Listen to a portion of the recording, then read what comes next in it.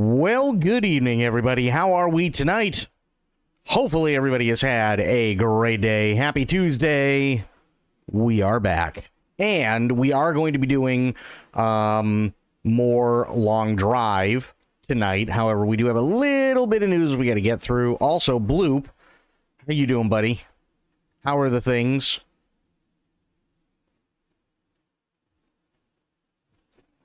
You ready to get through some news?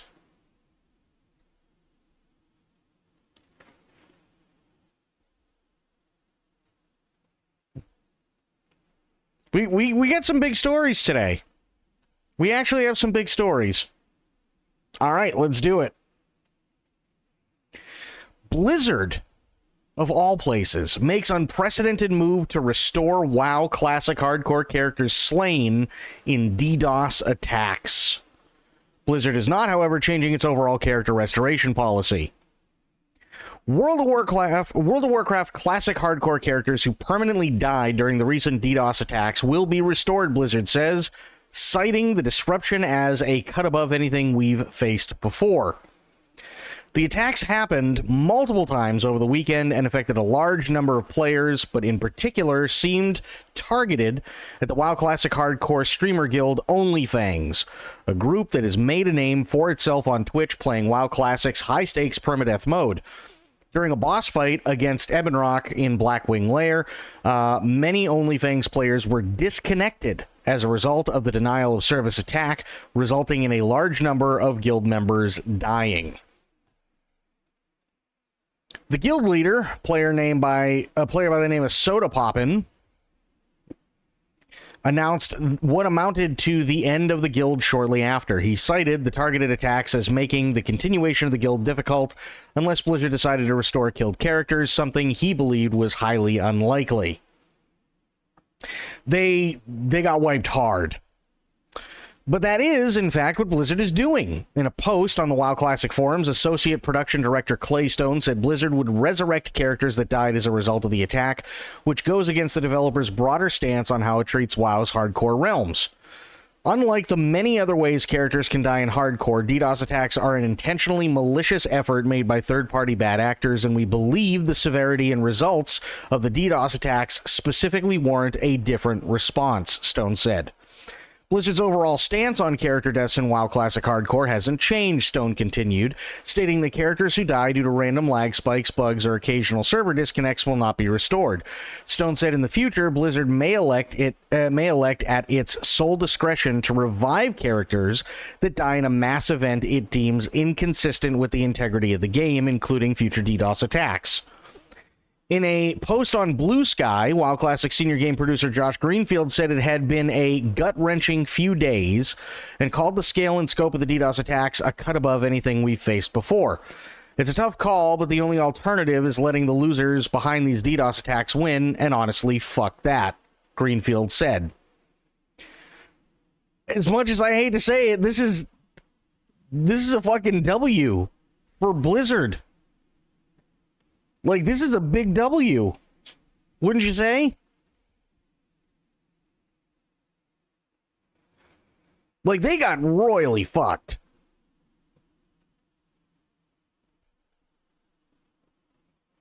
They did. They got royally fucked. And, like, I don't play WoW. I haven't for a very, very, very long time, long before I was streaming. But they got severely fucked. They got DDoSed one day and had to cancel before they even started. Then they started the next day and everything was fine, and then the DDoS stuff happened again, and like 80% of the fucking people in the raid got killed because of DDoS.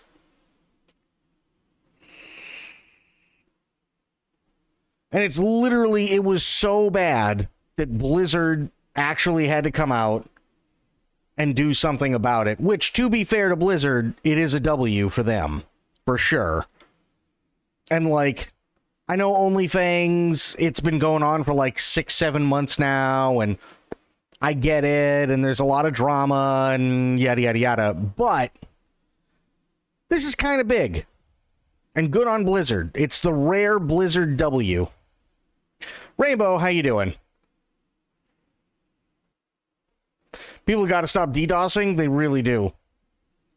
They really do. Because most of the time I really like the shit on Blizzard, and I can't. This is absolutely a W for them. Next. Goat Simulator devs announced Goat Direct, and we aren't kidding. As we get closer to the summer season of video game live streams, it looks like the GOAT of them all is preparing to get the party started early.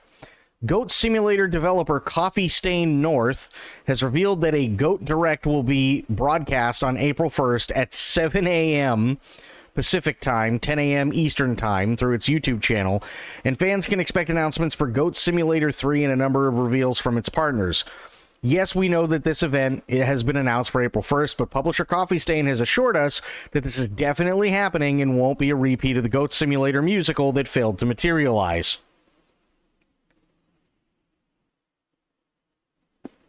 Restore WoW? No. WoW Classic hardcore players, specifically a lot of streamers in a guild called OnlyFans, were DDoSed over the weekend, which caused them to die.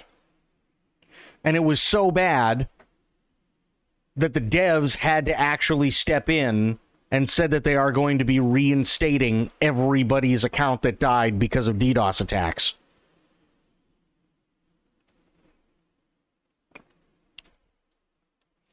Come one, come all to the grand finale of Goat Simulator's anniversary year, Coffee Stain North creative director Santiago Ferrero said in a press statement. 2024 will always be the year of the GOAT in our hearts, but we can't wait to celebrate even more exciting revelations coming in 2025. We do realize that announcing lots of new things on April Fool's Day isn't always the best of ideas, but we think we've truly outdone ourselves this year, so please believe us and tune into the GOAT Direct. Coffee Stain added that the GOAT Direct will include an update on the previously revealed Goat Simulator, the card game, alongside several secret announcements. Will that include a Goat Simulator reality show about finding love called The Bachelor? I hate it. An art exhibit featuring the works of Vincent van Gogh? Also hate it. More silly Billy puns? Probably not. Goat Simulator 3 was released in 2022, and just like the first game, it was another chaos-fueled sandbox for players to run wild through. Reviews for the game weren't too bad. I hate this person. And absolutely no one wondered why Goat Simulator 2 doesn't exist. You know, I never thought of that.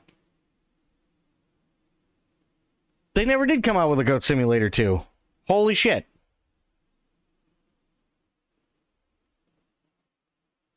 Okay. Well, there you have it. Now, this is the big one.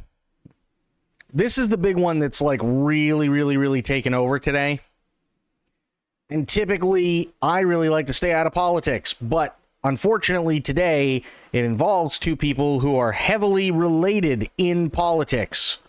Or heavily related to politics. Elon Musk versus Hasanabe online feud over Assassin's Creed Shadows Explained. This is a weird day. Today is a really weird day. Are you ready for this? I'm not even kidding. Elon Musk, Hassan, Assassin's Creed Shadows, and wait for it, a rare Assassin's Creed Shadows W. I'm not even kidding. Let's read this. Tech mogul and billionaire Elon Musk. Why is that? Hello? There we go. Billionaire Elon Musk and Hassan Hasanabe are currently partaking in an online back and forth over the latter's promotion of Ubisoft's new addition to its famed series Assassin's Creed Shadows. Fafo, how you doing? While most of the interaction between the two happened on the Elon Musk-owned microblogging website X, Hasanabe addressed the matter during his Twitch broadcast as well. To those unaware, Hasanabe is known to be a left-wing political commentator in contrast to Elon Musk's right-wing narrative. This article covers the feud between the two personalities in its entirety. Elon Musk and Hasanabe's Assassin's Creed Shadows online feud explained. So Grums comes out with this because Hassan took a sponsorship from Assassin's Creed Shadows. And he said, playing Assassin's Creed Shadows once more. Get in now for gaming, ad buy it here. Okay, fine. This idiot, Grums,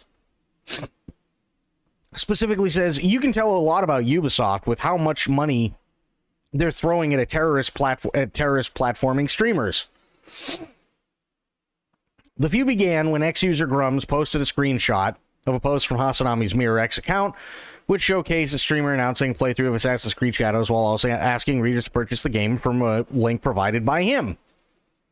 In response to the post by Grums, Elon Musk called out Hasanami, labeling him as a fraud. Hassan is a fraud. In a subsequent post, he continued to call out Hasanami by writing, sellout would be more accurate. Objectively, he's promoting a terrible game just for money. Then Hassan fired back. In response, Hasanami made a post on X which included screenshots of Elon Musk's comments and brought up the accusations previously made against the tech mogul of having paid someone to level up his character in Path of Exile 2 while challenging Elon Musk to a duel in Elden Ring. Hasanami wrote, this bitch literally paid someone to power level his character in PoE 2 LMAO. What do you mean I'm a fraud? Elon, I challenge you to a duel in Elden Ring. I will cook your fat rolling ass.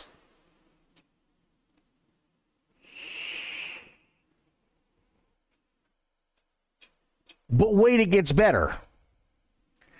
The Turkish-American streamer also talked about Elon Musk's post during his Twitch broadcast, stating, the fucking literal president, the literal current president, the shadow president, is doing call-out posts calling me a freaking fraud on his website? The fuck?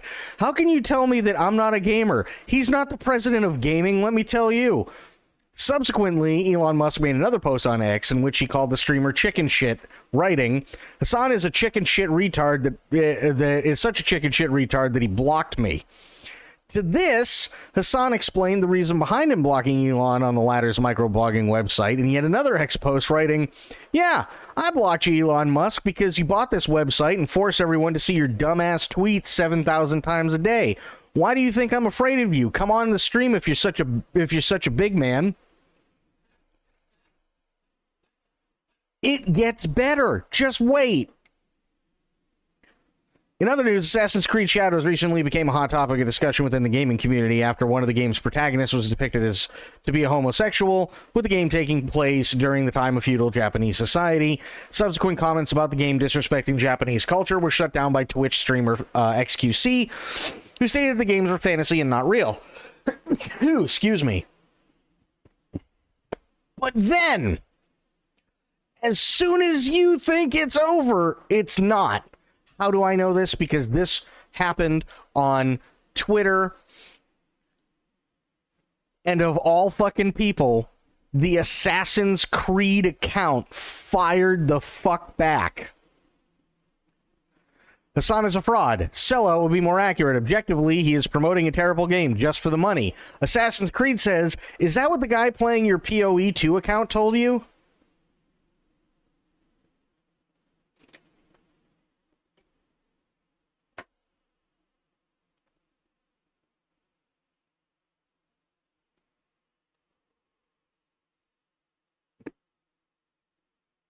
So, credit where it's due, rare fucking W for Assassin's Creed. I swear to God, the world is coming to an end. In the same day, we had Ubisoft and Blizzard get a W.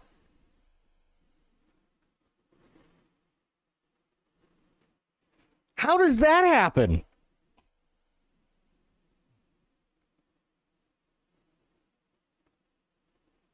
Could somebody explain that one to me? How did we get a W from both Assassin's Creed and Blizzard?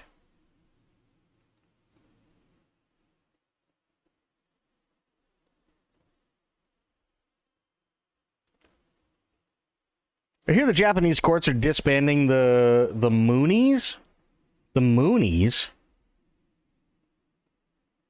What? The Moonies?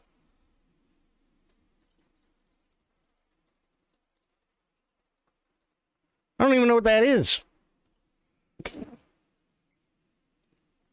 Japan court orders controversial Moonies church to disband. This is on BBC.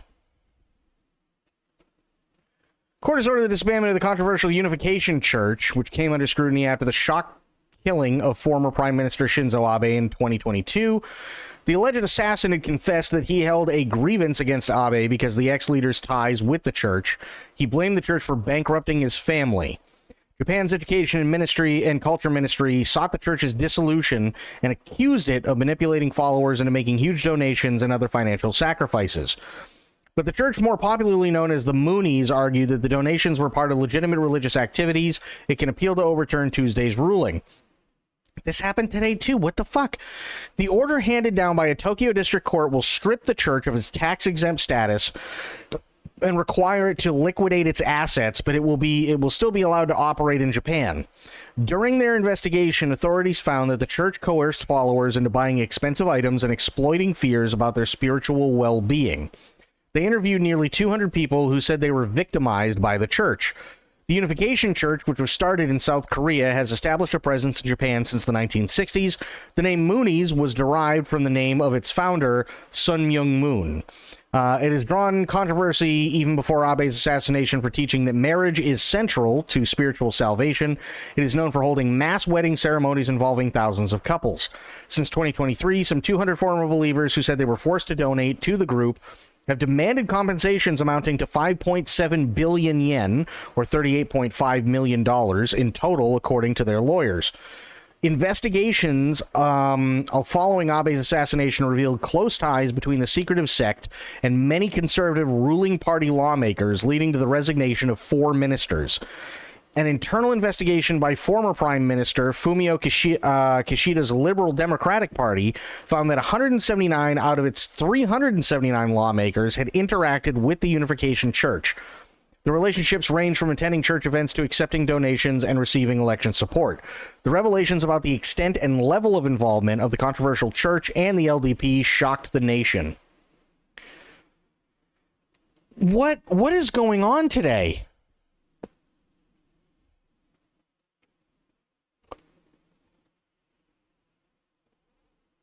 What the hell is going on today? So the Moonies are being disbanded or dissolved as a religion because they won't be tax exempt, right? Assassin's Creed gets a rare W, and Blizzard gets a rare W.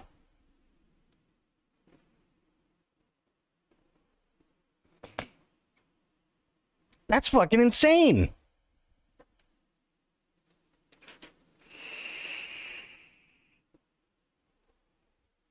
This is a once in a lifetime day.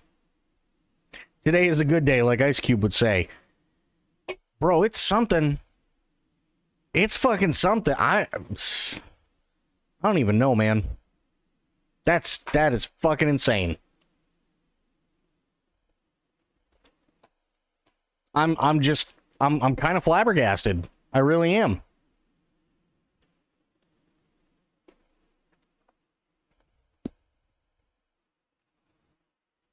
That, and I just absolutely love that Elon Musk got called the fuck out by both Hassan and Assassin's Creed for being the dumbass who paid somebody to fucking boost his account.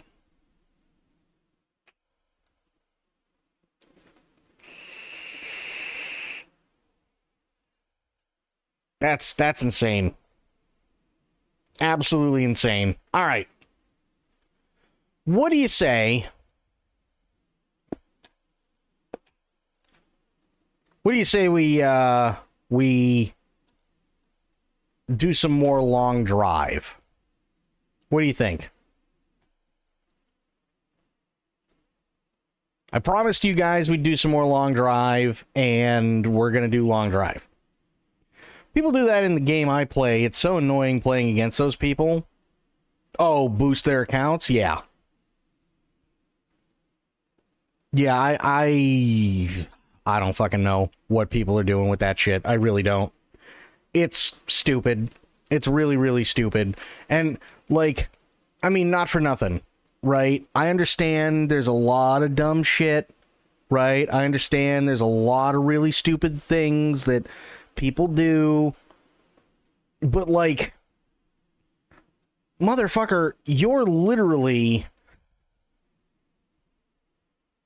Like, you're literally the guy. You know what I mean?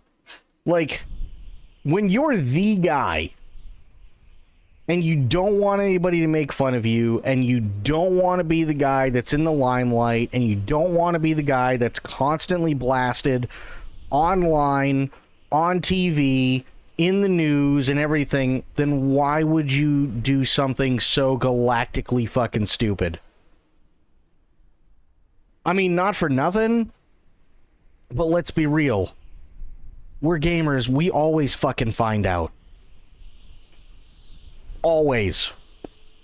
There's nothing that people do that we can't find out. There just isn't.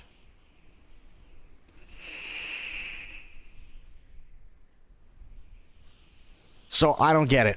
I really, really, really don't get it.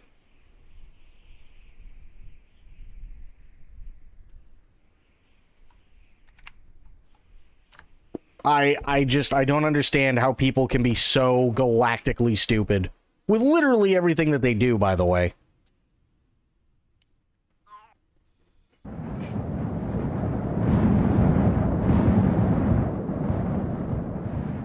Ooh, wait, hang on, I gotta change the category. There we go. Much better. Negative press is good press. Gamers are next on our chopping block.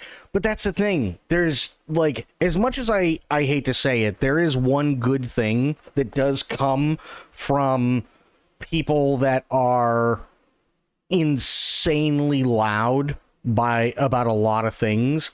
And that's that the limelight is going to remain on that group. Whether it be good or bad, the limelight is going to remain on that group. Right?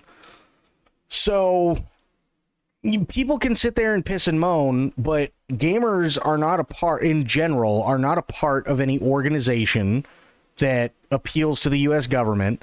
They are not a part of any organization that sits there and has to pay taxes when it comes to, like, as an actual group or anything like that.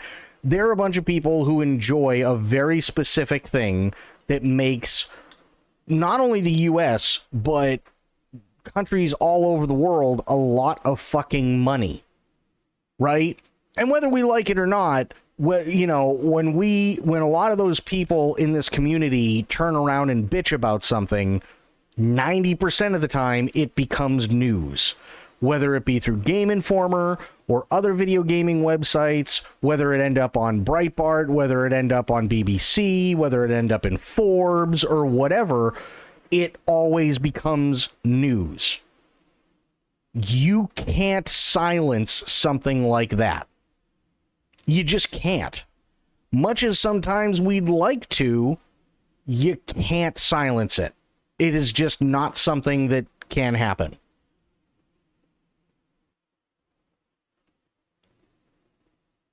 You know, much as we would love people to stop pissing and moaning at times about everything being woke, when they're attacking things that are not or would never be classified as woke and weren't classified as woke as of 10 or even 15 years ago, as much as we'd love for them to shut the fuck up about a lot of that stuff, there's no doubt about it. Like, they turn shit into news, right? They ultimately, as much as, you know, for good, bad, or indifferent, they have the say on what happens when it comes to Steam, when it comes to Epic Store, when it comes to GOG, when it comes to the success and failure of video games as a whole. when it comes to the success and failure of multiple different publishing houses and development houses for video games, when it comes to social media, when it comes to basically almost everything internet related, they typically have the say. That's a real, like, I don't think anybody, I really don't think anybody will be able to sit there and objectively go, oh, it's nothing big, we can just get rid of them. You know what I mean?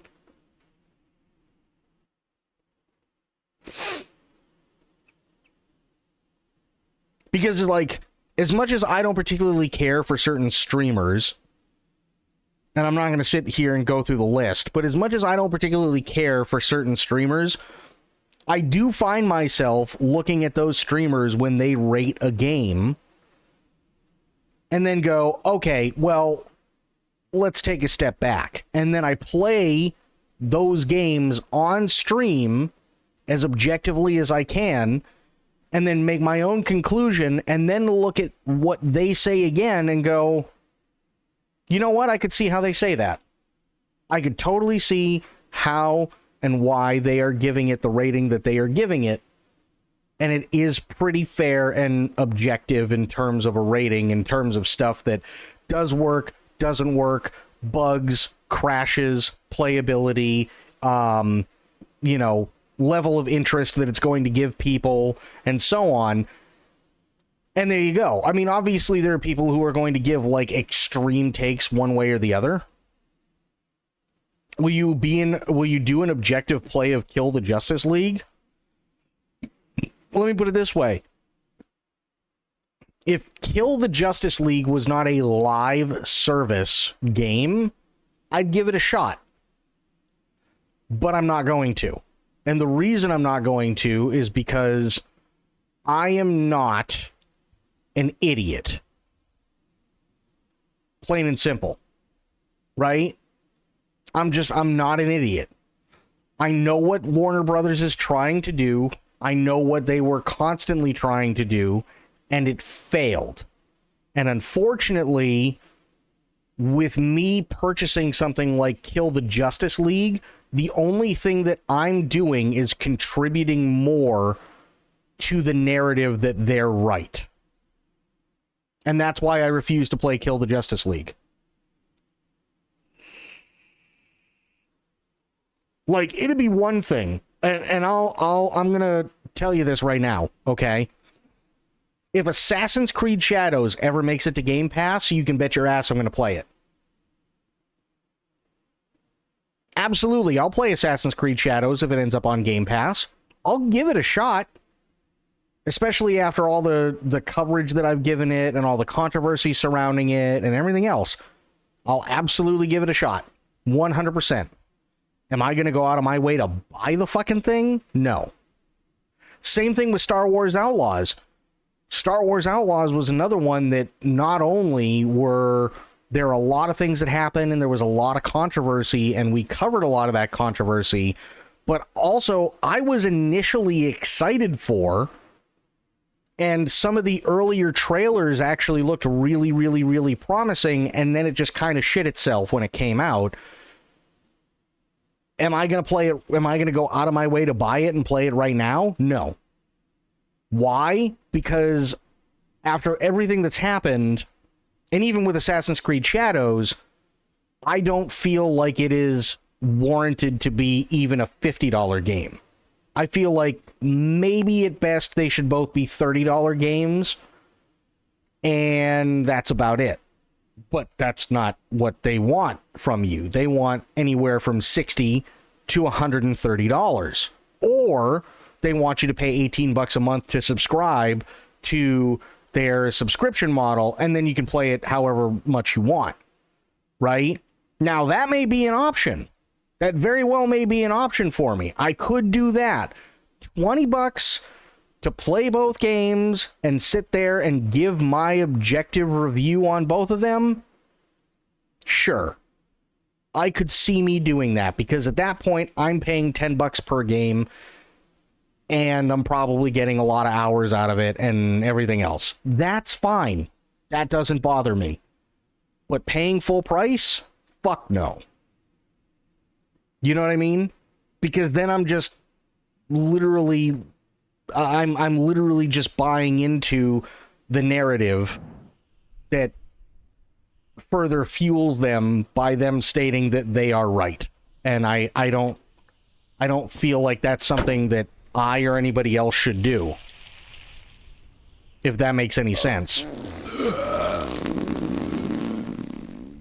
Meanwhile, I am very well much aware as to me talking about being objective and also my integrity as a content creator and somebody who objectively is going to grade certain games, and I just took a shit in the middle of the road, and there's my log. I completely understand the irony there.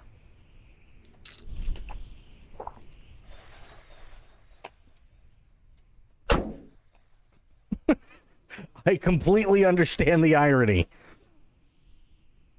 Van effing rather true. Oh.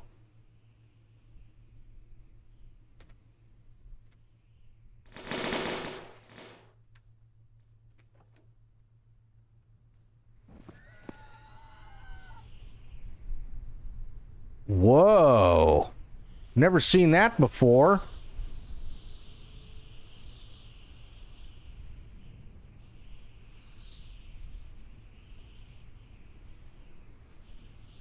Oh, shit.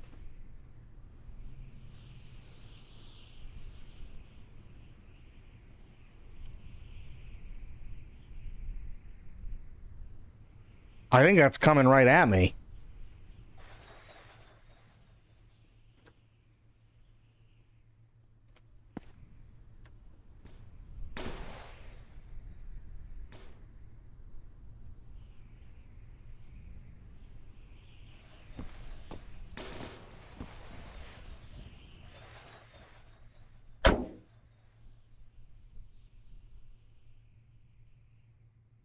The hell is that?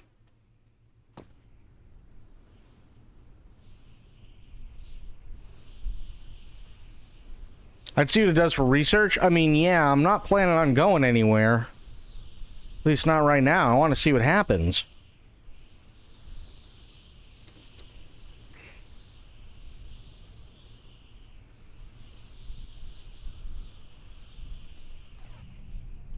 I'm gonna save. There we go.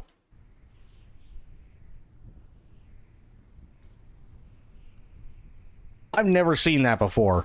Literally, I've never seen that.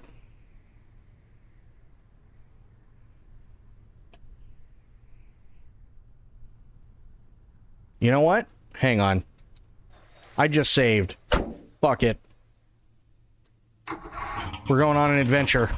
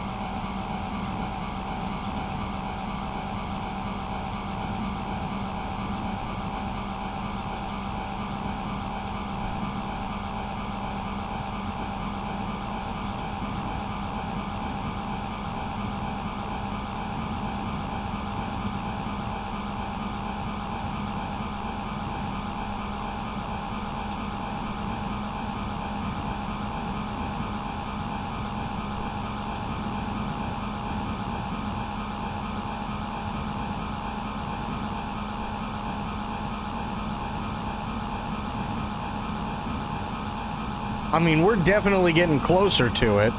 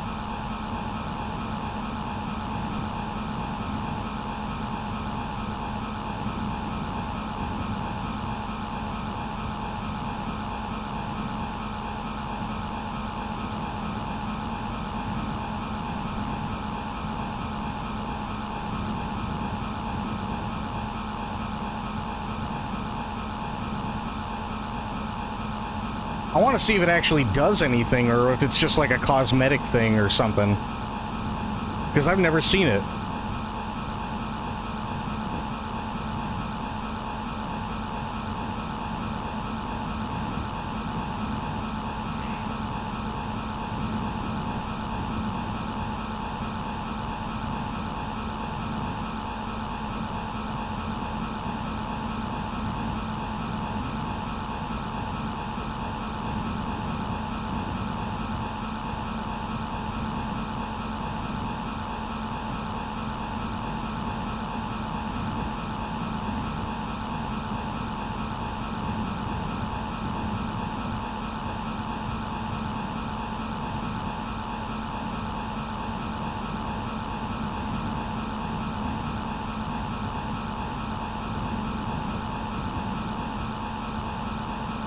Yeah, it's definitely not part of the background.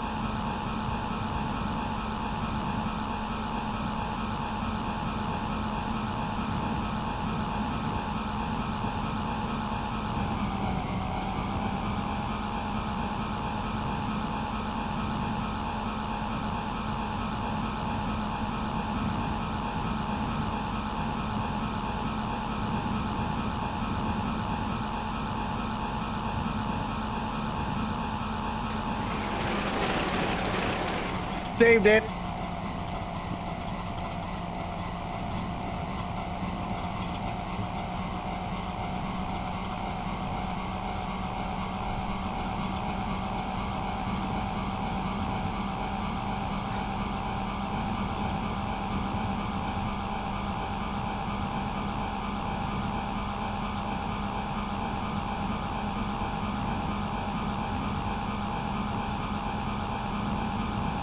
Wait, hang on, I gotta do a thing.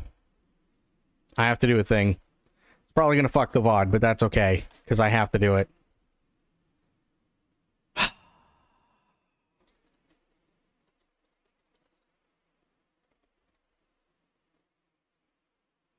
I have to.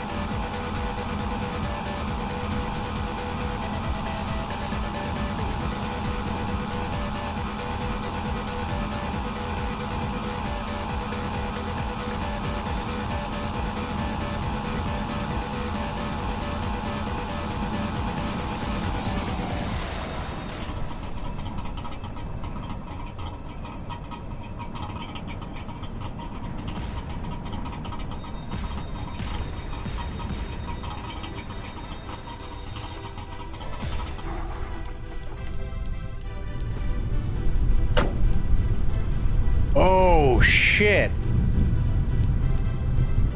Oh, shit. What happened? Why was I moving?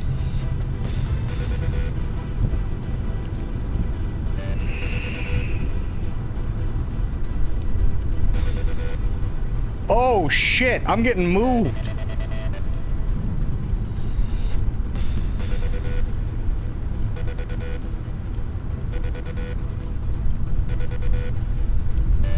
Whoa.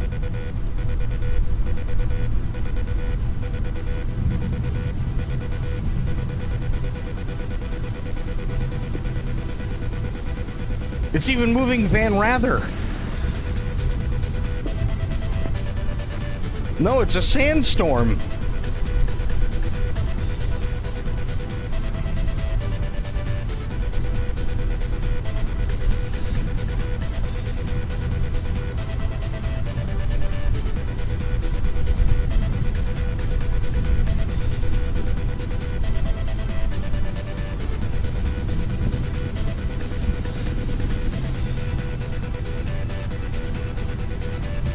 Interesting.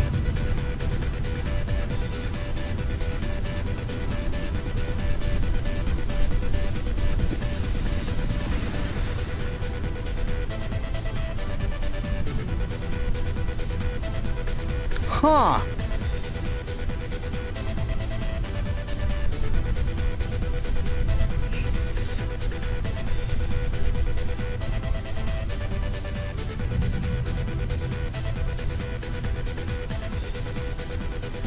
And it looks like it's ending.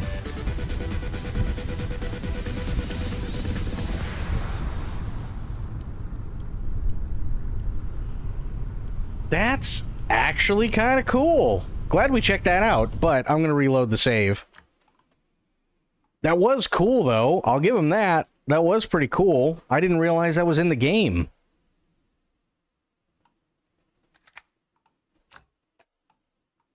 That was pretty awesome.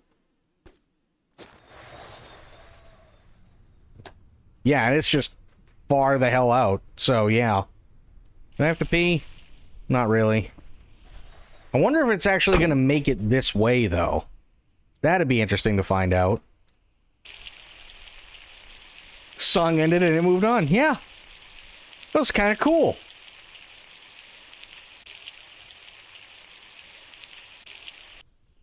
Okay.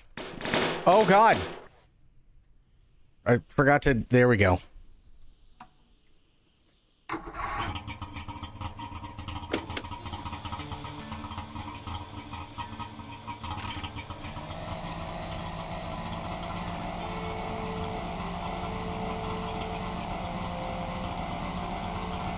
This is the first time I've ever seen anything like that in this game, so I had to like stop and take a look.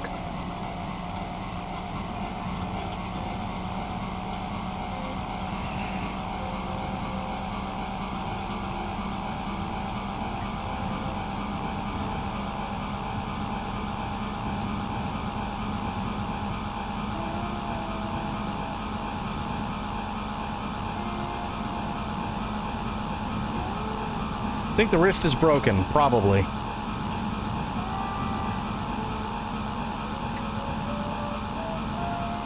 It's still out there.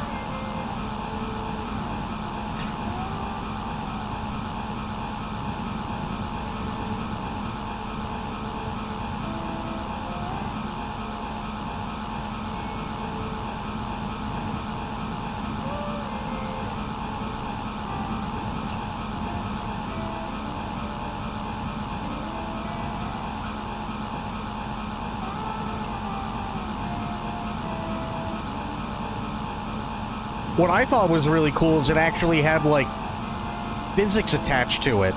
So it was moving me and Van Rather.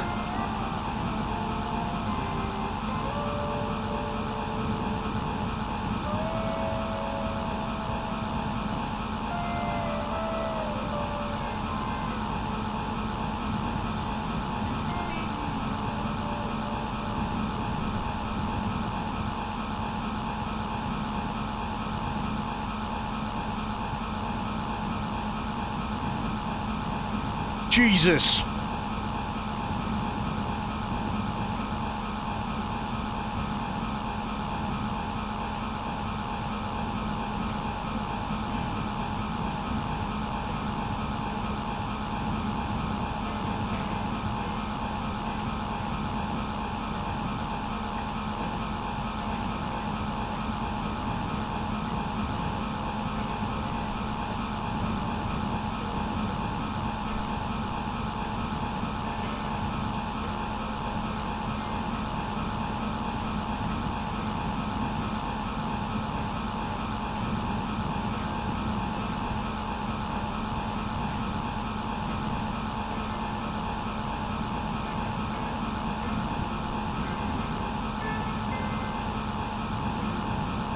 So how's everybody's day been?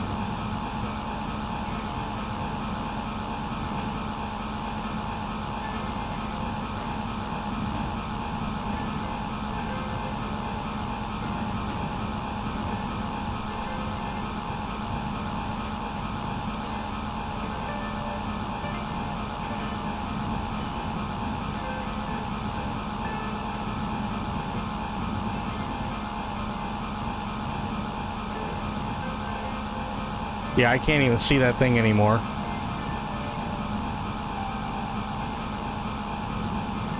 Rainbow, Fafo, Bloop, how have your days been?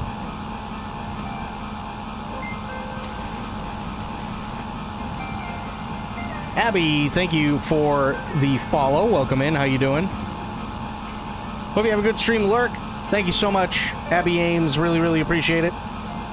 Thank you, thank you, thank you. And welcome in.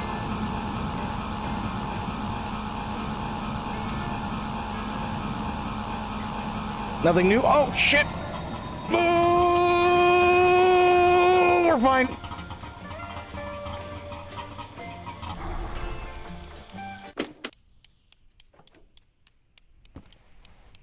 Same, nothing new. Damn. Where is he? I'm gonna kill you, Bunny. There can be only one.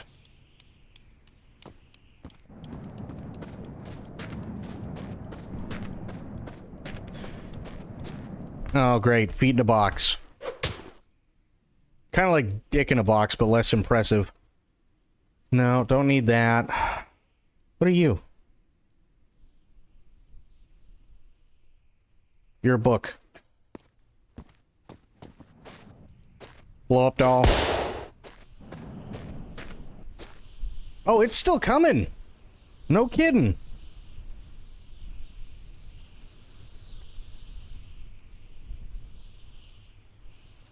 Huh. I wonder if it's just one of those rolling things that happens throughout the entire deal. What do we got? What are you? You are gas. You know what? Let's grab that. I can put that in the van.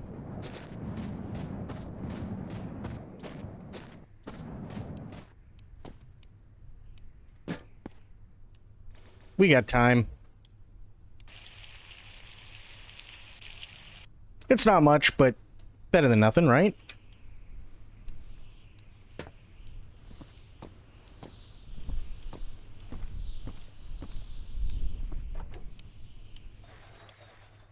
There we go.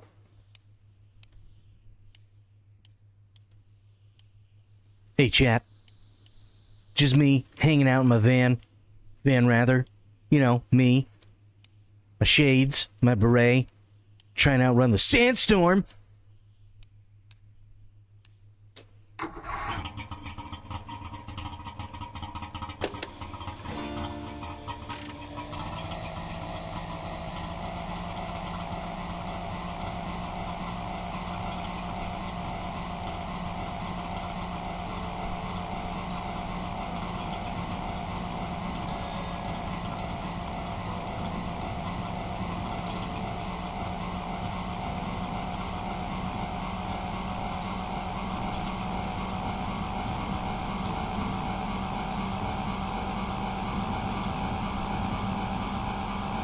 Okay.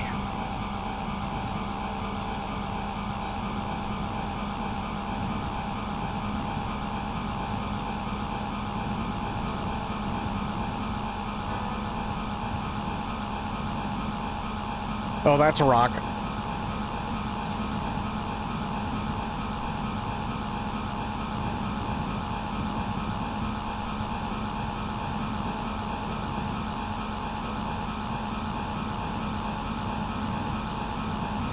We gotta be getting close, right? Like, it's gonna be... I'm almost kind of positive that, like, it's either gonna be today or tomorrow that we get to the end of the road. It has to be.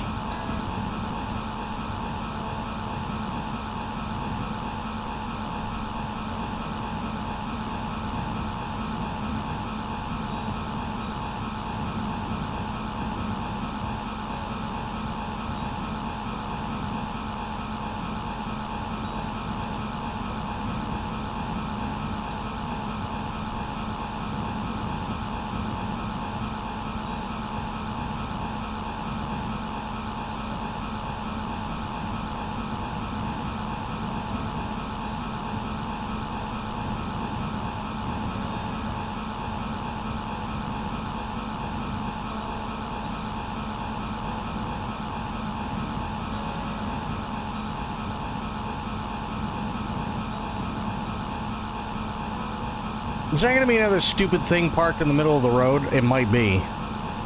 Very well might be.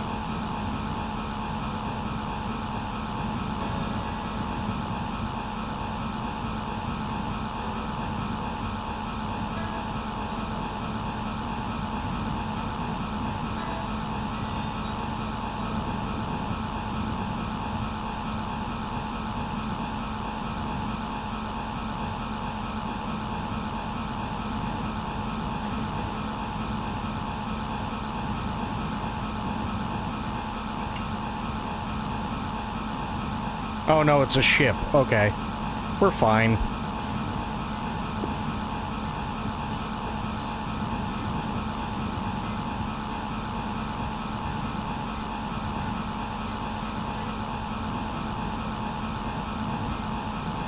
Ooh, you know what? I just thought of something. Hang on. Stop, stop, stop, stop, stop, stop. You know what we don't need? We don't need the radio. You know why we don't need the radio? Because there's a lot of crap that plays on the radio that isn't actually all that good, if I'm being honest. So give me a second, because I do know of stuff that I can play and isn't going to fuck my VOD, which is even better. So give me 1 second here.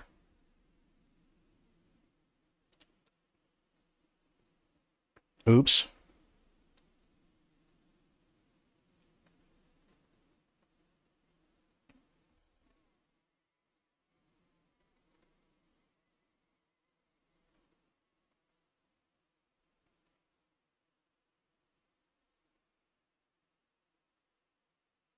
Okay. Here. Here. Let me adjust that a little bit more. Much better. Okay, cool. Ready for some tunes?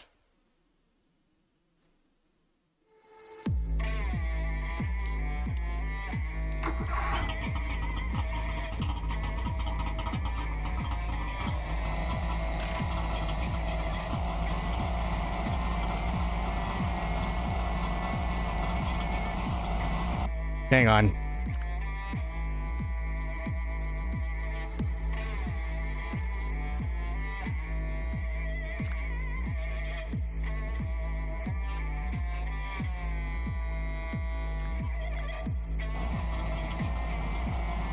There we go.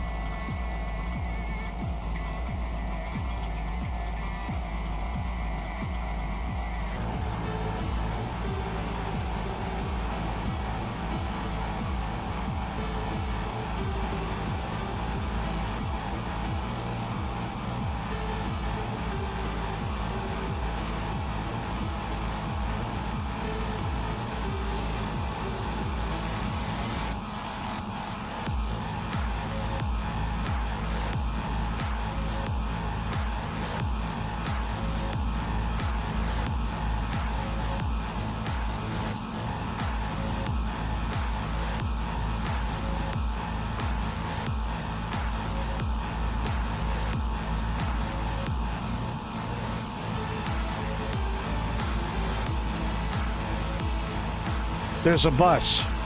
Oh, I thought it was sitting on top of the gas pump.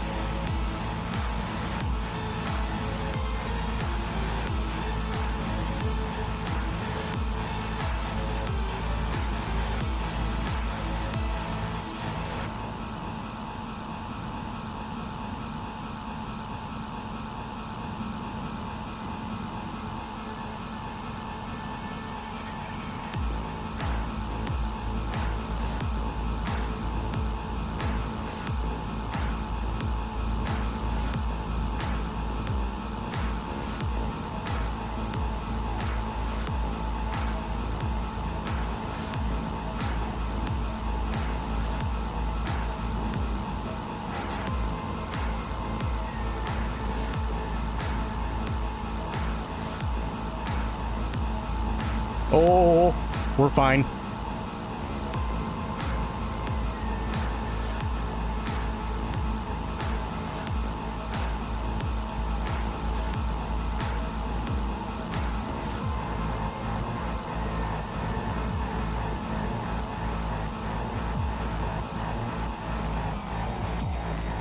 Okay, we should be able to bed now.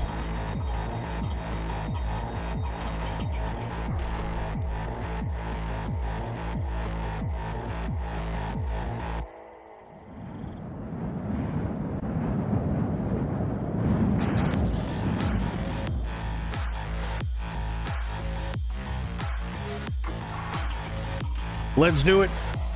Oh, wait.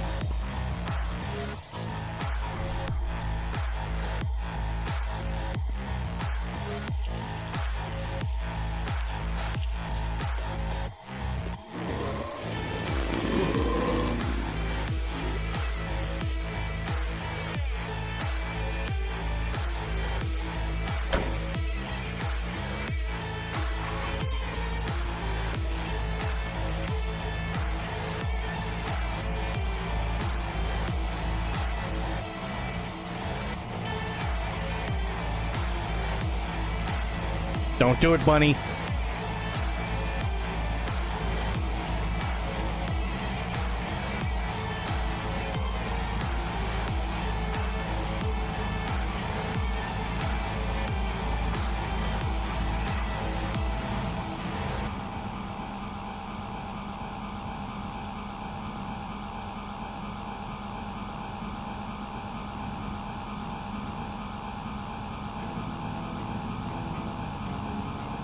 I don't even know what this next one is. Oh, I know what this is. Okay.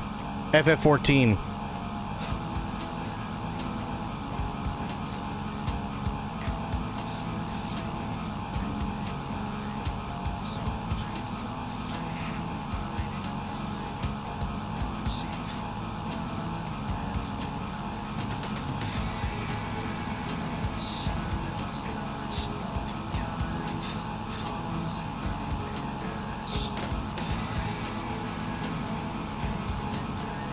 All right.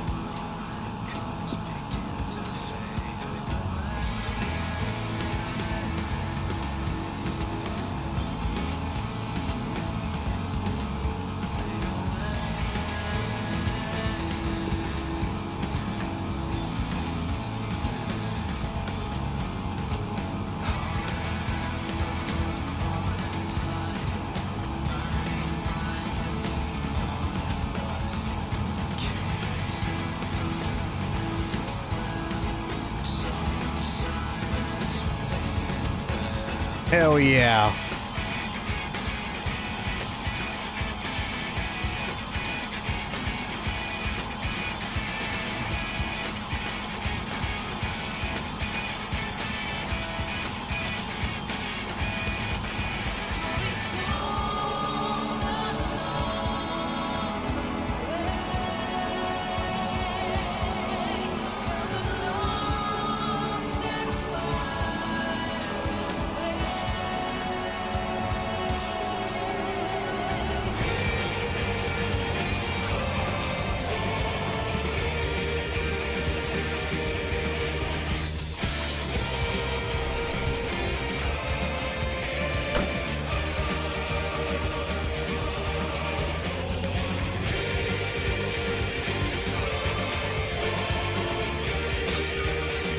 Nothing.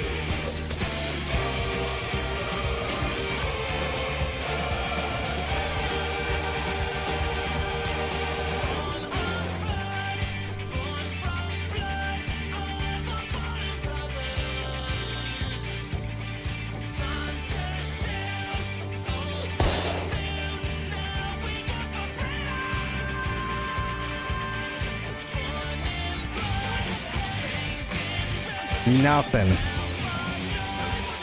Damn it.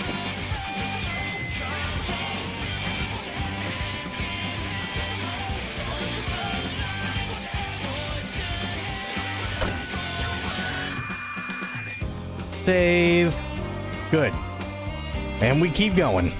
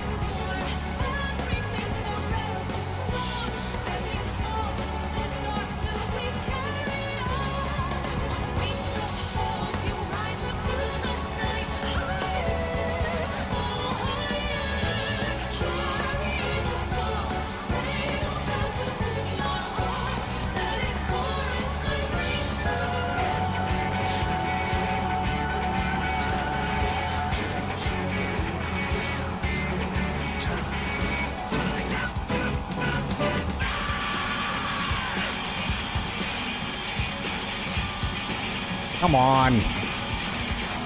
Give me something good today.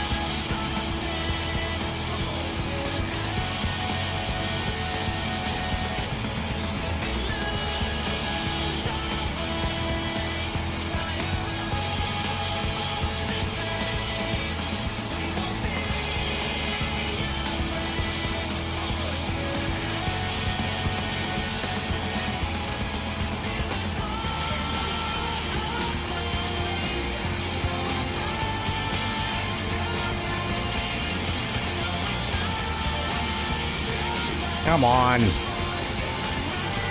It's not even downhill.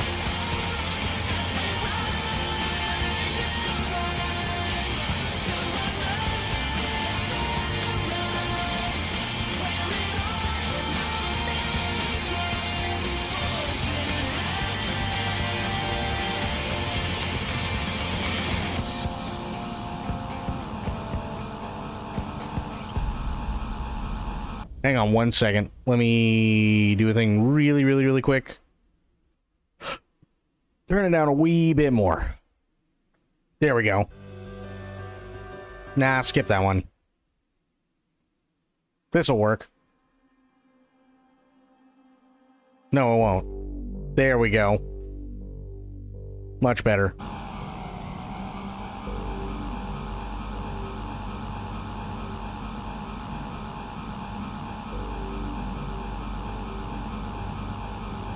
I don't know why I didn't think of this earlier.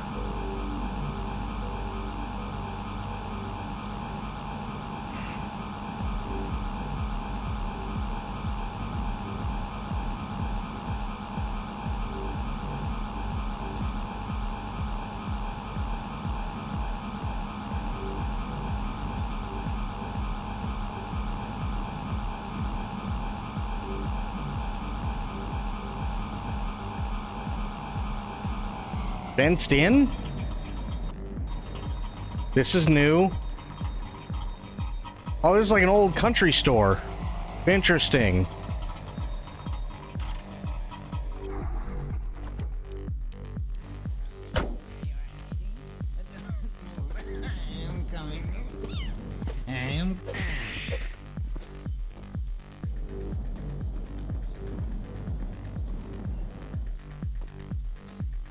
Nothing that I want. Not there anyway. Oh no, I've been in a country store before. It just didn't look as good.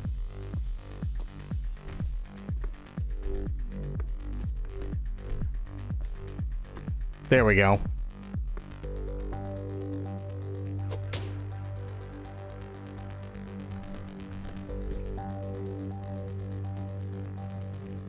100% gas? Yeah, fuck it. Also gotta check that, too.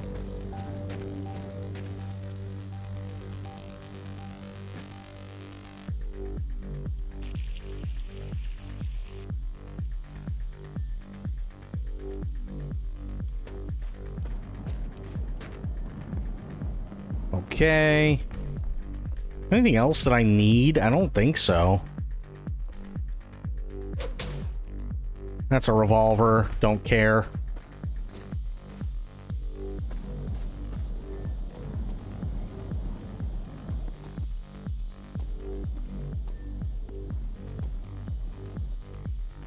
Oh, God. Nothing. Nothing.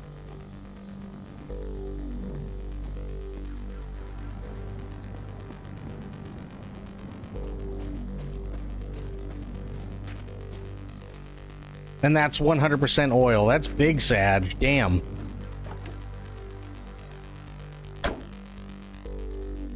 That's Giga Sag.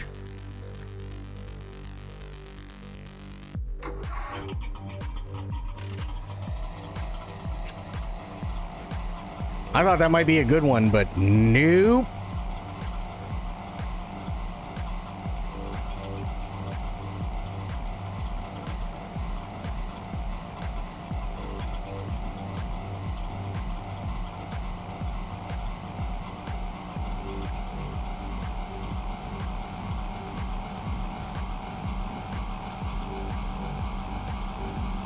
I think that's another ship up there.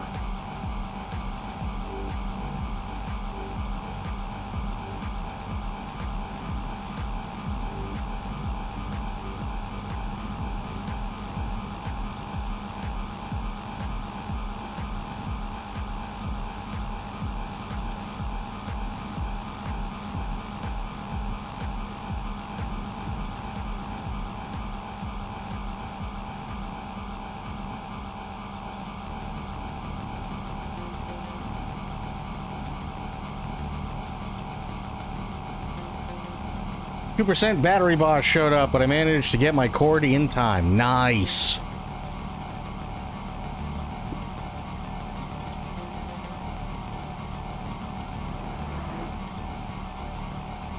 Actually, Rainbow, were you here when I played Ghost Runner?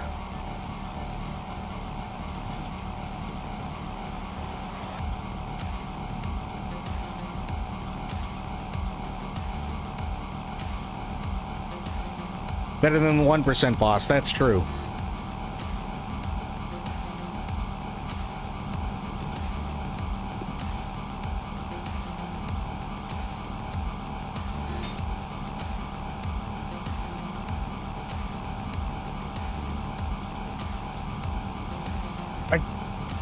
I think you might have been. Not Ghost Runner 2, but the first Ghost Runner. Because I know Spoiled was talking about, oh, you should totally play Ghost Runner again for the 3rd time. Which, to be fair, that game was a lot of fun.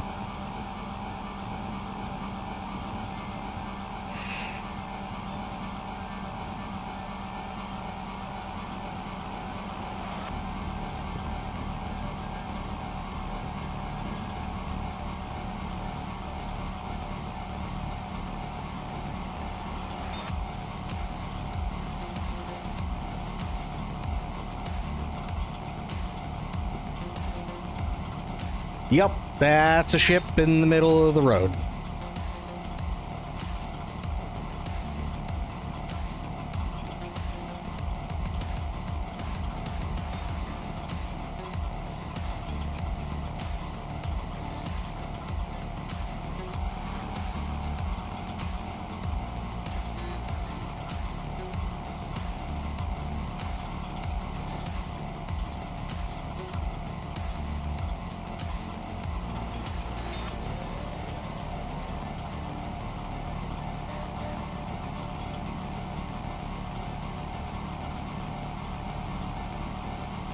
Well, it's not that there's nothing there, it's just I don't need what's in there because I've already got the barrels that I need for fuel already in the back of my van from another ship.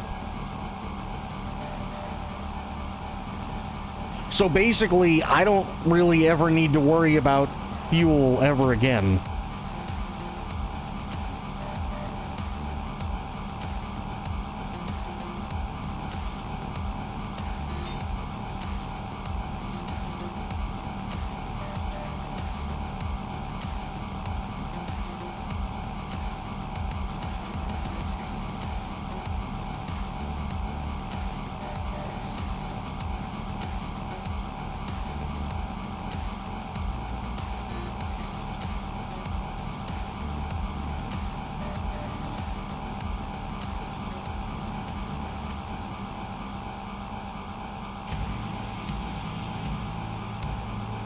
Oh shit. Here we go.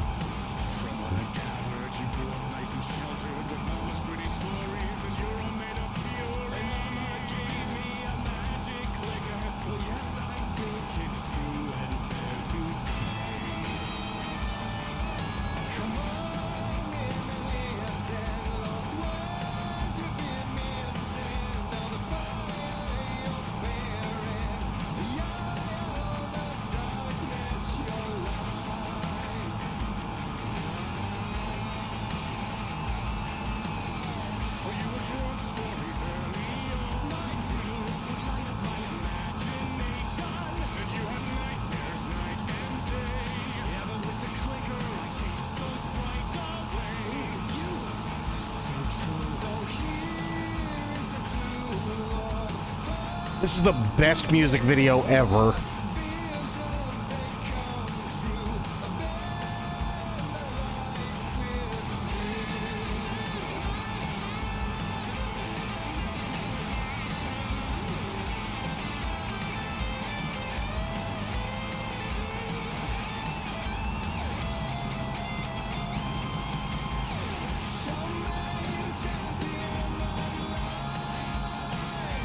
You want to ninja? What do you mean?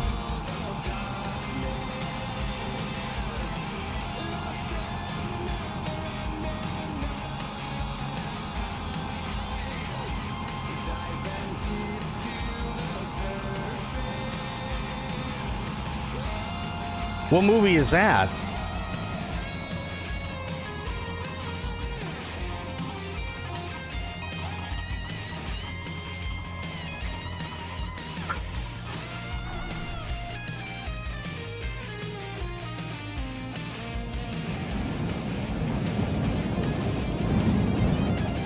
I don't know what movie that is.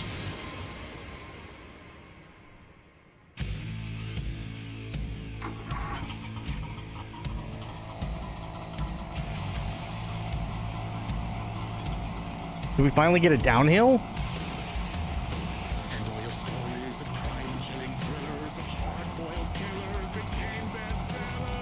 I don't think I've ever heard it.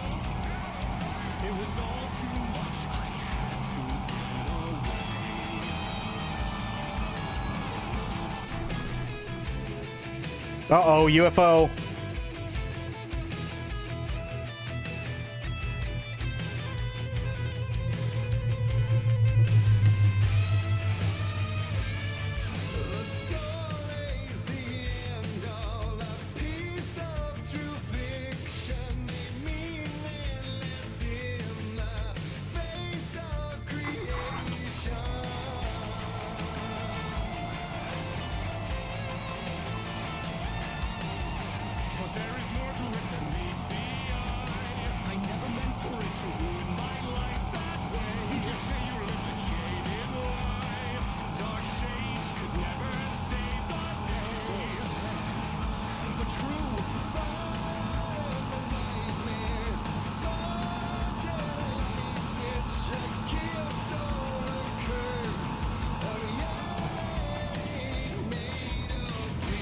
Okay, slight downhill.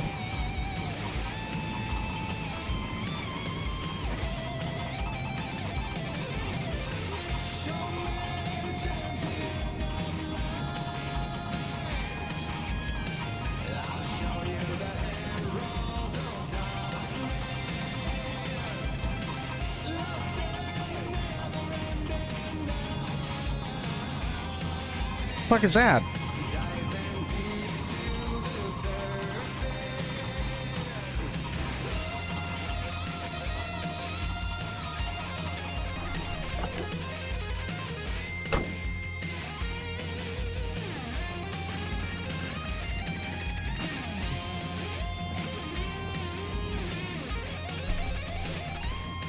Nope, nothing.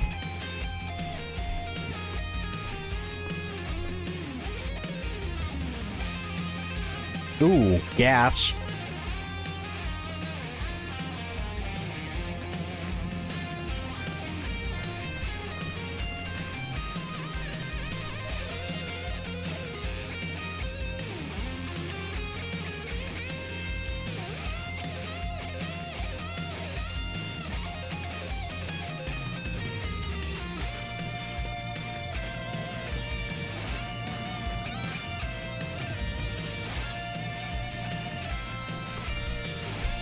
Nothing. Damn. Big Sag.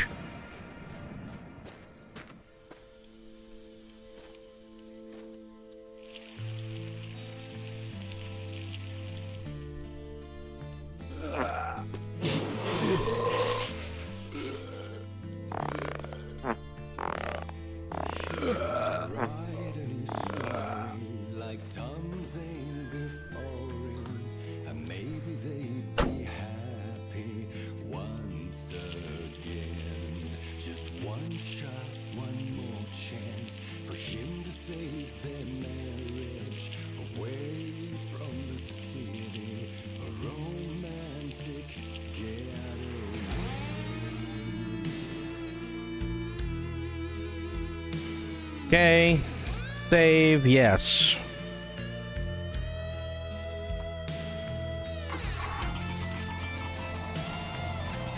Oh, it was a tumbleweed, okay.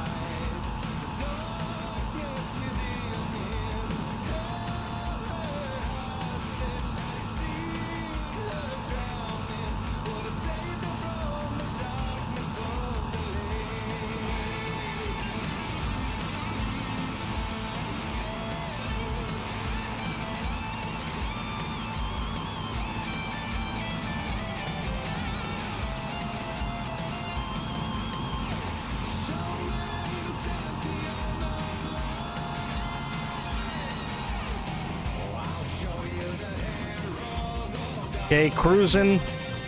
Nice.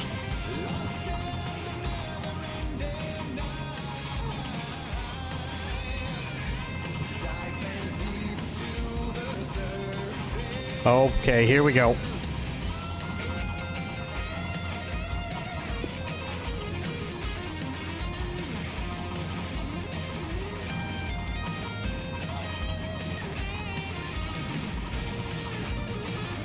There's 150.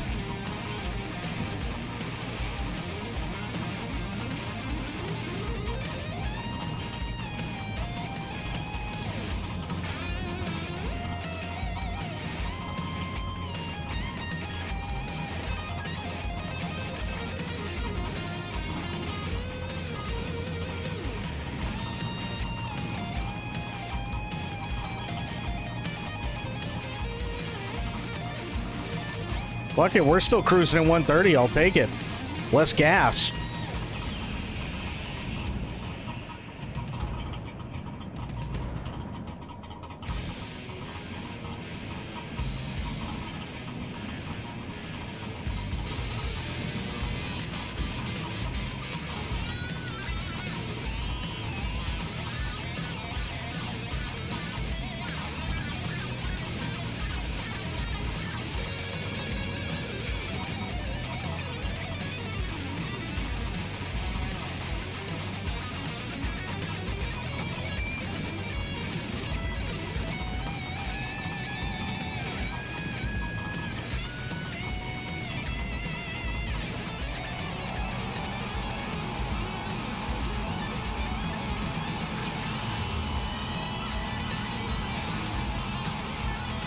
Nice. Okay.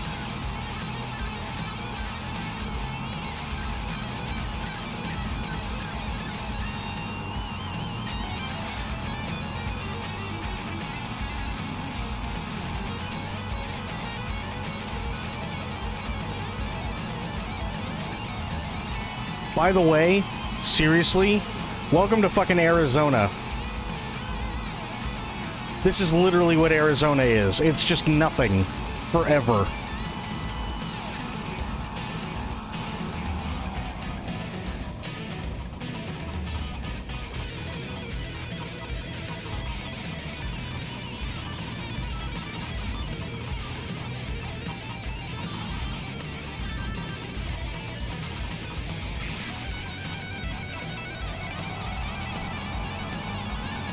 Come on.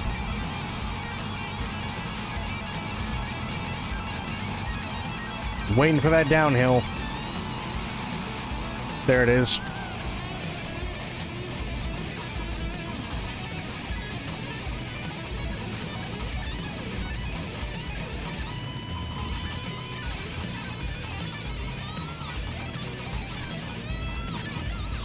Have you seen 3 postcards? Yeah. You've seen all of Arizona. Oh, shit. That's a bendy bus. Fuck those things.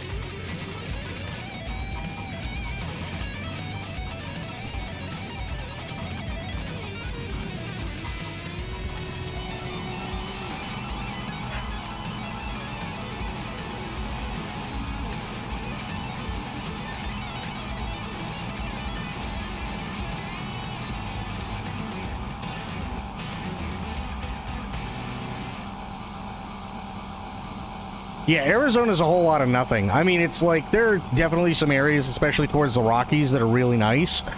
But there's Phoenix, there's Tucson, and especially down in that area after that, there's literally a whole lot of nothing in between them. And it's awful.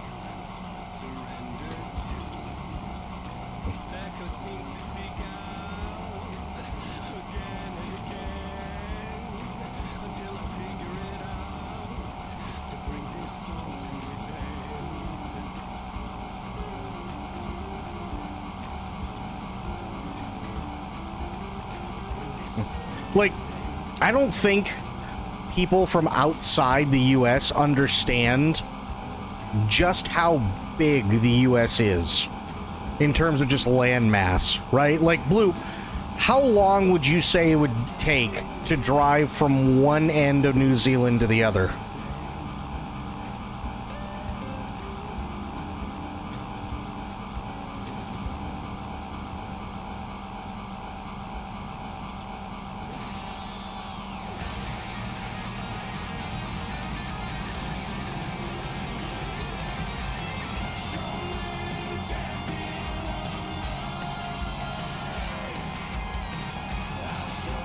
Four days? Really?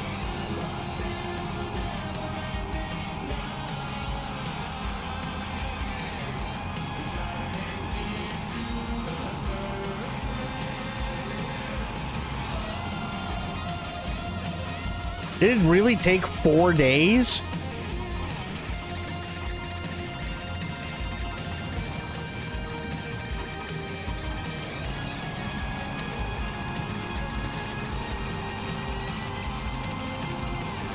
Oh, okay, fair enough. Let me see something here. Hang on. While I'll keep the music going. We don't need to worry about that. It's all video game music, so. Oh,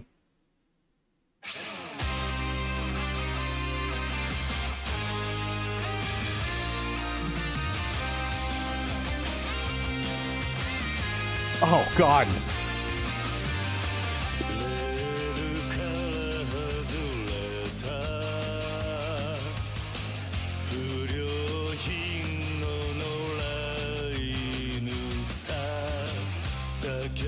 Okay.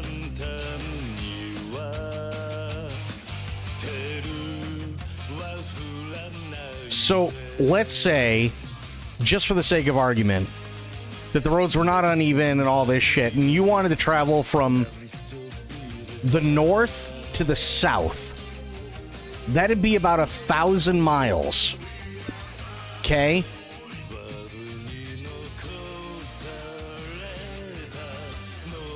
That's roughly only about 1/3 of the United States.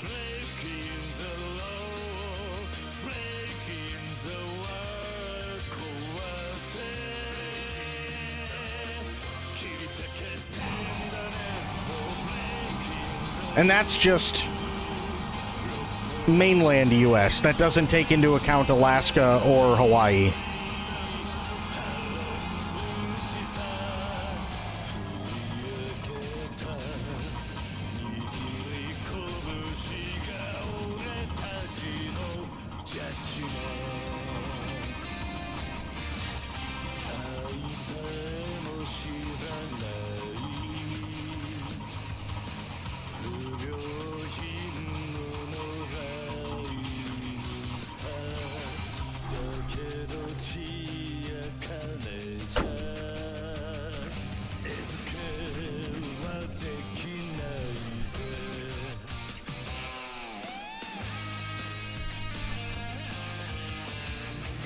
Jesus, okay.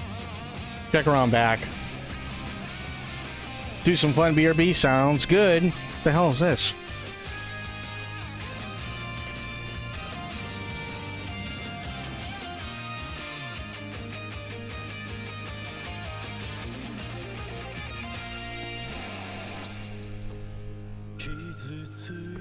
I'm thinking of taking that gas barrel only because it's just gas. It's pure gas, you know what I mean?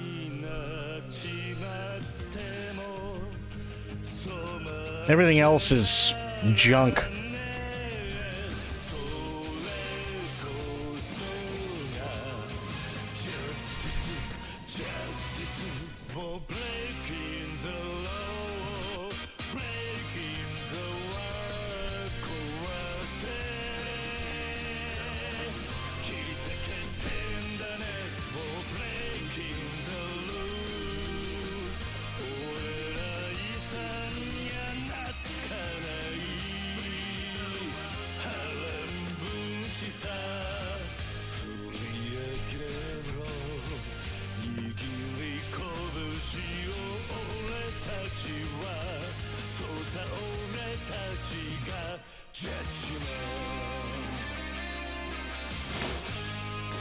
Come on, shove that fucker right in there.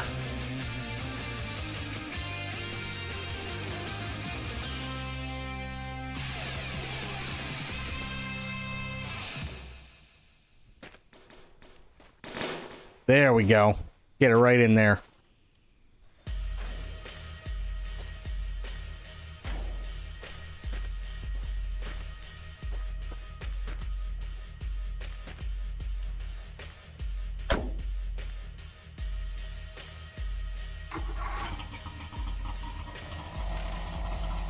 Oh, wait, shit.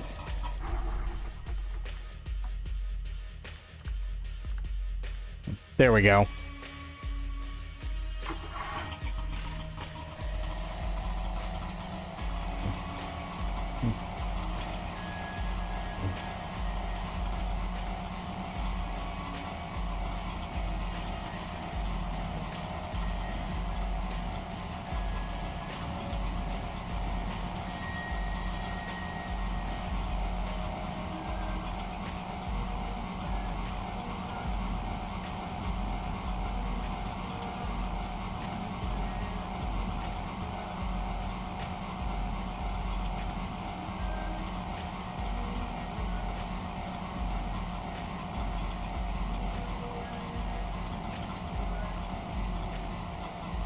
Okay, big uphill, we know what that means. That's bad.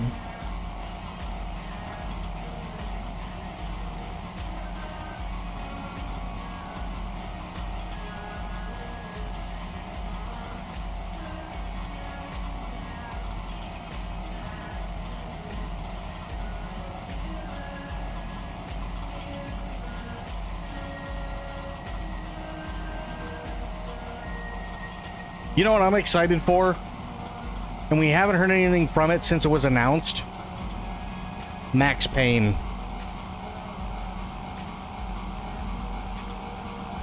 My Google trip says 1 day and 16 hours coast to coast US.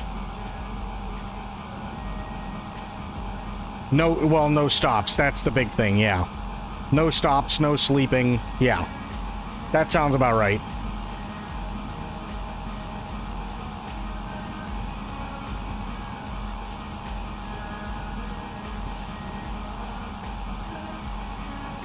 But I've done it in just about 4 days. And that was going 15 to 18 hours a day driving.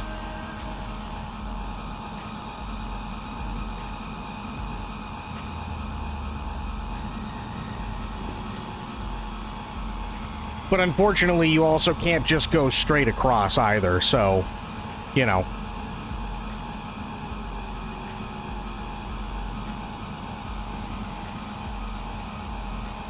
You didn't know he made a Max Payne movie? The movie itself it was okay. I'm not going to sit there and shit on it. Honestly, it wasn't terrible.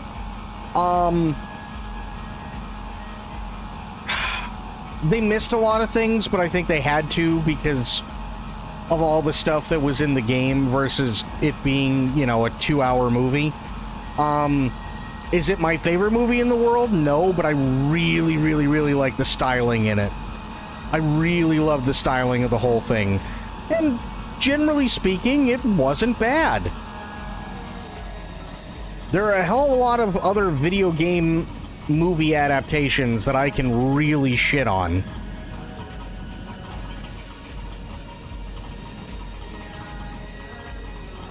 Like a lot.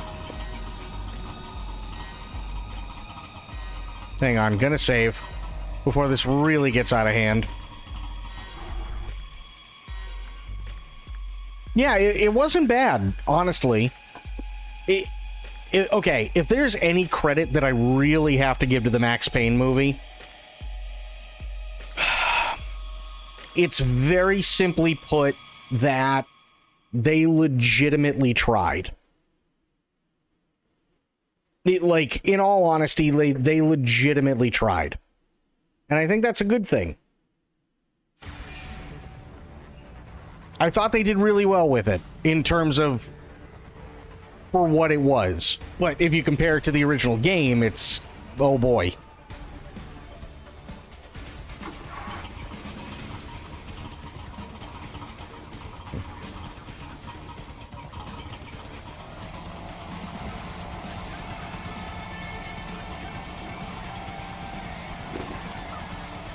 Fuck off, bunny.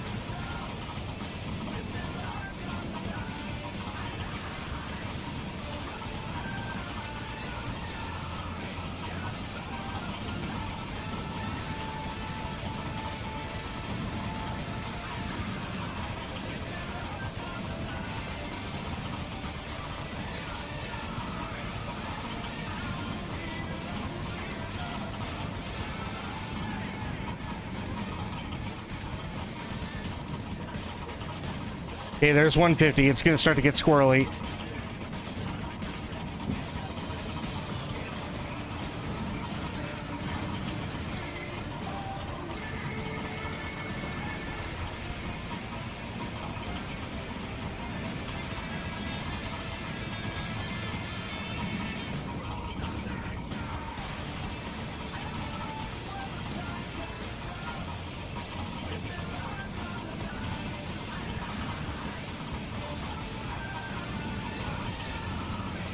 Oh, shit.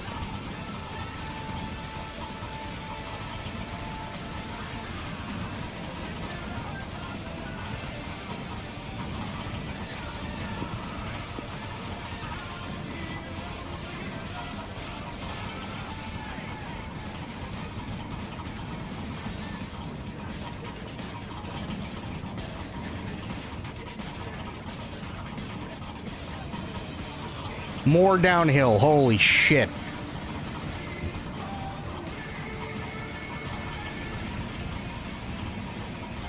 Jesus.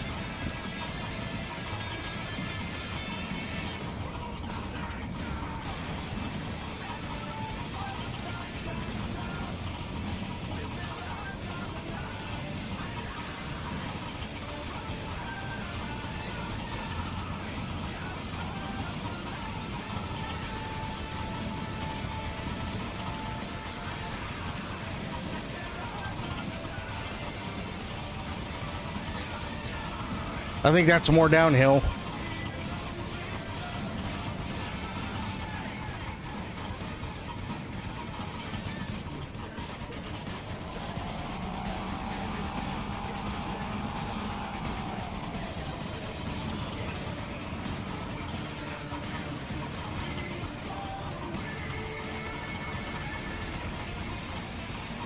E-brake. Good. Veg.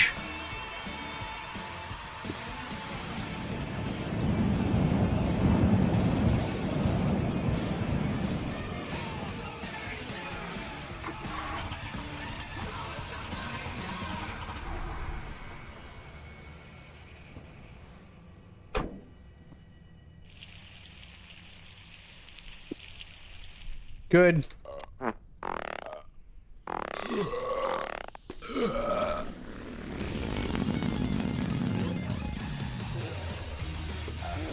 There it is. There's that big old turd.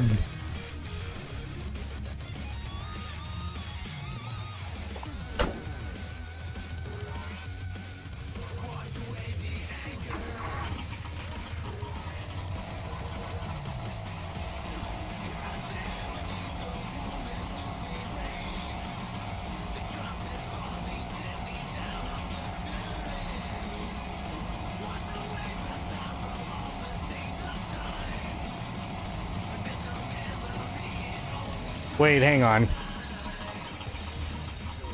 I forgot to save. There we go. Nice.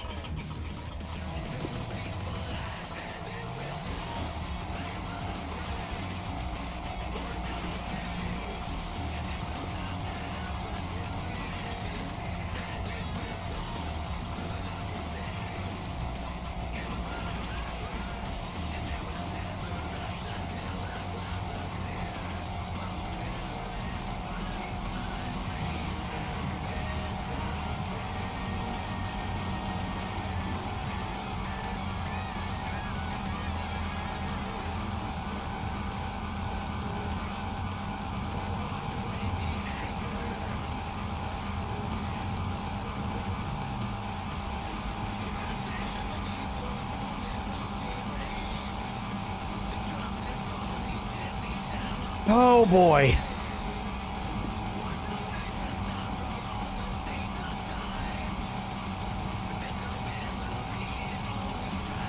But yeah, Blue, really funny you bring up Max Payne, because that's what I was about to talk about. We haven't heard anything since they announced that there was going to be a Max Payne remake.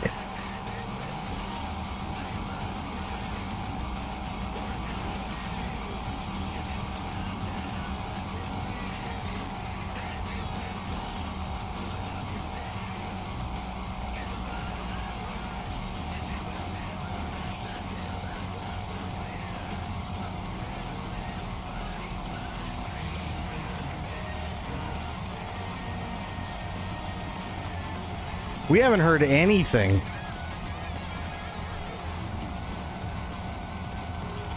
All we know is that Remedy is doing them in conjunction with Rockstar. Rockstar is giving them the permission to use the license, which is nice, but that's all we know.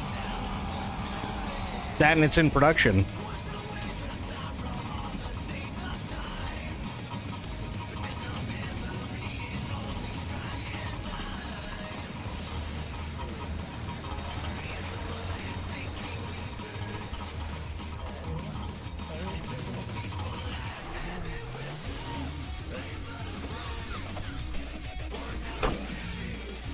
Where is he?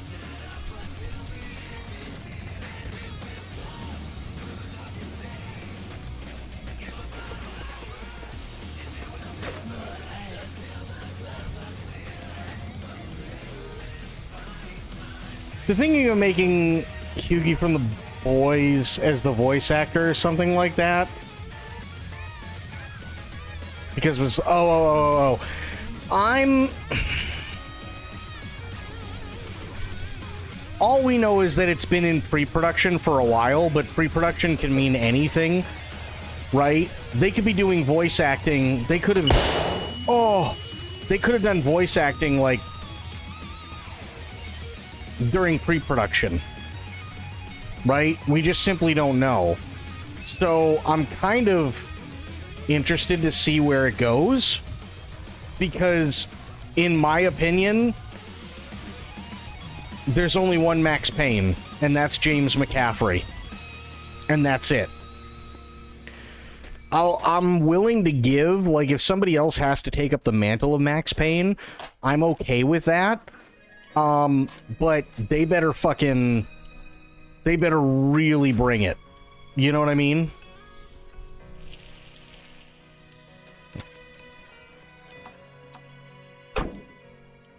Because they got really big shoes to fill. Really, really big shoes to fill.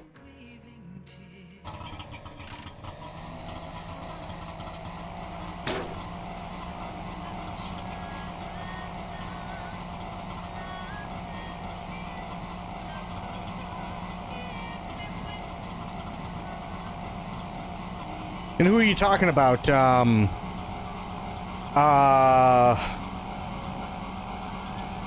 Fuck, what's his name?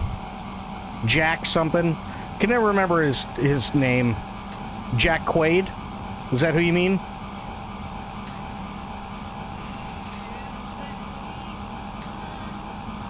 Yeah. I mean, he does definitely kind of resemble him, sure. I could see him doing something like that, sure. Yeah, I could see Jack Quaid doing that. Jack Quaid's really good. I actually really liked him in Star Trek Lower Decks. He was really good. And nothing I've seen him in so far suggests that he can't act. He really can. We're getting Tony Hawk 3 and 4. I know. We got Tony Hawk Pro Skater 1 and 2 remake. Now we're getting 3 and 4 remake. That's going to be dope. I'm telling you, if I had a controller, I'd be all over at least one of them.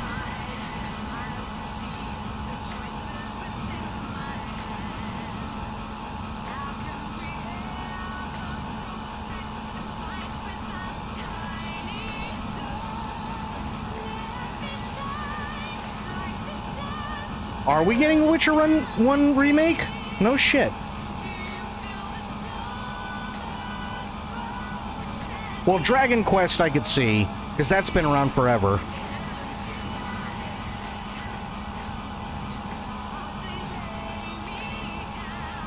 Pixel Pixie, how you doing?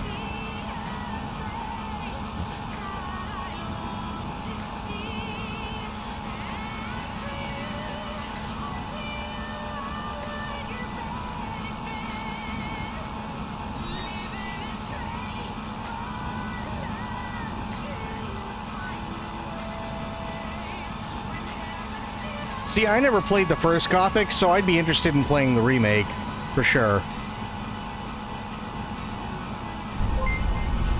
Pixel Pixie! Coming in for 22 months, my god. Thank you so much, Pixel Pixie. We're gonna get back to RoboCop, but I also want to finish this.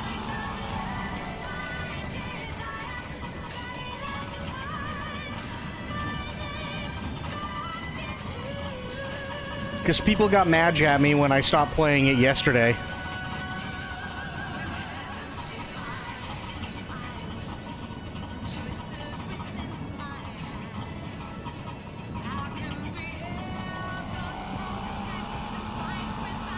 Well, it's something that's interesting, right? We all want to see what happens at the end of the road. You told spoiled, oh god.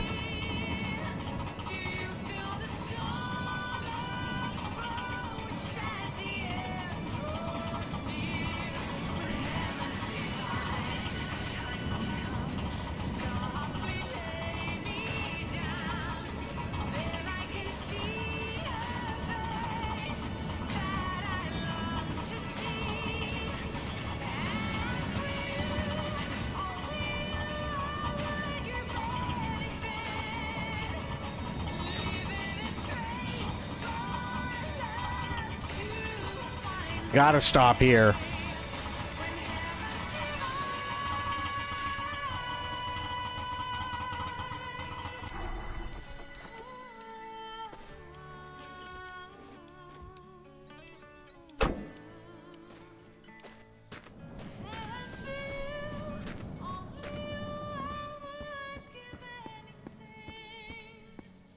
Just looking for that jackass that I know is most likely here, so I can kill him before the sun goes down.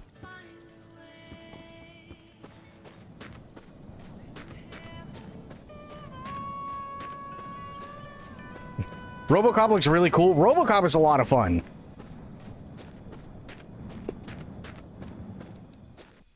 You're getting what at the moment?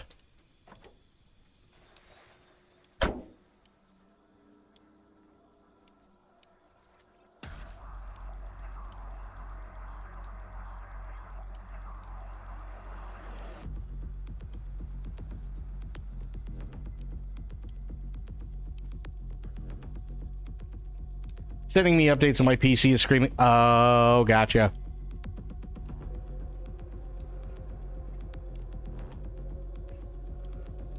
Yeah, no, RoboCop is a lot of fun. I can't wait to get back to that. That's a fun game.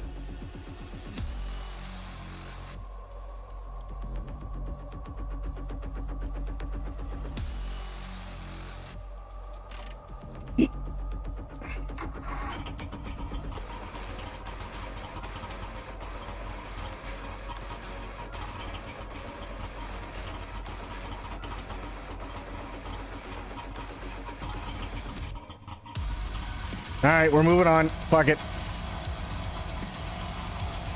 This is a go, go, go song. You can't not go when it's Doom.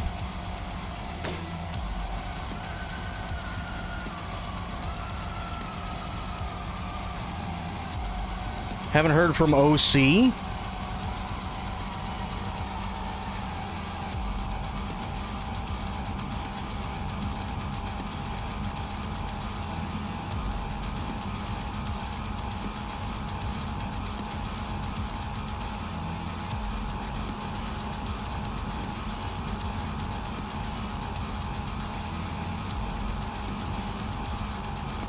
Forbidden from using guitars. Okay, no problem. Use the chainsaw instead, right?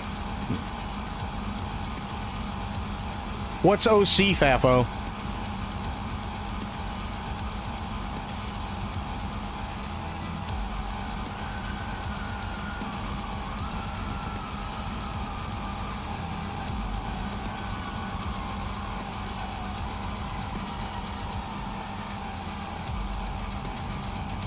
Oh, you mean OD? Yeah, no, we haven't heard anything about OD. Yeah. That's another one I'm really, really interested in finding out what it is. All we know is it's a horror game, that's it.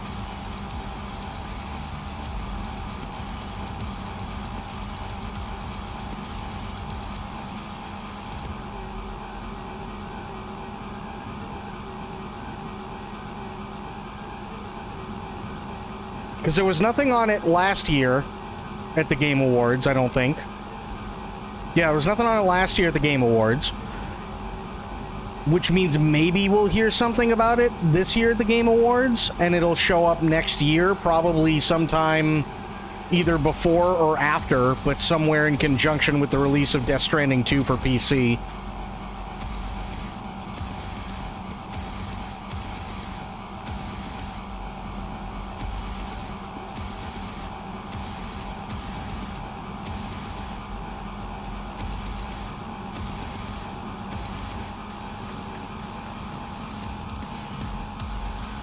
Or they'll postpone it till 2027 so they can get it right. That's a possibility too. So he doesn't have two games competing against one another.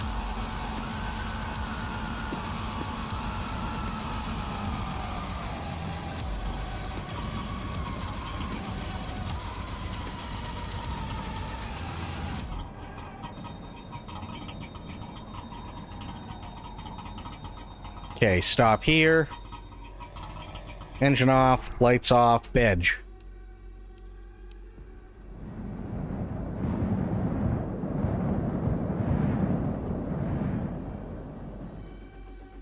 Infinite trap room like in PT demo in his game?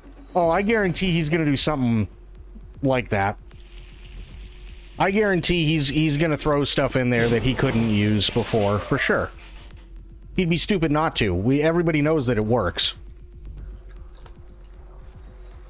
You know what I mean? Everybody knows that we all wanted PT, and even though it was literally just a teaser, it was a smash hit.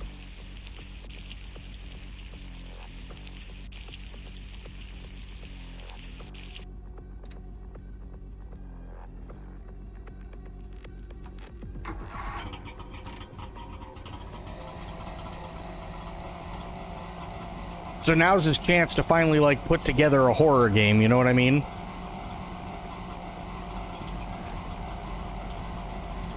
I'm sure there's definitely going to be element. I mean, he already used the door element, right?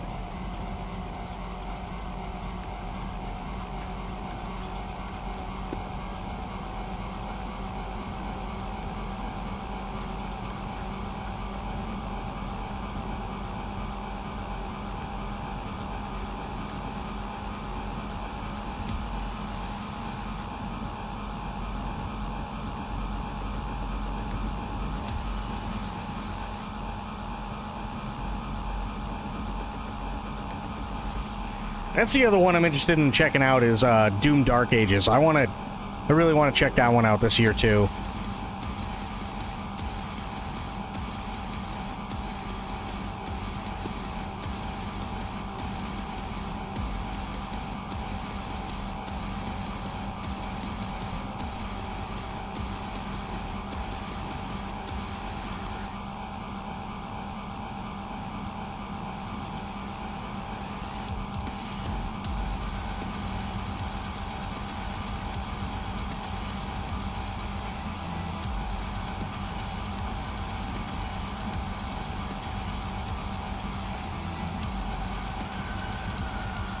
So yeah, I think this year, next year, and possibly 2027 are going to be the years of Kojima.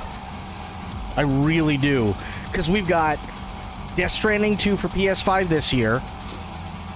More than likely, Death Stranding 2 for PC next year. Whew, excuse me. Possibly find out about OD. Thank you, Blue. Possibly find out about OD either this year or next year at the Game Awards. And then 2027, possibly OD. Plus, I mean, even though it's not him remaking it, Metal Gear Solid Delta. Whether he's remaking it or not, which we know he isn't, he's always going to be associated with that game.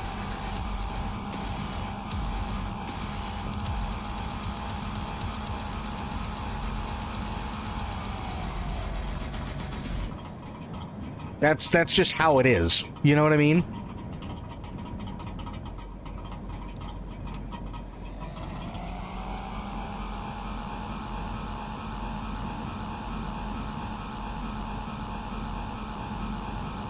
That's a bus stop.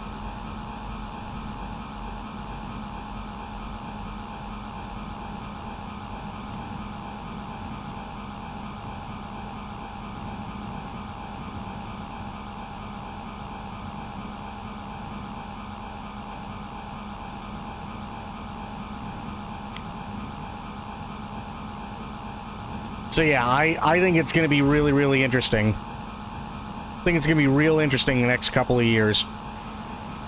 And although it's understandable, I'm still pissed that they're not releasing Death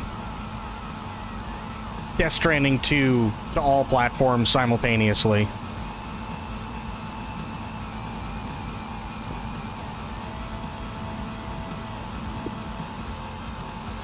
I understand why, but still, you know?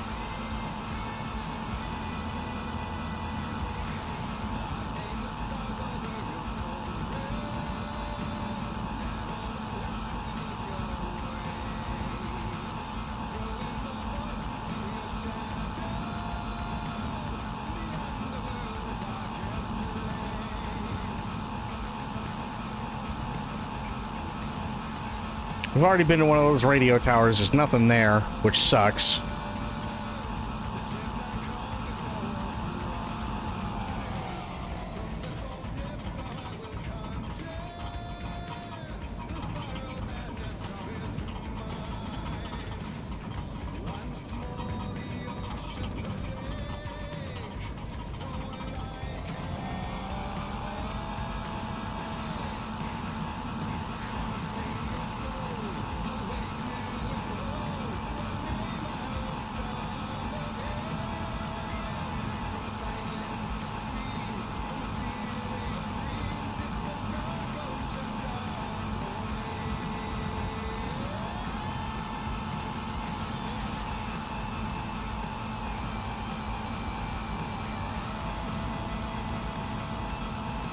So what games are you guys looking forward to this year? What's on your docket for games that you'd like to check out?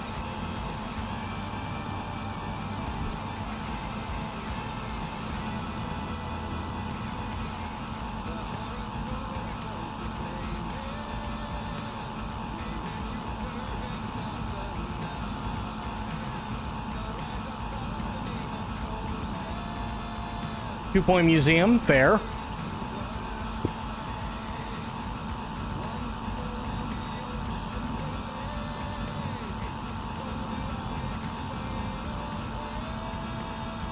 We're gonna blow right past this one.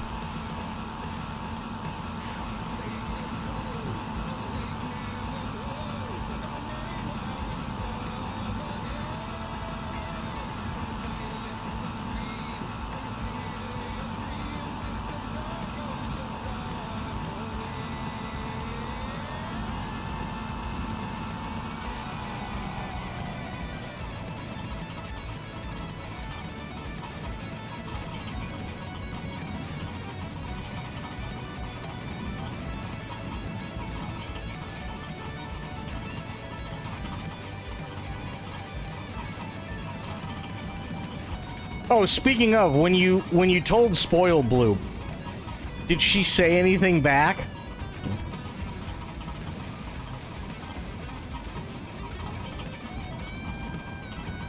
No? Oh, Jesus Christ. The bunny spawned in front of me.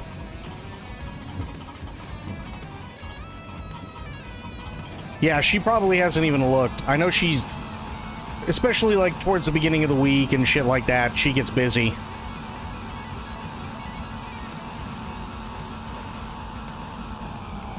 Like, I haven't talked to her as of yet this week, so...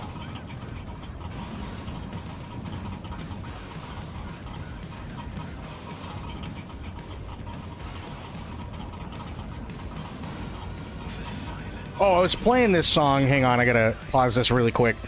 I was playing this song, the other day, and, I was talking with a friend of mine, and I told him flat out, Alan Wake 2 is a game that I think a lot of people really slept on, because it's easily one of the best games I've played in a very, very, very long time, just in terms of horror and everything else, and story, and so on.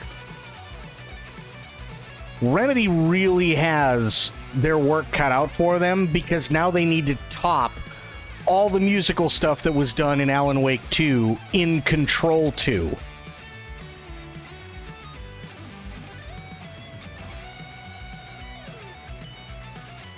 You know what I mean?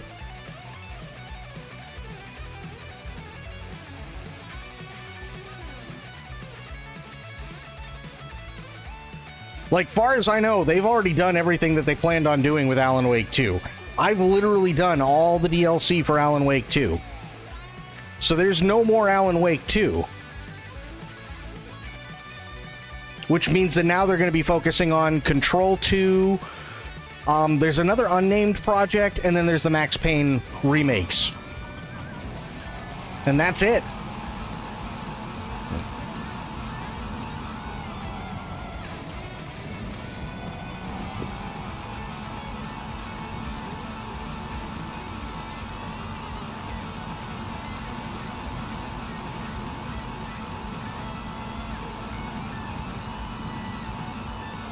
So they're really, like, they really have their work cut out for them.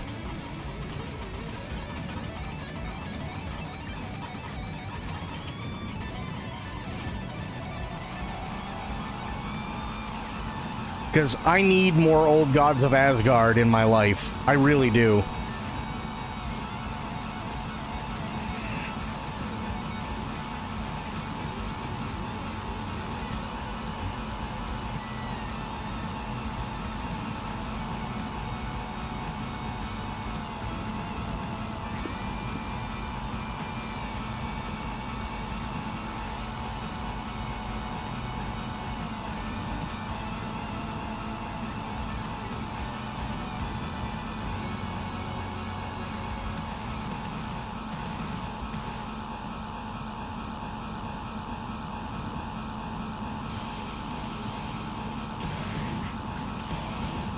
Speaking of more old gods of Asgard.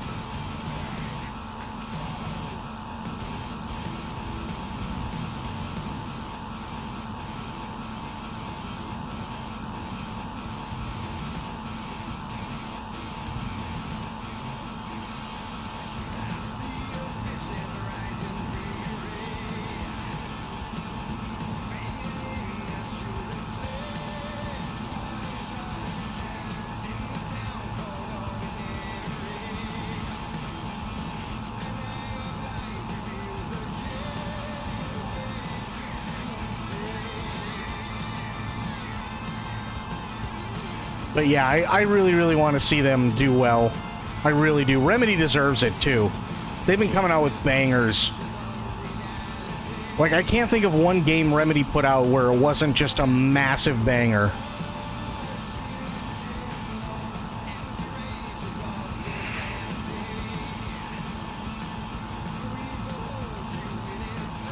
Well, no, that's not true. Quantum Break was good, but it was, I mean, literally, it was bullet hell.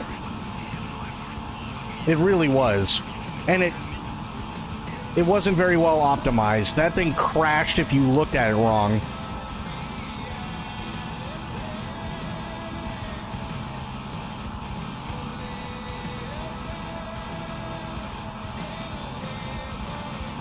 Yeah. The disco lights, yeah, those were bad. Those were really bad. Yeah. That's the only one. But even then, the game itself was good when it played. But yeah, it was not very well optimized. The shaders were having problems. That's where the disco lights were. And who owns Remedy? I'm pretty sure Remedy is still its own thing. I'm pretty sure it's still Sam Lake.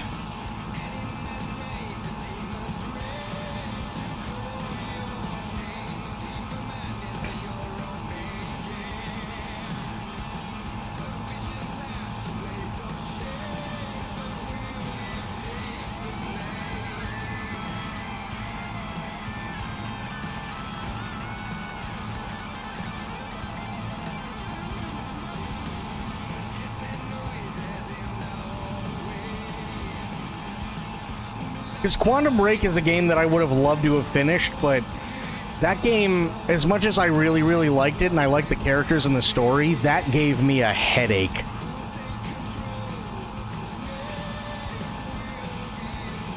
That game really did give me a headache.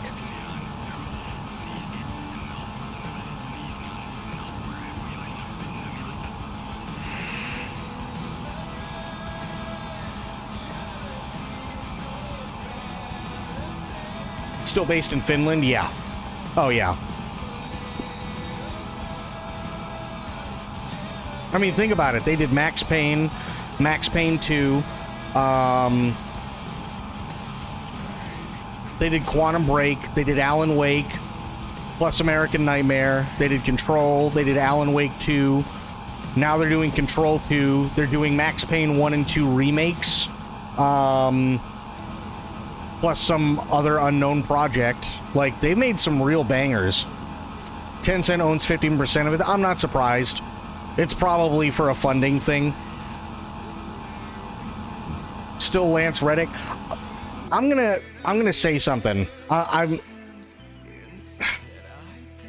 on, I gotta pause this. I'm gonna say something. Here's the thing that I don't... Here's the thing that I don't understand, and it's not against Lance Reddick, it's against basically everybody, right? So, for instance, George Foreman died the other day, right? And we go, oh, wow, you know, that's sad. He was one of the greats. And it's true. In terms of boxing, he absolutely was.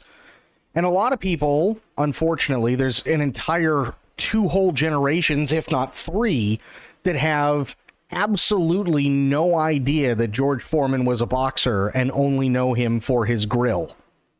That's it. Right? Or making a complete ass out of himself on some daytime talk show. Those are the only 2 things that there's at least 2 or 3 generations that know him for. And then somebody puts something out on Twitter and they're like, hey, just to let you know, this guy was one of the greatest, right? And then everybody flocks. Oh my God, I love him and all these things. Fantastic. Except people don't really love him. I hate to put it that way, but it's true. A lot of it is pandering because that's currently the thing in the moment, right? Lance Reddick was in, what's that fucking game that's been going under for years that everybody says is going under? I can't remember the name of it because it like that's how much the game doesn't matter. He was also in Horizon Forbidden West and Zero Dawn, right? He was in both of those. He was in John Wick. Again, he is a great actor, or I should say he was a great actor, and he did a lot of really, really cool things, and there's nothing wrong with that. But is anybody really sitting down and crying?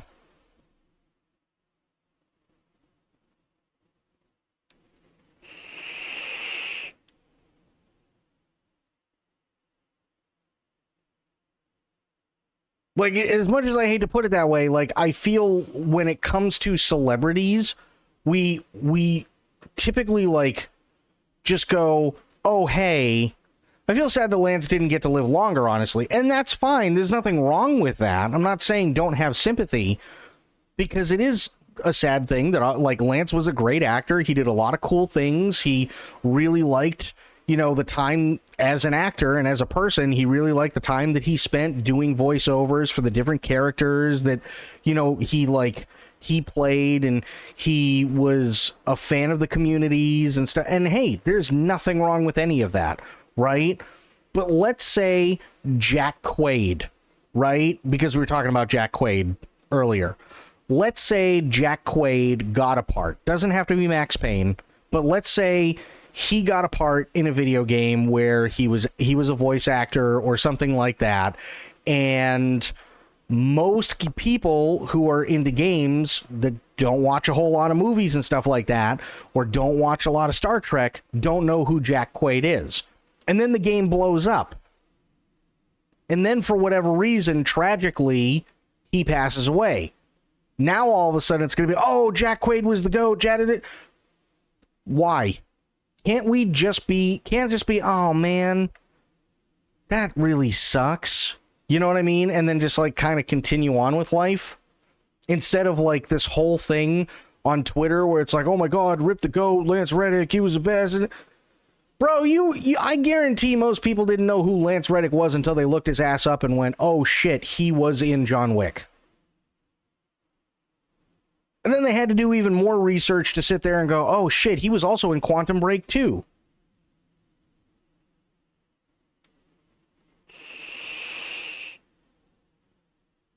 You know what I mean? Like, that's the crap that drives me nuts. Oh, he was the GOAT. You didn't know that. You know what I mean?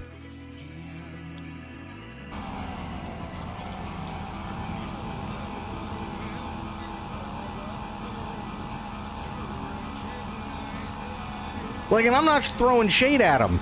He was really, really good at what he did. Really good at what he did. Absolutely he was. I like Lance Reddick. But I'm also not losing my goddamn mind over him. And I think that's what annoys me when it comes to dead celebrities. Oh my God, this person, how sad is it? Okay. What about fucking Joe Bag of Donuts who died 2 days ago? You know what I mean? Like, come on. You know Joe Bag of Donuts about as well as you know Lance Reddick. Why aren't you crying about Joe?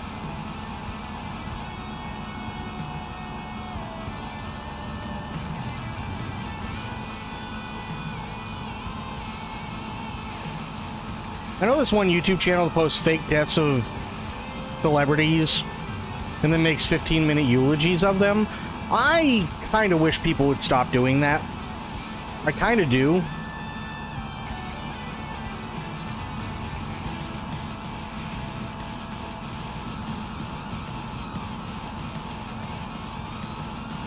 Like, there are two channels on YouTube that I really, really wish would, like, stop. And there's only one, because, like, the fake deaths and stuff like that, I'll just downvote them, and I'll be like, you're full of shit. But there's another one specifically that, like, really, really bugs me. And I always downvote, and I always report. And it's those AI channels.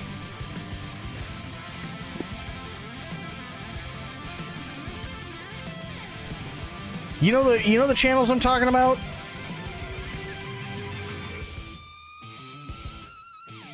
You know the channels I'm talking about where it's like it's clearly an AI voice and it's going on for like fucking 30 minutes, right? And it's one of those things and it's like, you won't believe the thing that happened today on Star Trek Strange New Worlds set for season 4. And then they go on and they're like, but first, we have to go back to 2018, when Strange New Worlds was still an idea. During Discovery Season 2, and it's like, then they go on and on and on and on and on and on and on, and then it's just nothing. So I literally always downvote, and I always fucking report their ass, because it's just bullshit, and all it is clickbait for a 20-minute thing that doesn't fucking matter, and that's the kind of shit that pollutes YouTube.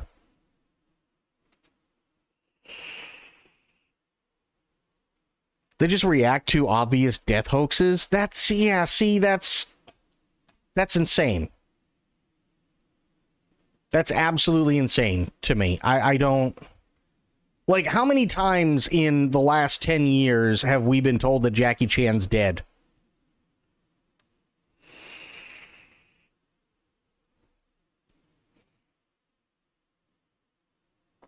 You know what I mean?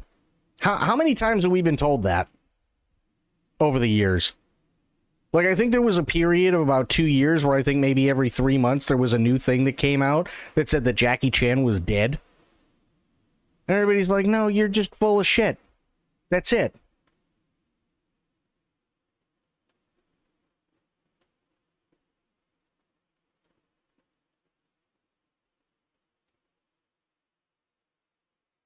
I'm trying to find one. Hang on. Trying to find what. So you can... I'm not going to put it on the screen, but you guys can, like, absolutely hear what the fuck I'm talking about if you've never heard it before. Because it's absolutely ridiculous. And it always pops up somewhere in my feed. And that's what I'm currently looking for. And it really, really, really sucks.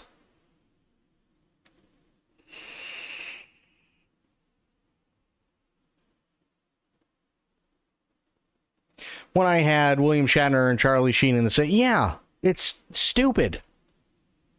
It's absolutely stupid.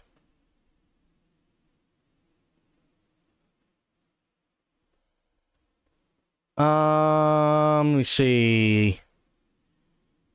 Still trying to find one, because maybe I finally got him out of my fucking algorithm. I don't know. Let me see. Oh, wow, really? No shit. Latest Best of the Worst was only 2 weeks ago.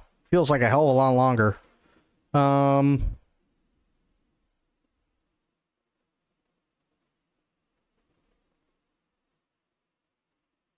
Let me see. Maybe I did finally get rid of them.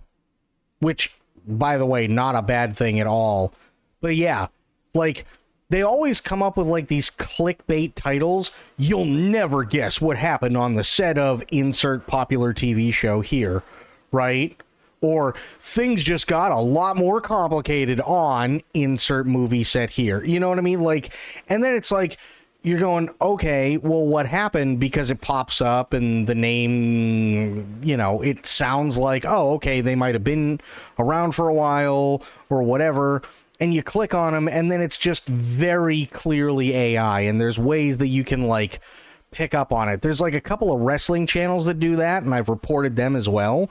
Because it's like, if you're talking about wrestling and you're talking about how you bring them down to the mat and 1, 2, 3, the finish is over, or 1, 2, 3, the match is over, but then the AI voice goes, and then they get brought down to the mat and 123, the match is over. It's like, okay, you obviously know that somebody's just dumping this into an AI voice. You know what I mean?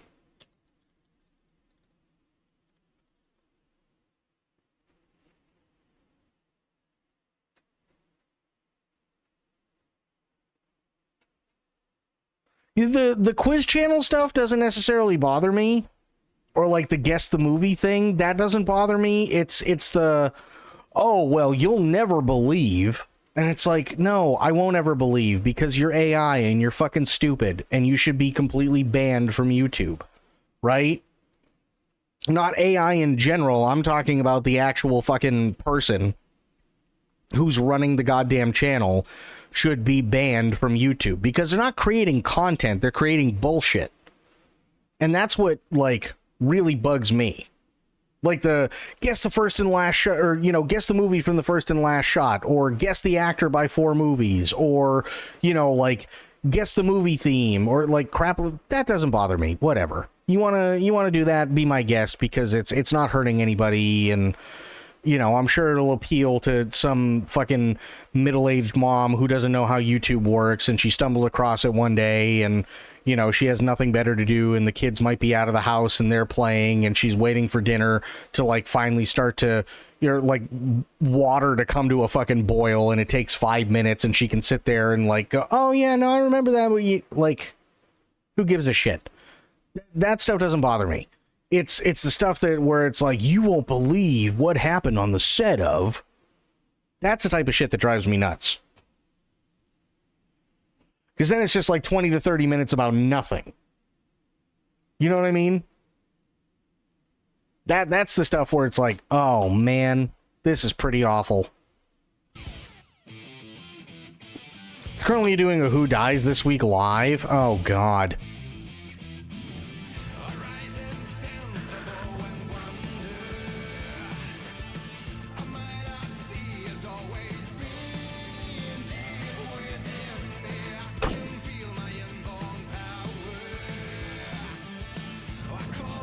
Hey, Sophia, how you doing?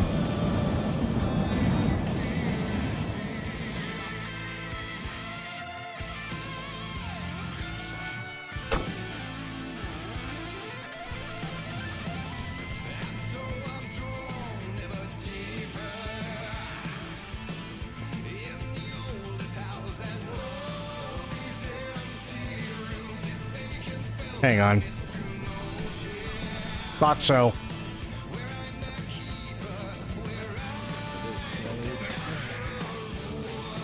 Been better, but I've been worse, so it all comes out in the wash. Fair.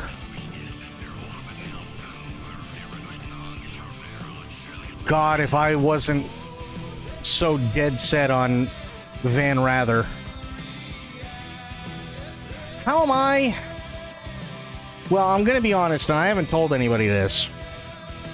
I'm gonna be honest, I haven't said anything so far yet today. I woke up, well, I should say, I woke up closer to when it was time to stream more so than anything. Last night didn't go well. I got some kind of bug, and yeah, let's just say I was up and down all night. I'll put it that way. Now, thankfully, I was finally at about 8 a.m. this morning able to get to sleep and stay that way. But I've had a couple of bouts today. You know, it's yeah, it's been one of those things. But other than that, and it usually, like, I know there's something wrong because typically when I gotta, like, go, regardless of which way, my stomach really starts to hurt. Like, really, really, really starts to hurt. But other than that, I feel okay. I'm not running a fever. I'm not, like, really all that lethargic. I'm just kind of getting through it, if that makes any sense. So, yeah, you know, like, that's about it. It's not like I'm on my deathbed or anything, but yeah, one of those days. Without getting into too much detail, because we've already got more than enough detail in this game anyway. But yeah, I mean, you know, other than that, I'm doing okay-ish.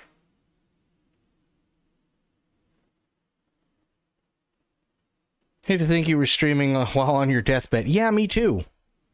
Me too. I've been drinking water. One thing I do want to do, and this might be a good time to do it, actually, because we've been going for about 2.5 hours, is get a cup of coffee.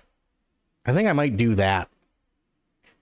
Get a cup of coffee, because I tried to do it earlier, and it didn't want to work.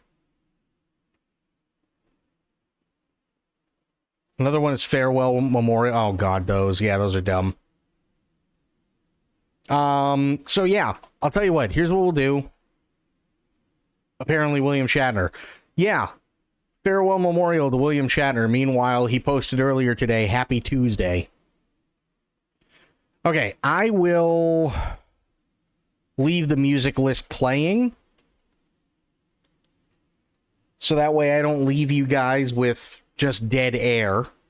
But give me a couple of minutes. I'm gonna go try and grab a small cup of coffee or something like that to get something of substance in my system other than, like, basically something light that I had for dinner.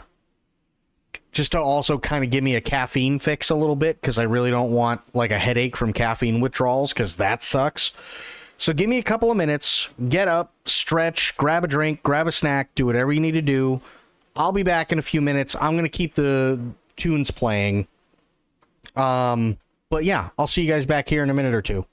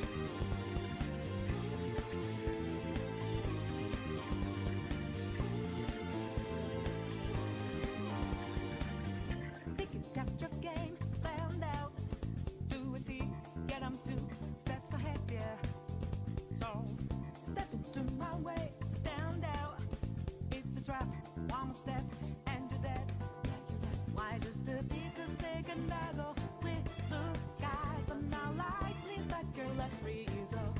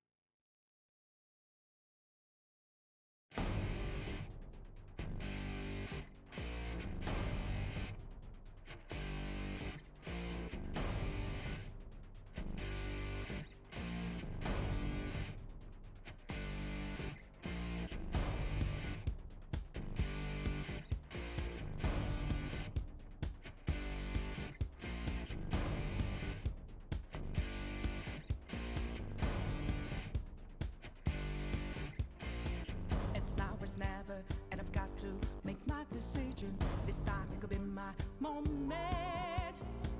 If this a mirage or a chance to fulfill my mission. A river in a dry land. The left is in a lost land. A heartbeat for a demon. Oasis in a strange land. I'm giving the balance, but I'm standing on razor's edge now. What quick, all my life is over. One strike just offending, I'm out of his field. And back. Don't ask why I'm ready, but I'm ready to strike him down now. Actions on the new stars, there's no time for ending. Thank you, thank you. Blue's got ceiling spiders. Nice. A river in a dry land. The left is in a lost head.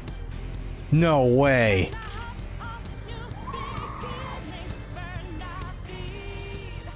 Holy shit.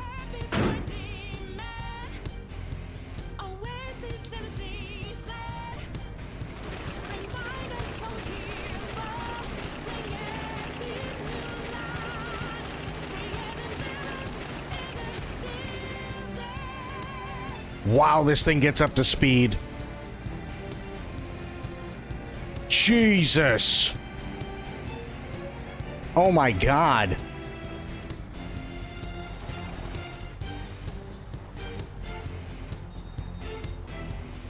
Yeah, it's too bad I can't use it.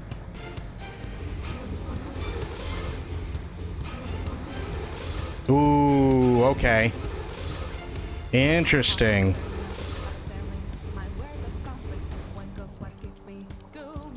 I think it's out of oil. Yeah, it's out of oil.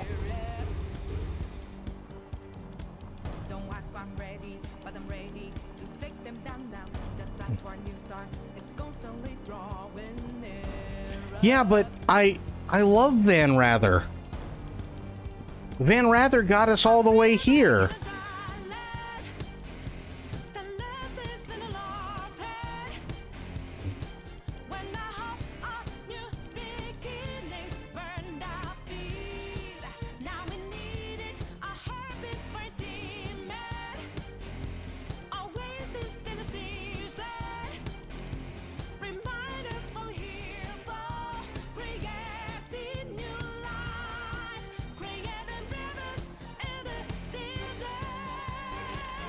All right, hang on, let me see.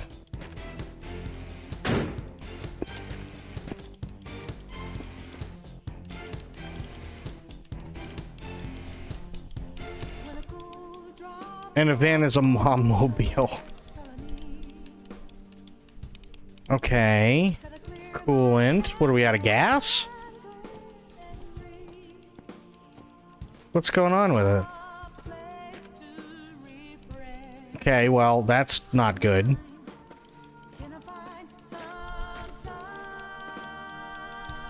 So what's wrong with it?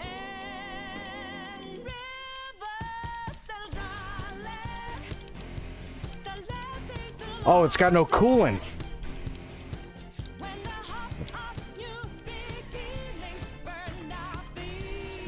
Okay, hang on.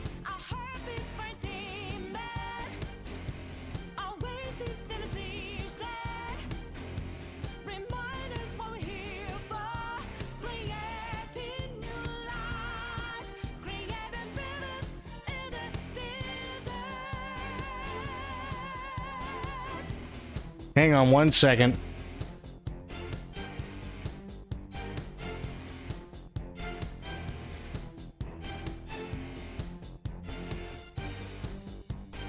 All right, guys, I need your input on this. I'll do 3 minutes. Start the poll. What do we use Van Rather and keep going with Van Rather, or do we spend a couple of days here and transfer everything over to the caddy?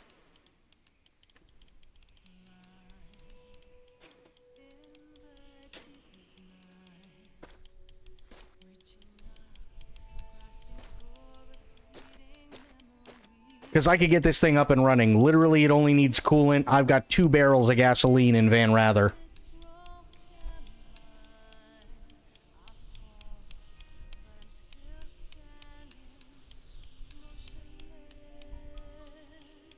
It's up to you guys.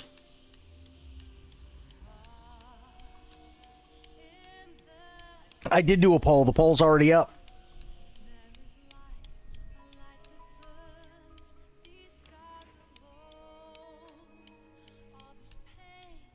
Caddy Daddy. Oh, God. So we got Sophia and Itzy that I know for a fact are voting for the caddy. And we got one for Van Rather. Oh, boy.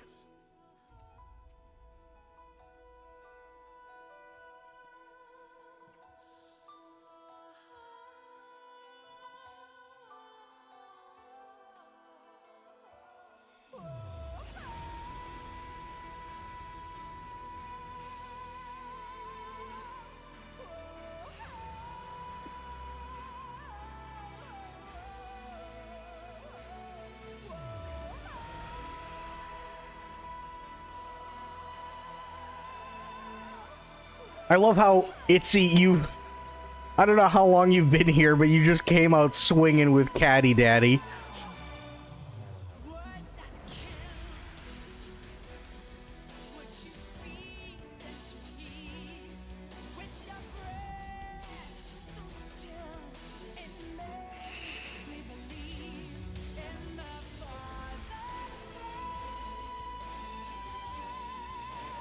Don't have much time left. Gotta vote. Is that a Bond song? No, but it sounds like it should be, right? This is called Sins of the Father off the Metal Gear Solid 5 soundtrack.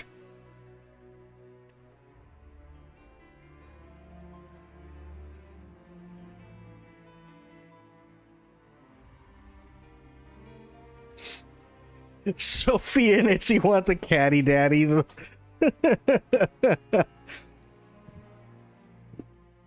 Come on, folks. Caddy Daddy.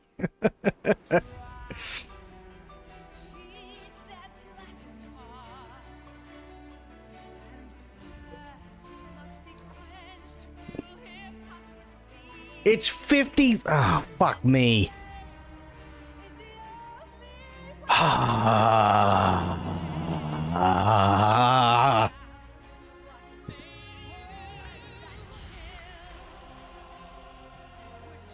It's Van Rather the I know.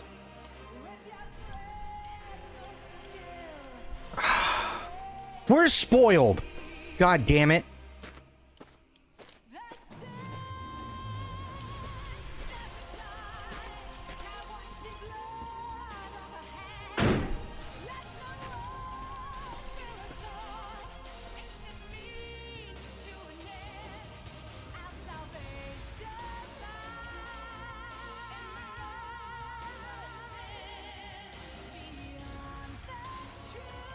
Listen, I love Van Rather too. I do. But let's be honest, Van Rather has some tough times with hills. And we got trunk space. And we definitely got back seat space. Holy shit.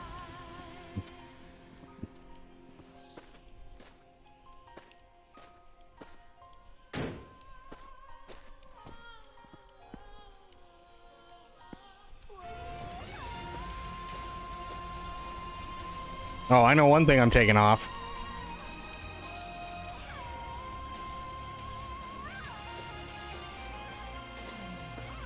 There is a hitch. That is true. Whereas Van Rather doesn't have a hitch.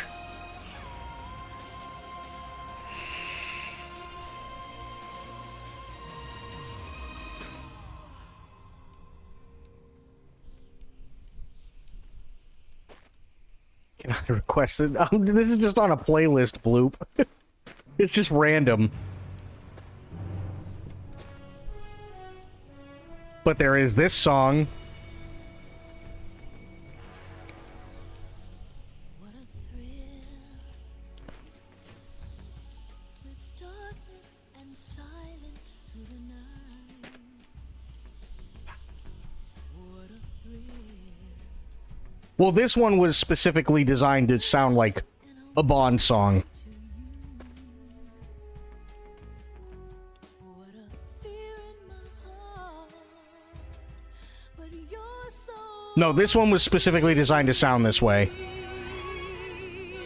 I give my life, not for honor, but for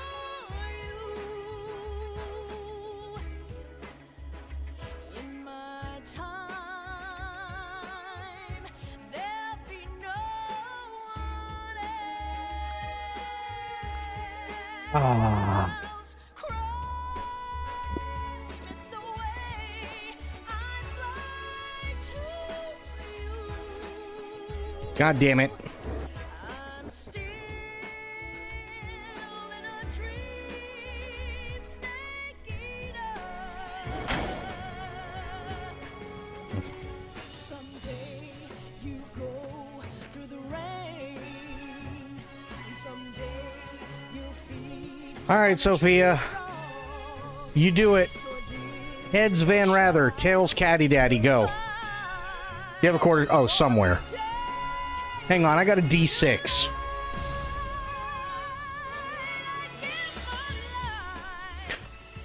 1 through 3, we stick with Van Rather. 4 through 6, it's Caddy Daddy. In my time, there'll be no one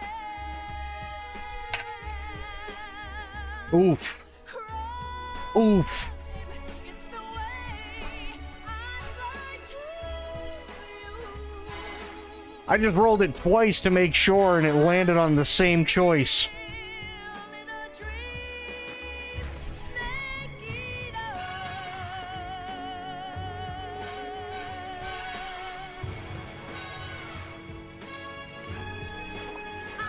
I'm still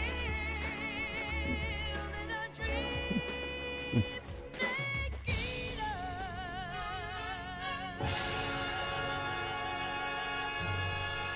Yeah, it landed on Van Rather. Oh, that sucks, because this caddy needs nothing, too. This caddy needs nothing but coolant.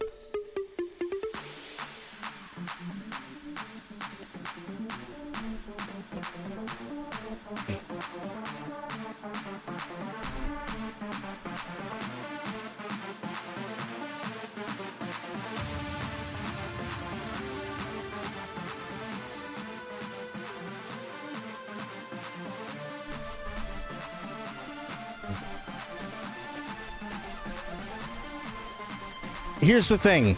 I saved this twice, okay?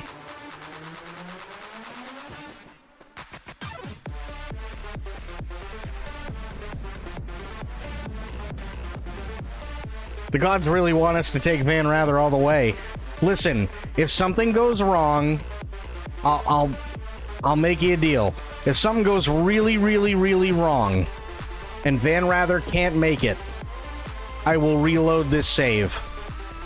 And we will take the caddy.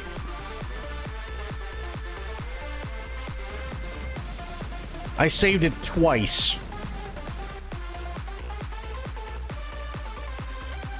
But the dice gods have spoken. Nothing I can do.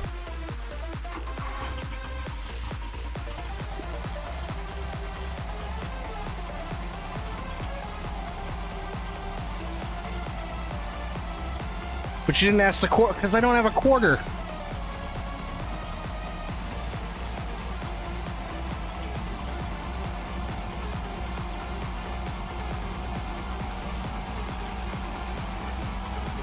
Well, okay. Oh. Heads, it's Van Rather. Tails, it's Caddy. Ready, go.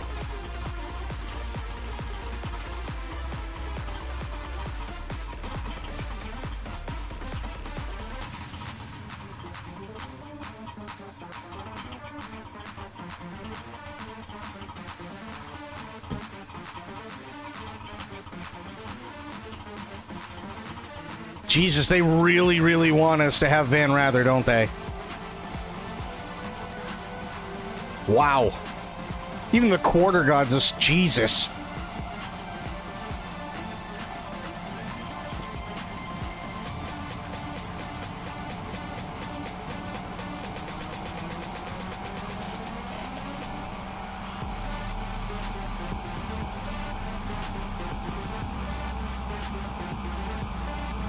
Phew, excuse me.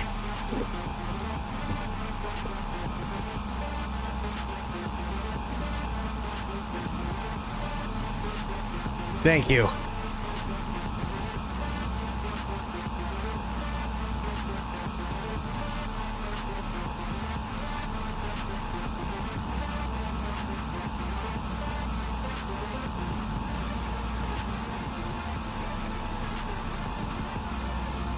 And that was nice, too, because it was seafoam blue with a yellow stripe on it.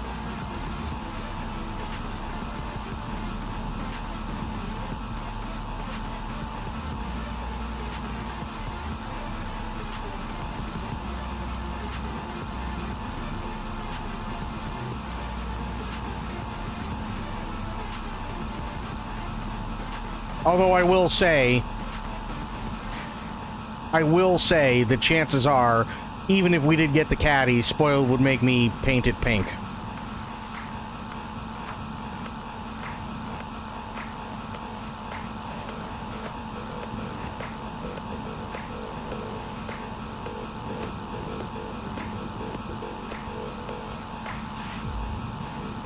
Which, to be fair, is not a terrible color for a caddy. Elvis drove around in pink caddies.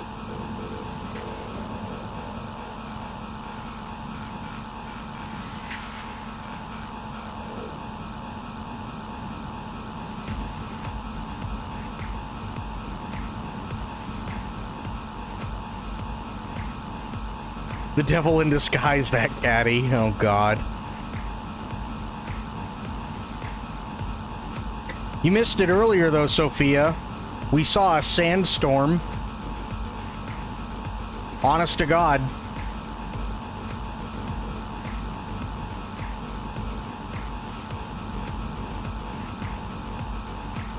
Yeah. It was actually kind of cool. You drove a pink caddy and Clint Eastwood would be after you. Yeah, but he's old as fuck. No, not a dust devil, just a sandstorm. Actual, like, honest to God wall of sand.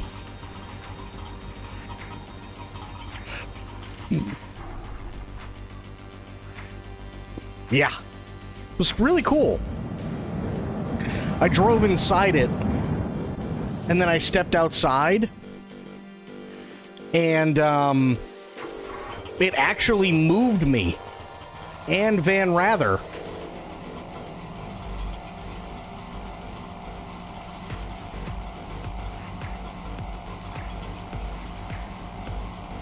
Which I thought was really cool. I was like, wow.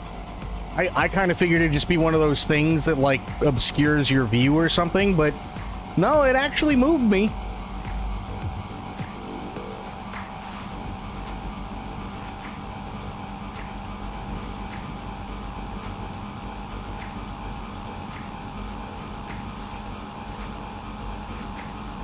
Heck of a storm, yeah. And we played Sandstorm when we went into it.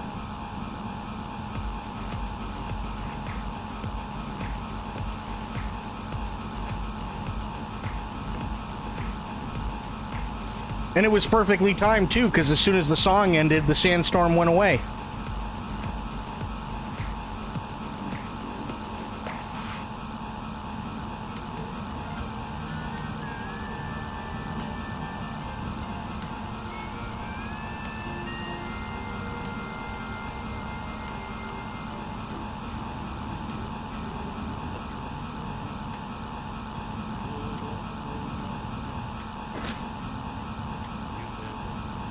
You didn't plan it that way? No. It's the first time I'd ever seen a sandstorm. I started playing it when we were still driving to it, and then we got in the middle of it, and I noticed it was moving me and the van around, and then there you go.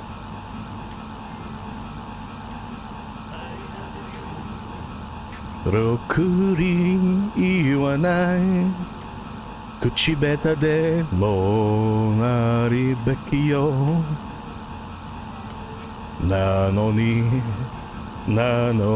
どうしてさよなら言えてもダメだねダメよダメなのよあんたが好好きで好きすぎてどれだけ強いお酒でも In Japanese no less 思い出がバカみたい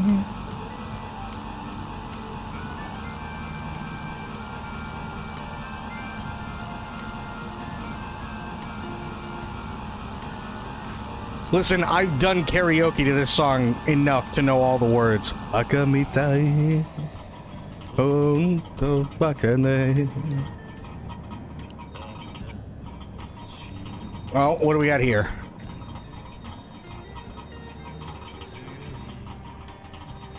Onna no furi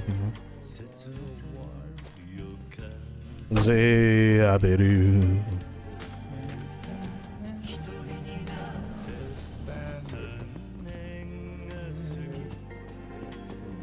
Come on.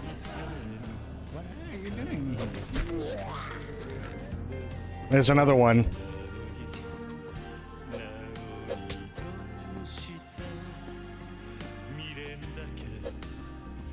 Okizeri on my knee. I think he's in the second floor. I think that's what it is. Azushimasu Zamamiro Seisei Suru wa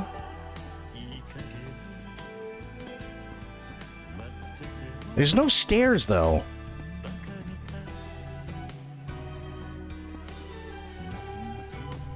Oh, that's a clean van though, my god. And a love bug.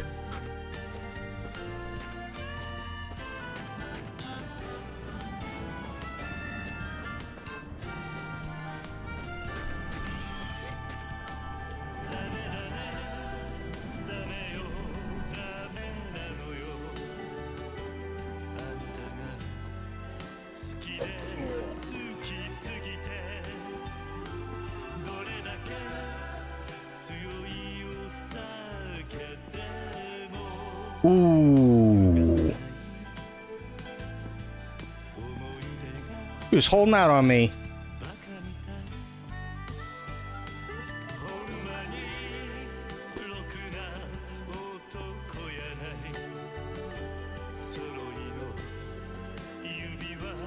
Azushimasu Zamamiro Seisei Suru wa Koronamida Baka mitai.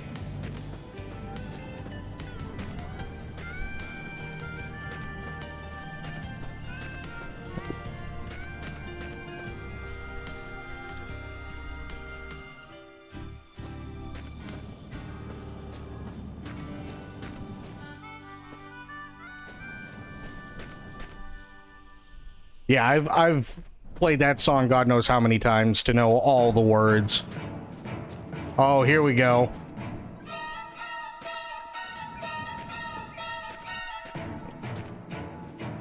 And it's the Advent Children version too.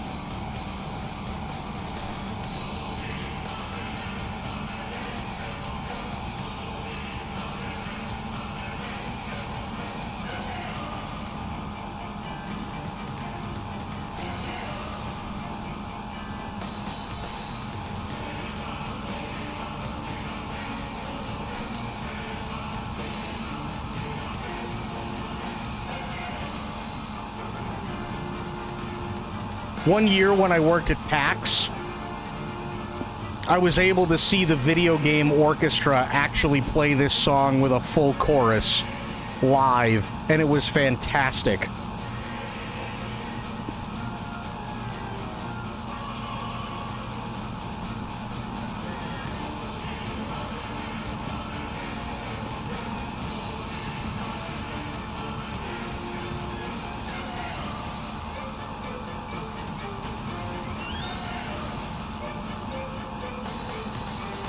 Oh, the video game orchestra is amazing.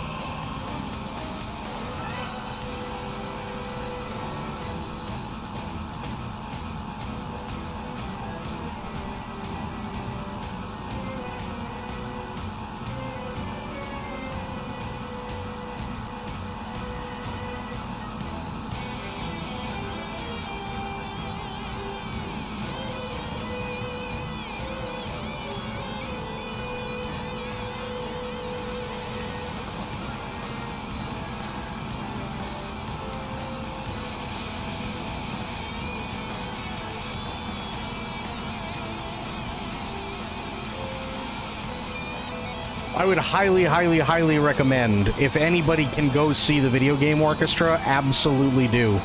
They're just so good.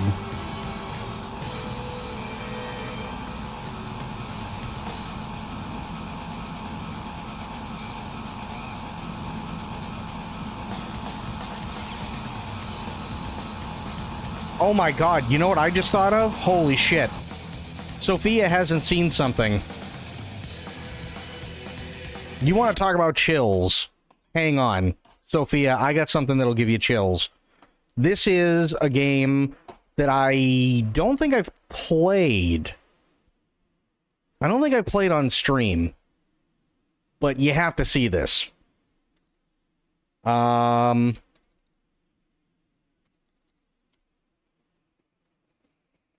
This is easily one of the best intros to a game that I've ever seen.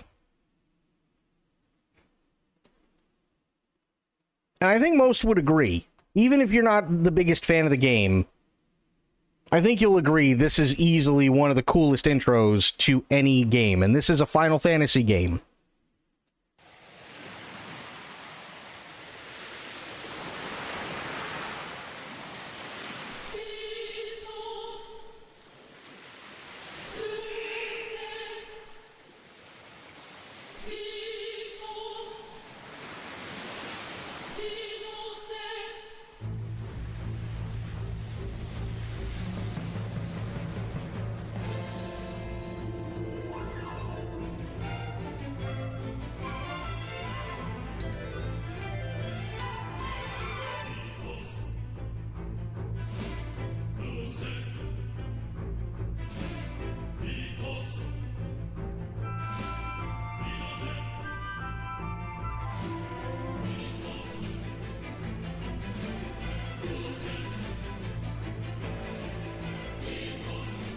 And this was on the PlayStation 1, by the way.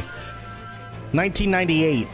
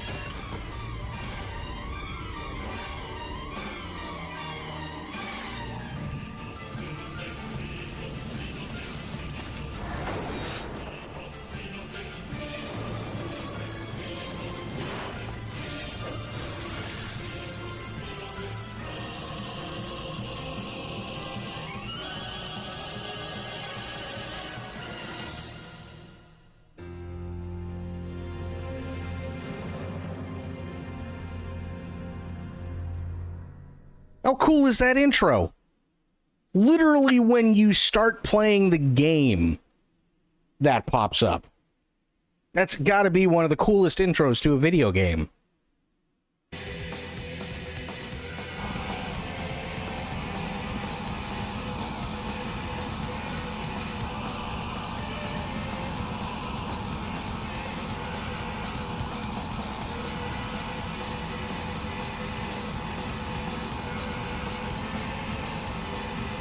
And I'm going to come out and say it. I know Zelda has been around for a long, long time. I understand that. In my opinion, I still think Final Fantasy ekes out. Might just be me, but I still think they eke it out. More so than Zelda.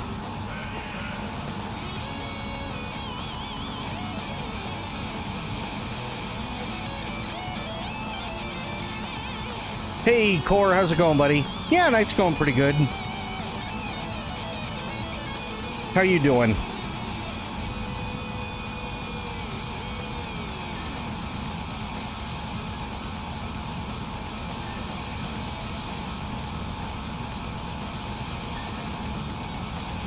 Long day? Fair.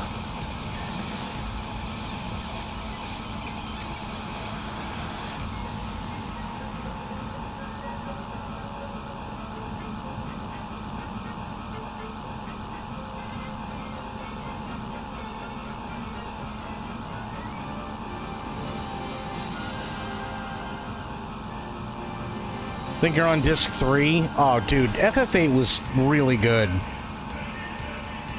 The ending I was kind of but the rest of the game was fantastic.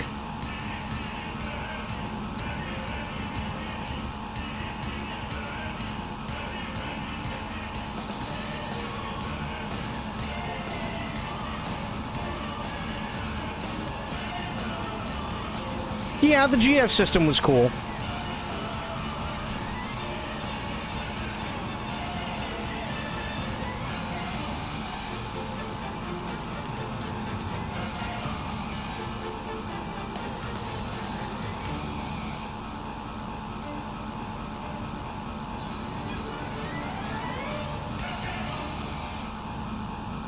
The GF system was really well done. Yeah, I do have to say that, that's for sure. At first it takes a little getting used to, but once you do, it's, oh my god.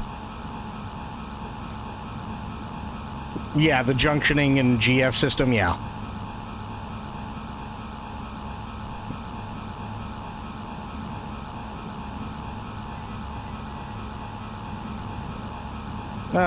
No, too small, not gonna have anything good there.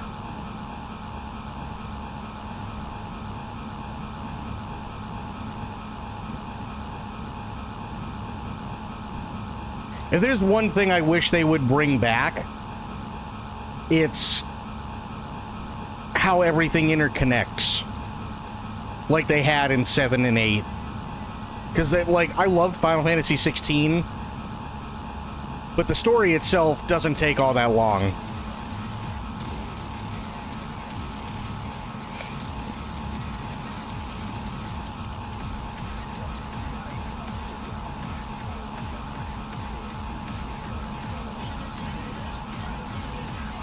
Well, the story is definitely complicated, for sure.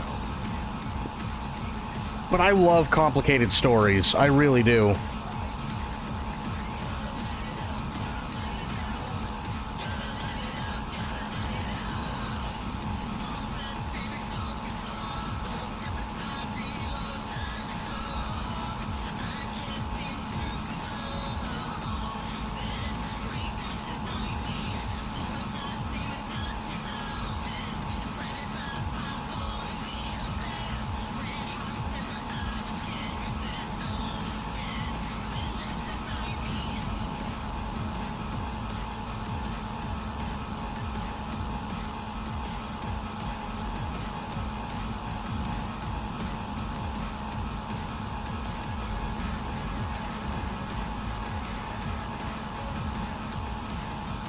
But it's really... Once you figure everything out, it's actually a really well done story. Like, you've played the game before, right, Core?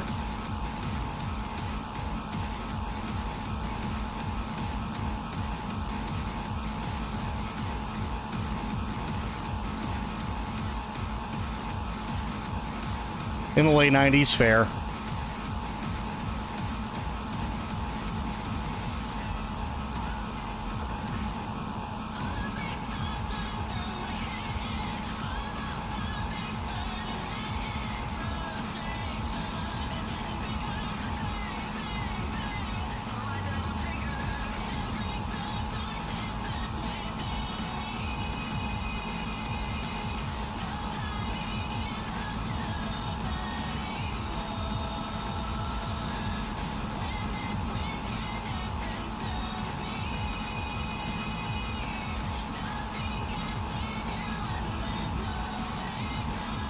Once I stop to sleep, I'll kind of go over it really, really quick, because it's a really complicated story, but I'll try to sum it up as best I can.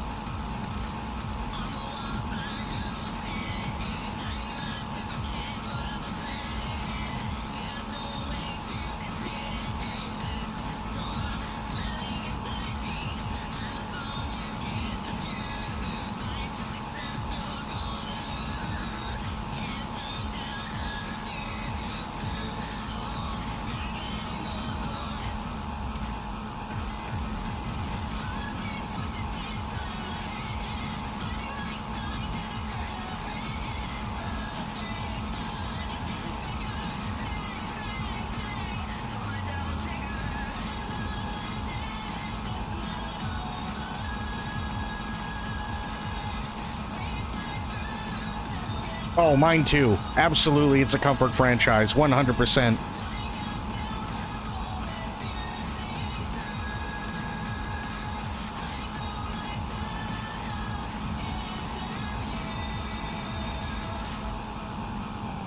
Okay.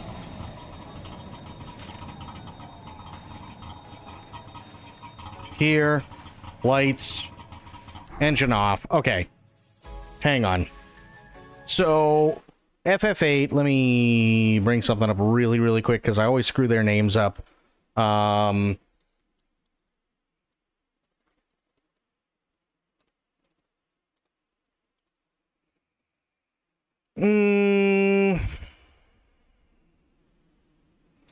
okay, in Final Fantasy VIII, you have 3 sorceresses. Well, technically 4, but I'll get to that.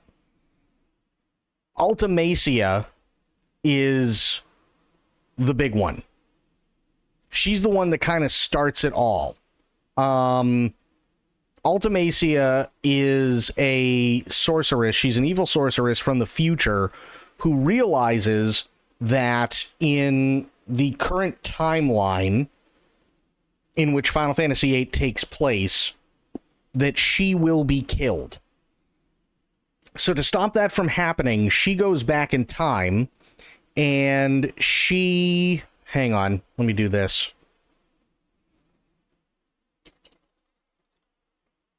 She takes over... Edea, I think it was, right? Yeah. She takes over Edea. Now, Edea is married to a man named Cid.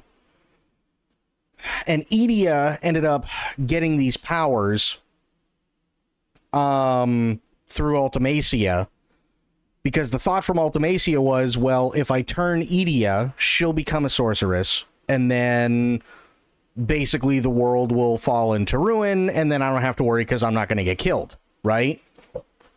So, Cid knowing that Edea, who has now turned into Edel, E-D-E-L, not Adele. There is an Adele, but that's not the one. But Edea, who is the first sorceress, Cid knows that she's turned evil. So then he makes it his life's work to figure out why and how to stop Edea from really coming to power. Eventually, because he's very, very, very well off, he's able to broker some deals and stuff like that to come up with what he deems is going to be the world's best hope for stopping Ultimacia, which is an organization of mercenaries, and this is what it is on paper. It's an organization full of mercenaries filled with kids who are basically trained from birth to be the ones that, you know, keep order and stuff like that throughout the world. So if there's a war to be fought, or, you know, battles or skirmishes or border disputes, things like that, Seed would be there. But that's all on paper. Ultimately, what they're there to do, though, is to band together and stop Ultimacia. And he calls them, he calls the entire organization Seed, as in the seeds are being sown to ultimately stop Ultimacia, right? Now you have Squall, Selfie, Renoa, Zell, Irving, and the others, who come to find out, oh, and Cypher, who come to find out were all in the same orphanage together. They just so happened to all grow up together in the same orphanage, and then were put in different parts of the world. Cloud, Zell, Cypher, Cloud, Zell, Cypher, they all ended up in one seed garden, which is what the facilities are called, right? Irvin, Selfie, they ended up in another one, so on and so forth. That way, God forbid something happened to one or a couple of them, it wouldn't be all of them. Well, unfortunately, Cypher's batshit insane. And because of everything that's happened in the future, because Ultimacia initially tried to, in her timeline, she turned Renoa into a sorceress. Think of it as like a timeline that has to start over after a certain point. So Squall doesn't know Zell from a hole in the wall until he shows up. Squall and Cypher are really the only two, but they're at odds with each other all the time, right? Selfie doesn't know Irvin, Renoa doesn't know Squall, and so on. But once they band together, and, you know, through a bunch of different things that happen in the story, they realize, okay, we have to kill Ultimacia. But first, they have to stop Edea. Edea, as I said before, was the one that first got turned by Ultimacia. So they defeat Edea. Edea turns back into, if I remember correctly, her name is Elone. No, sorry. Not Elone. Elone is Edea's daughter. Okay. So Edea turns back into, I think they just called her Edie. And she tells everybody what's going on. And then in Ultimacia's infinite fucking wisdom, she says, okay, well, Edea is no longer a viable option. I'm going to try and turn Renoa. So she tries to turn Renoa. That doesn't really work out because they defeat Renoa while Ultimacia is trying to turn her. So now Edea and Renoa are a no-go. Eventually, she sends another sorceress from the future, but not as far in the future as Ultimacia is. She sends another sorceress called Adele, not the singer, but she did try to set fire to the rain, to kill everybody. That doesn't work either. So the only option that Ultimacia has is to basically take all these different worlds where you have the timeline with all these characters from different time frames and collide them into one. Right? And that's how you have basically the end of disc 3, when everything's kind of like smashed together and shit doesn't really make much sense and so on. It's because all the different worlds are colliding together. Now, to make things even more complicated, you've got 3 other people. You've got Laguna, you've got Kiros, and you've got Ward. Unfortunately, a lot of their storyline was cut because they didn't have time to finish it. But Laguna initially fell in love with Idia before she met Sid. So Laguna is kind of sort of supposed to be the like the surrogate stepdad, I guess you could say, right? He doesn't have any connection to any of them per se, but because he's older and because he fell in love with Idia to begin with, before she turned, he helps the rest of them out because it's Idia and he still loves her, and Kiros and Ward are his basically 2 sidekicks. So, you have the surrogate stepdad thing going on with all of these people: Keistis, Squall, Irvin, Renoa, Selfie, Zell, Cypher, so on. But the problem is here's Cypher. Cypher, like I said before, is batshit crazy and decides he wants to help the sorceress, he wants ultimate power, and yada, yada, yada. But you defeat him, and he kind of finds out the hard way that he's literally just a puppet. So he ends up getting killed. And there's really no other way around it. He's dead. Dead.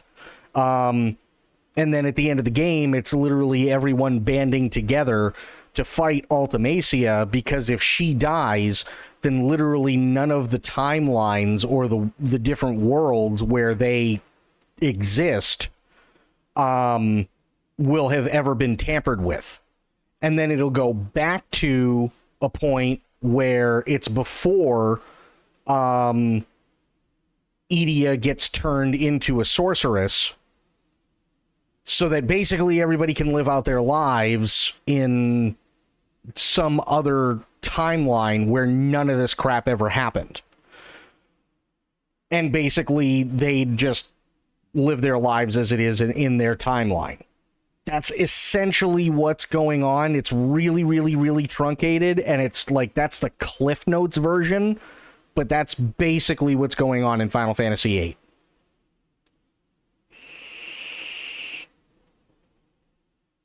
So all of it has to do with Ultimacia knowing at the beginning that she's fucked.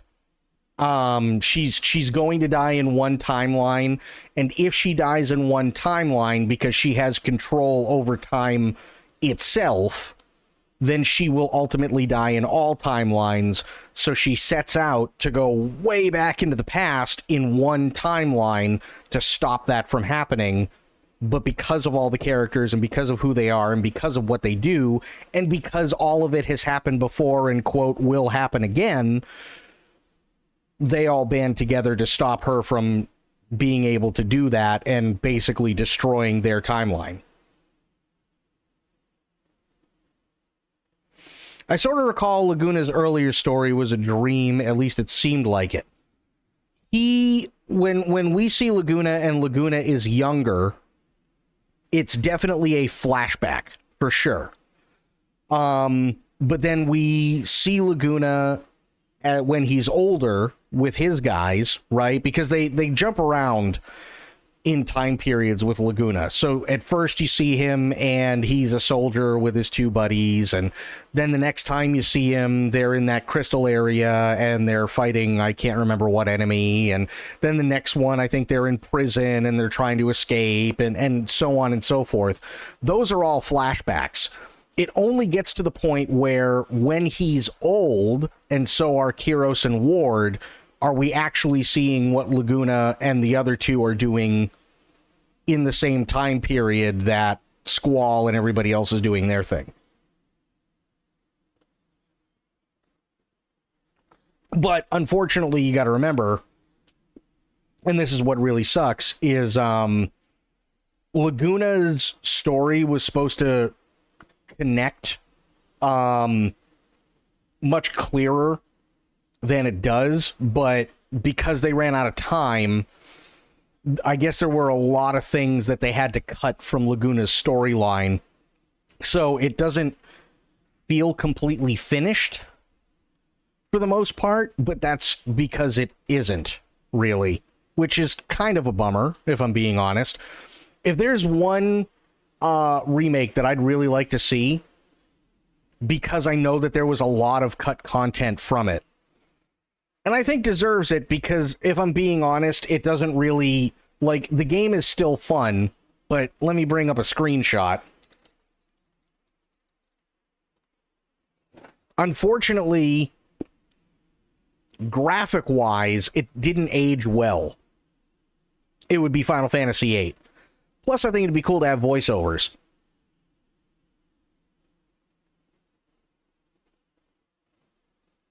I think it'd be cool to have voiceovers. Like, I liked the system that they had.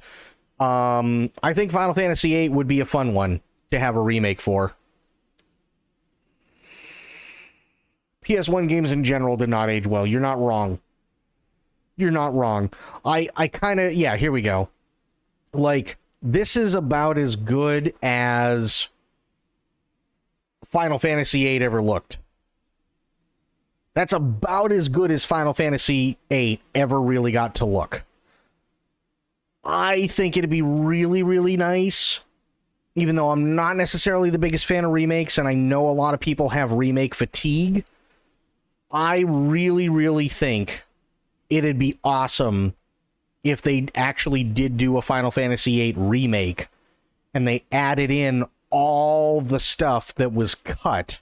So now you have Laguna's complete story.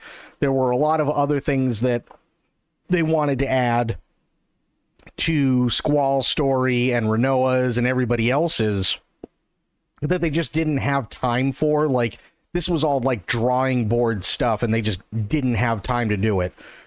But if they took the time and they added that all in and yada, yada, yada, they could actually do a proper remake and give us what they originally wanted, which I think would be really cool. And then you have, obviously, the characters with voice actors and stuff like that. I think that'd be a lot of fun, especially with the Junction and GF systems. I think that'd be a really, really, really fun game, but turn it into, like, Final Fantasy 16 combat. Right? I think that'd be fun. Take FF16 combat, add in the Junction and GF system, and I think you'd have a winner. I really do.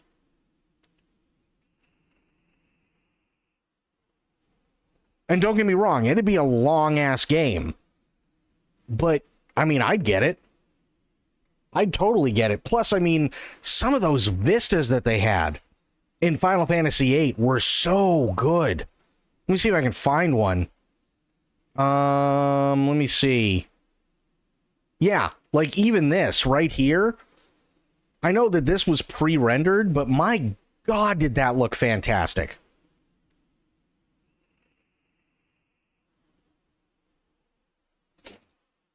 It really did look fantastic. And honestly, I think the one thing that really screwed Final Fantasy VIII over is the fact that, like, even look at this. This looked great for its time. Doesn't so much anymore. But for its time, it looked fantastic. But I think the one thing that screwed Final Fantasy VIII over was there was quite a bit that was cut. So a lot of things are left up to interpretation, or there are like certain documents throughout the world that you have to end up finding and so on, in order to kind of piece everything together. And unless you do that and you plan on spending 2,000 hours with the game, you're not going to get everything. And that really sucks because not everything is going to be able to be pieced together. So I think it'd be really, really cool if they were able to do that. And like this map, the map was so cool. I loved the map. And I loved all these different things, like the island closest to hell, and then the island closest to heaven. They were really cool. Like, they had a lot of different really, really awesome things that were going for it, but unfortunately it was just one of those products of we got to cut it somewhere because we need a product to come out, and that's what happened. And I think unfortunately the game suffered a bit for it, which is too bad. Oh my god, do you remember Diablos? Holy shit. Even now, right? Even now, Diablos has a really, really, really cool design.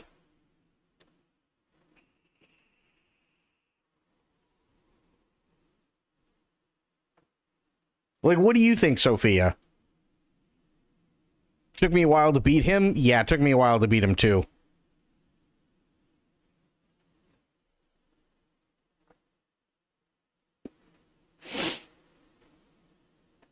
I think that'd be a really, really cool design to see in today's graphics and stuff like that. I'm sorry I wasn't listening. It's okay. You don't have to. It's fine. I'm just wondering, this design right here for a monster, right? This came out in 1999. Isn't that an awesome looking design for a monster?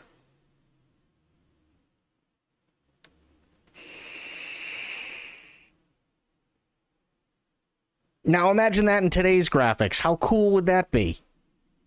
I want to see a remake of Final Fantasy VIII. Actually, hang on. Let me see something. Because somebody said that there were possible rumors of an FF8 remake. I don't necessarily believe it, but it would be really cool if it was. Oh, here's one. This is another one that you get to summon. This is Quetzalcoatl, which, if I remember correctly, was the either Incan or one of the Incan or Aztec gods.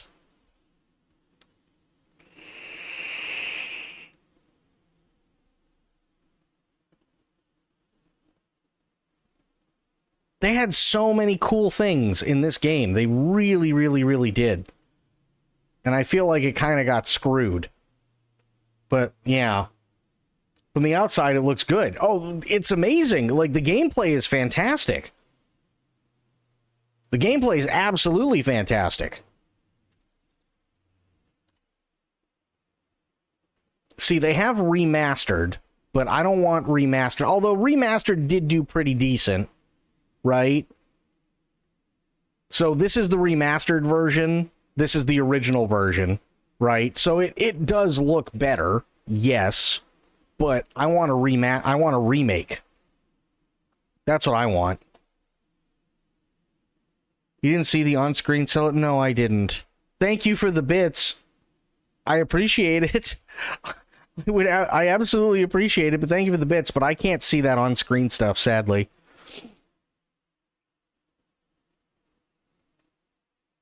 I wonder if they would bother remaking this since FF7 Remake Part 2 didn't do as expected. Well, they still have to make a Part 3. Part 2 is good, but you also have to remember they're doing it in 3 separate parts, specifically because that's how the game tracked with the original, but it's a lot bigger of a game, right? So the issue is okay, if we're going to turn Disc 1 into 40 hours worth of gameplay, or even 50 or 60 hours worth of gameplay, we can't release the whole game as one massive thing, because then we wouldn't be able to release it for another 10 years. The graphics with the devil looks like it should be an album cover for Ozzy Osbourne. Oh, agreed. Did you ever finish OG7? OG7? No, I didn't. But again, I can't do much of anything right now in terms of finishing Rebirth, or like really anything, because it all requires a controller, and my controller's dead. So, you know, one of those deals. Though, unfortunately, that stuff is currently on hold until I can get a new one. So it is what it is. But, yeah, I really, really, really feel like when it comes to the FF7 remake, you have to play it as knowing that there is a third one that's coming. Am I getting the DualSense Edge? No. That's $200. If anything, And I have it on my throne, but if anything, I'd get another regular PS5 controller. Because again, even with the DualSense Edge, it's a racket, right? Oh, great, so I can change analog sticks on the fly. Fantastic, except for the fact that those analog sticks are almost never in stock when you need them. And they're also anywhere between $50 to $80 anyway. So if that's the case, and I'm paying for a new controller, I'm paying the same price for a new controller, why wouldn't I just buy a new controller? You know what I mean?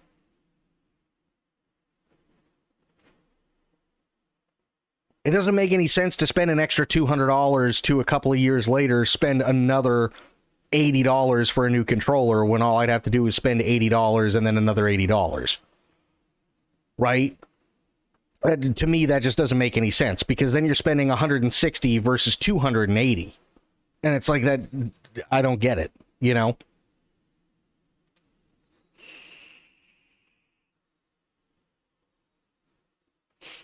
By then you'd buy a newer gen controller. And yeah, I mean, if the PS6 is out or something like that, then yeah, I'd probably end up getting the PS6 controller or something along those lines. I wouldn't even bother with getting a PS5 controller at that point. So I want another PS5 controller. And like I said, I do have it on my throne. But yeah, I wouldn't want a DualSense Edge. It's a cool idea, but again, it's way too much money, and B, they're kind of screwing you. You know, DualSense is it really is. It's insanely smooth. When was this? February 7th of last year. Final Fantasy VIII, arguably the awkward middle child of the PS1 era. Yeah, that's true. Tale of Teenage Mercenaries and Trippy Sorcery would likely benefit from a remake more than the ever-popular FF7 has. I don't know if it more, but I think it definitely deserves one. And while there's absolutely no plans for Square to do so, the RPG's original director has thoughts on what would need to be changed in a hypothetical remake. Yoshinori Kitase said he'd really rework the battle system on FF8, noting the players struggled with the stat-heavy junction system that powered the RPG's characters and fights, which I get. You can simplify it a little bit. I think you may remember that we had the junction system in FF8, and the thing about that system was enemies leveled up in line with what the player's level was. And obviously, you had to then use the junction system and how you customize that to overcome the challenge there. And I think it was a very difficult system for some people to get into, depending on your player skills. Sometimes they just didn't work out the best way of doing it. So I think I'd want to return to that and really rework the battle system on 8 and make it something where that level of difficulty and approachability for some fans was a lot better balanced. So I think that's the thing I'd look at most if I was going to look at remaking it. Again, I think that's totally fair. I've worked out that trying to recreate that kind of volume of content you had in the RPGs back then in the modern day is really not something you can take up lightly. It's such a massive investment of time and effort that we really have to think hard about taking on any kind of project like that. Again, like I said, Final Fantasy VII, right? FF7 Remake was fun, but they turned it into like a 40 or 50 hour thing, and that was only disc 1 if we're doing equivocation here to the original. Rebirth is essentially supposed to be all of disc 2. So there's still a third disc that has yet to come out, right? If after we finish the 3 games in Final Fantasy VII Remake Trilogy, Mr. Kitase then comes to me and says, right, we're going to be remaking another numbered Final Fantasy game and you are on the project, I'll just turn around and go, no. Fair. Because that's the director, Naoki Hamaguchi, for 7. He was talking about the situation lightheartedly. The conversation made it clear that remaking an SNES or PS1 era Final Fantasy is a colossal undertaking that requires a significant budget, long development period, and potentially multiple installments. Right now, it seems we shouldn't consider FF7 Remake's success as a clear signal that Squeenix will definitely remake the other games. Again, that's fair. You know? So I get it, but I would really, really, really like to see it. But maybe that's just me. You know?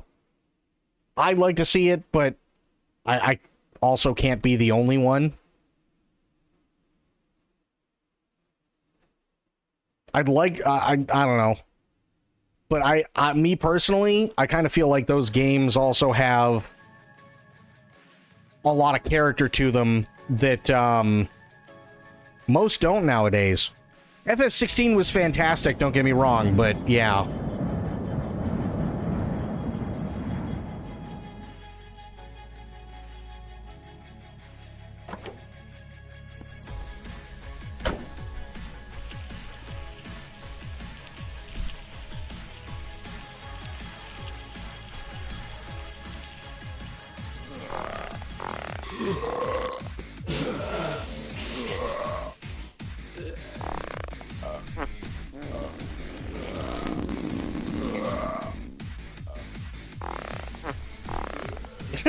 Bloop. Come on, squeeze that last one out. There we go.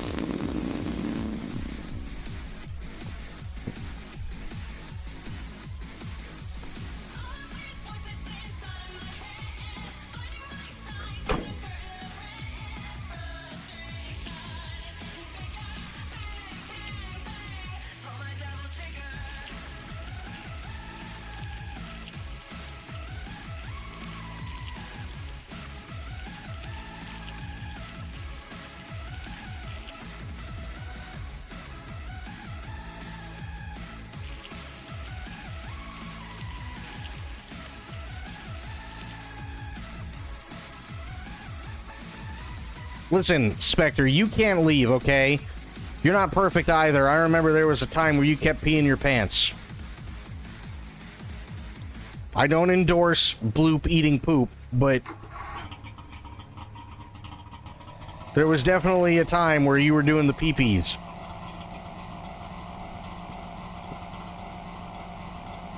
And you were smoking.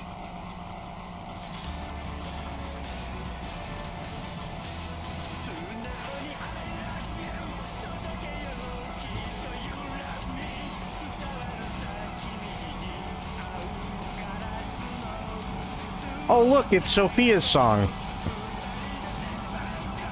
Now she can sing it to her fish again.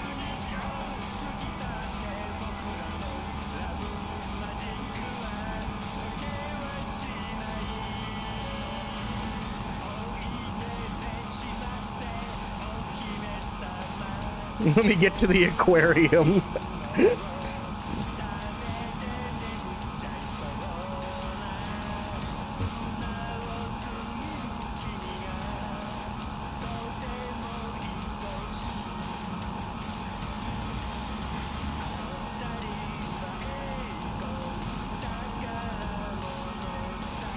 Yeah, it is a shame Baka Mitai is not in Pyra Yakuza, but I'm still really hopeful they bring back my man Kiryu.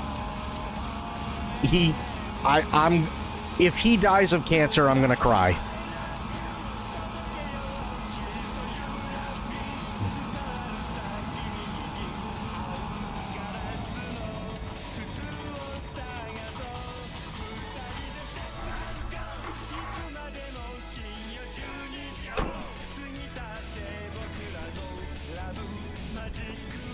We did last see him in the hospital. We saw him not only, and we only heard about him in the hospital at the end of Pyra Yakuza again. So we never actually see him at the end of Pyra Yakuza.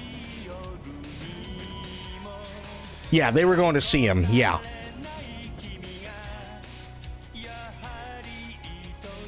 They were going to jump inside of Kiryu and beat up his cancer. They better. I'd play that game. Kick the shit out of his cancer.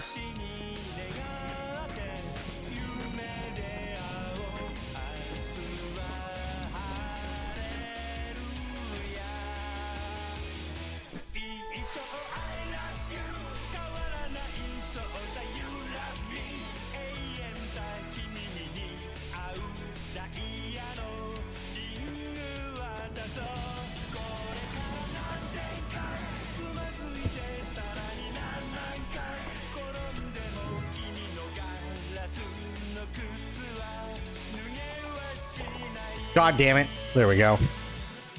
みんな乗ってる今回の頃なんたってアイドルそうグループ名はまじまじ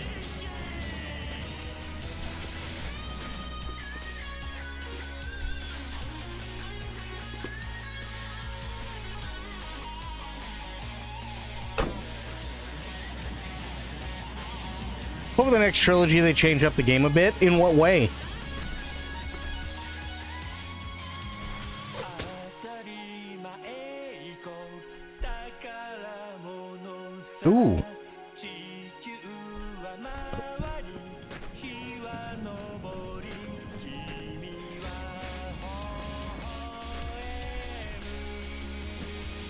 素直に I love you 届けようきっと You love me 伝わるさ君に合うガラスの靴を探そう The fuck?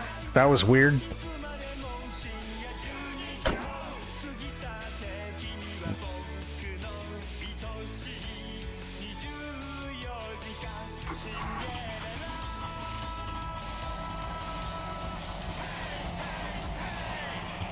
Even I noticed the three we got recently are a bit too streamlined and too similar. Well, Infinite Wealth was definitely incredibly similar to Like a Dragon. For sure. Pirate Yakuza was a decent take on things, I thought.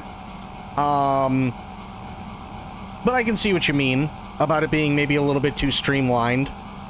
For sure. Did I check the oil and cooling on this? I don't have to. I see it right there. I don't have any oil that I have to worry about in this engine. Ooh. Good song.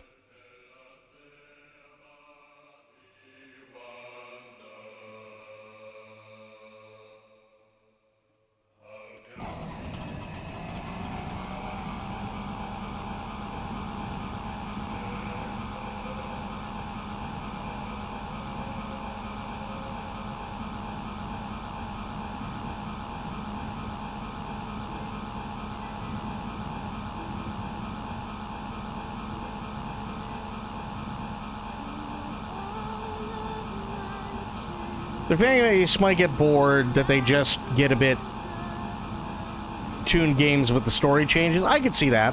Yeah.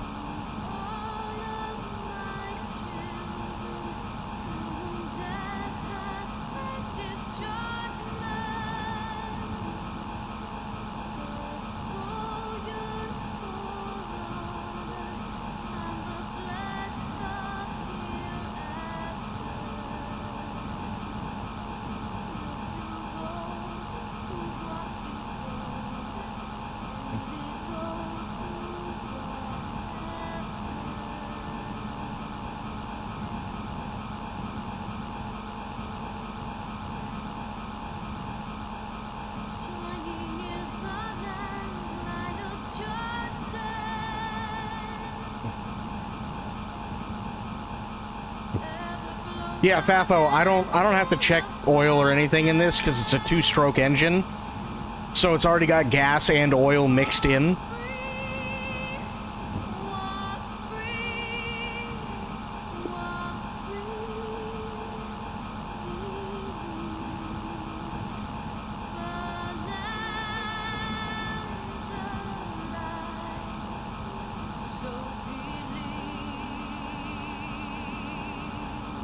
Hey, you missed your chance, Spectre.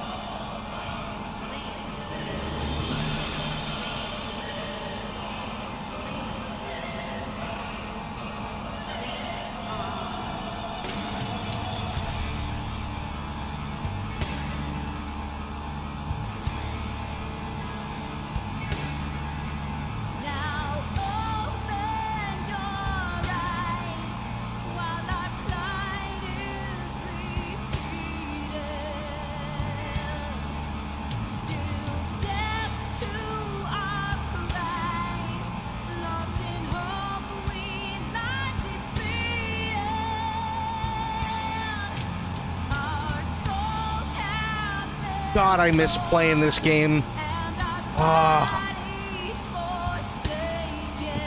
If there was literally one game I could play for the first time again, it would be this.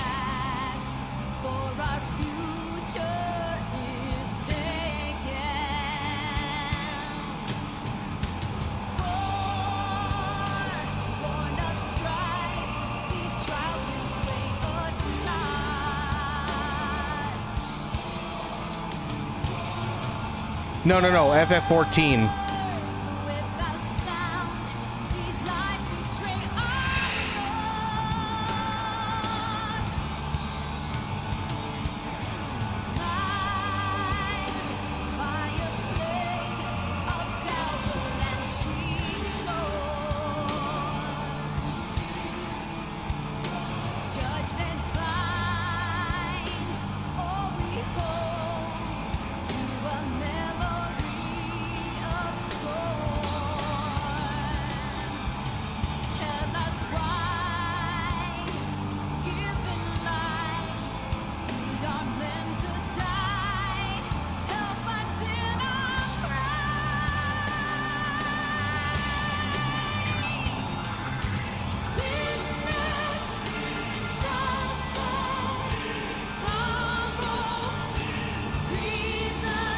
Buying the game too early? Really?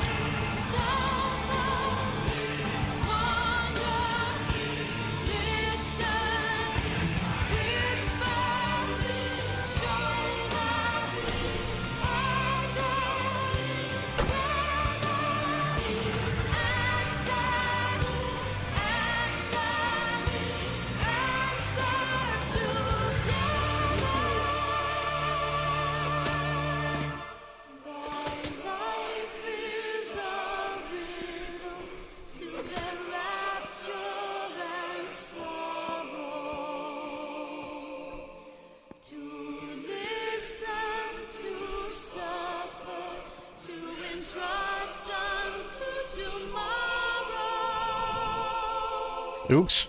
In one fleeting moment from the land of life glow. Yet in one fleeting moment for a new dawn grow. In the same fleeting moment thou must live.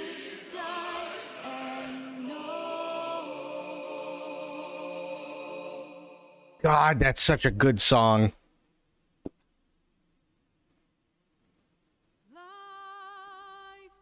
Oh. Baldur's Gate 3. Souls go to their dooms in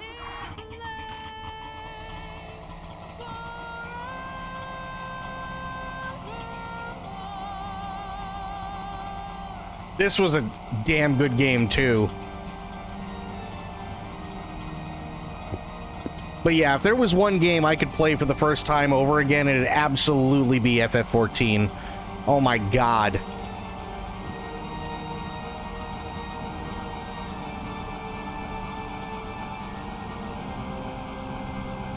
FF14 is one of the best games I've ever played.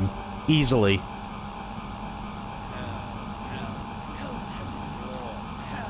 FF14.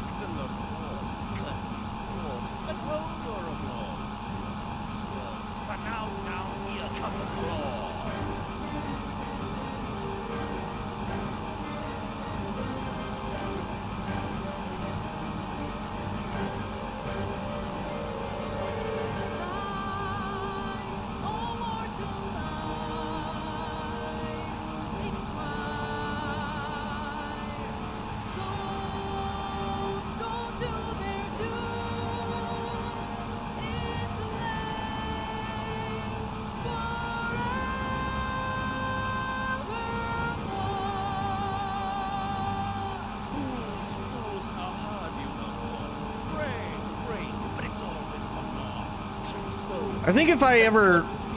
I'll never create another character. on FF14. I'm always going to have my character, but I can tell you that if I ever did, I'd probably go about things a little bit differently. No more deals. It's over. The final act got to. No more grace. It's over. This house of hope. Because that was a big undertaking. I literally did 10 years worth of content in 2.5 months.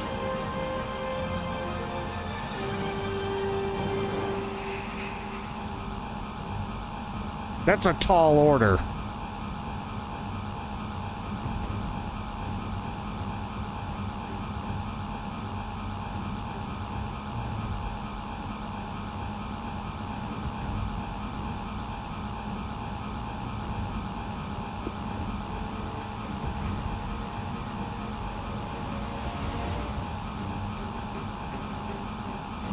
And it's gonna sound really, really, really selfish, but the only reason why, well, one of the only reasons why I actually, like, would want to help anybody, especially through the end of Endwalker, is because I would be essentially living vicariously through them, seeing that content for the first time, again.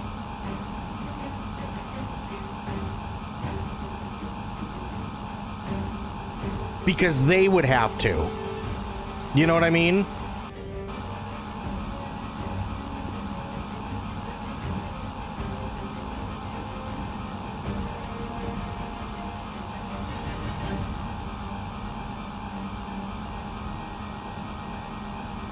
Like, you know, cough, cough, itsy.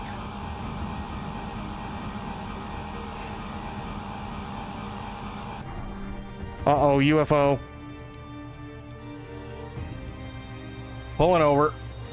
Life's immortal lives expire. Souls go to their dooms in the lane forevermore.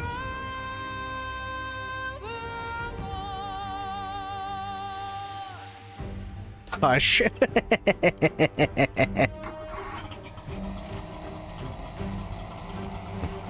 Listen, Itzy, I'd do the same thing for you that Tia did for me, which is get you leveled and get you through MSQ and be there for the end, for the final raid, and all that good stuff. I totally would.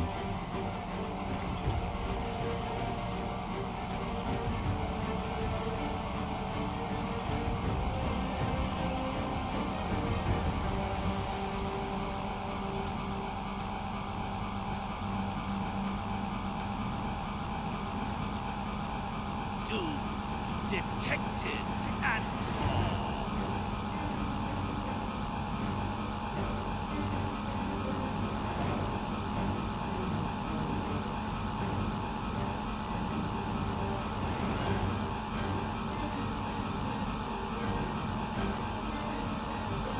The only thing that sucks, and this is something that, like, I've considered trying to go back through FF14, like, during its dead patches, like, right now, right? I know 7.2 just dropped, but, like, aside from, like, the new dungeons and the new raid, stuff like that, it's... Right now, there's no more MSQ. I mean, there's patch quests, but those are probably kind of not a whole lot, right? But I did consider going back and trying to get all the relic weapons. But I don't even think that would be something you guys would be interested... Like, is that something you guys would be interested in watching?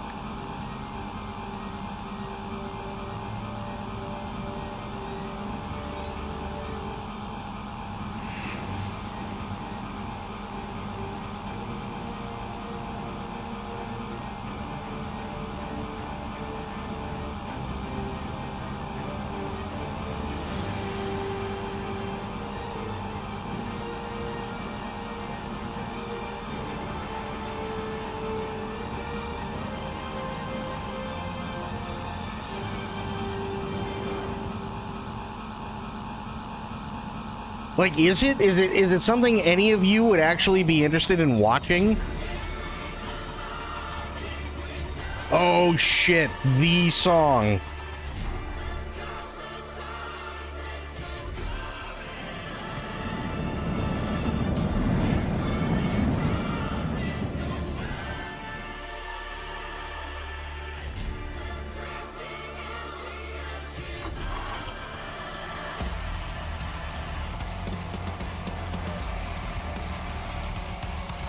Like, I wouldn't go back and do another ARR relic weapon. That...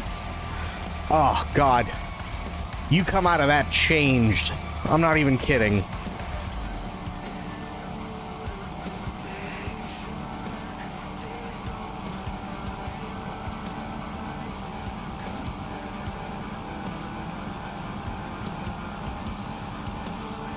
Or, like, trying to get all the mounts that I can, right? Would you guys, like, even be interested in watching me do relic farming and mount farming?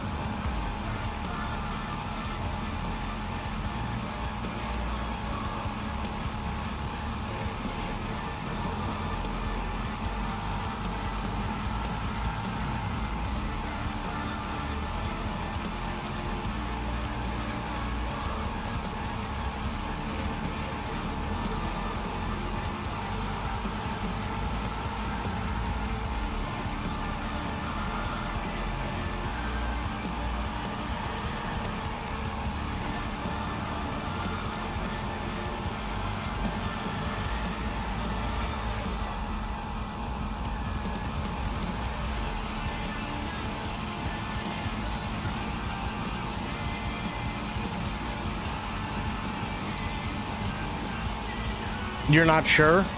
I mean, I think that's fair. What about everybody else?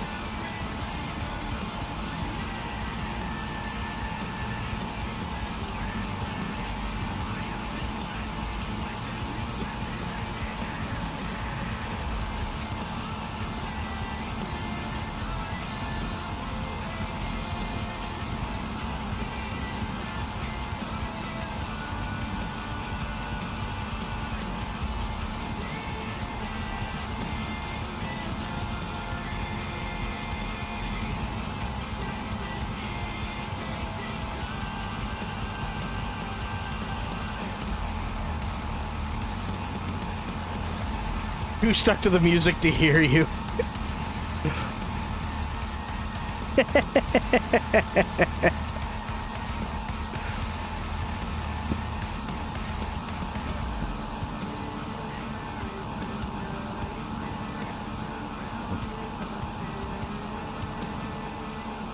I know it's tough because all of these songs are absolute bangers.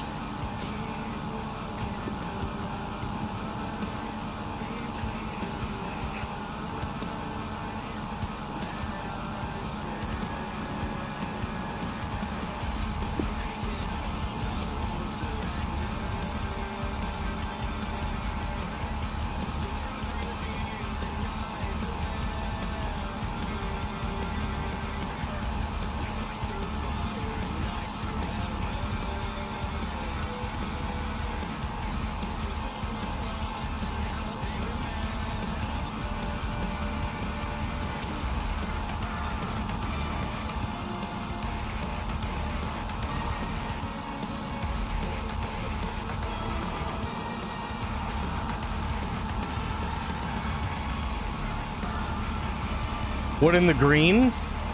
What do you mean?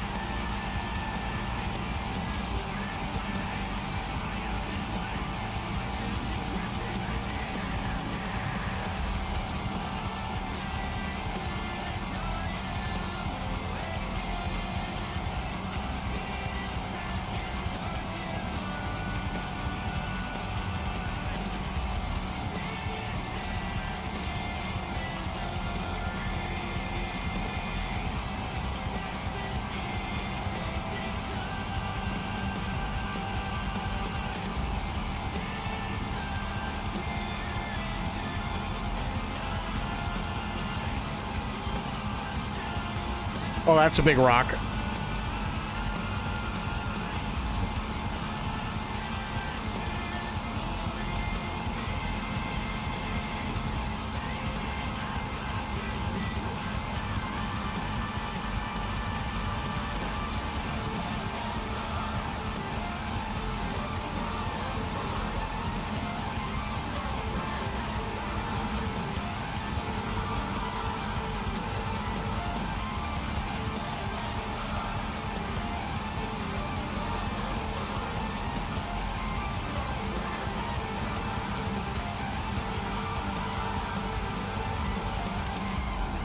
Don't you ever get the urge just to hit a tiny bit of it just to see what would happen? No, because I've already accidentally done that, and I know exactly what happens. The car goes flying.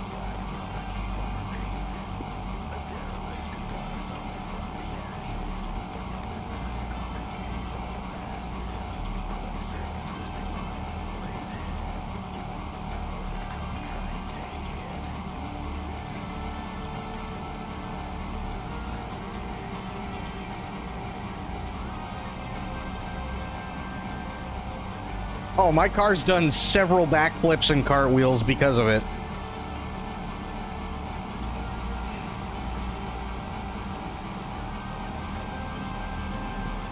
How Van Rather is still living, I don't know.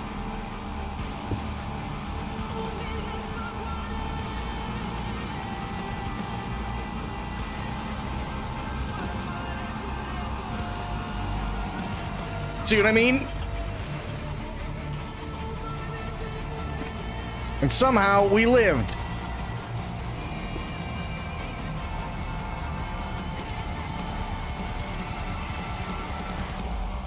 Don't think you've seen it so... Oh, okay, I gotcha. It's been green like this before.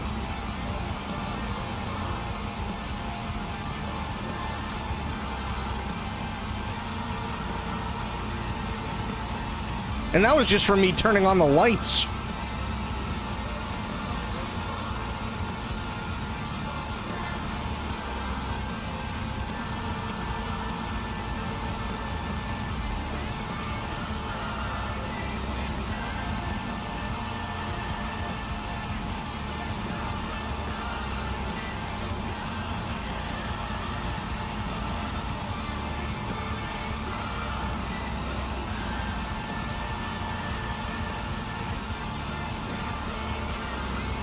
Uh-oh.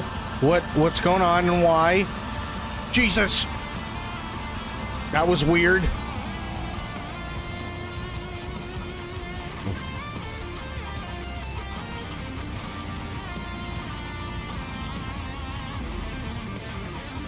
Monka.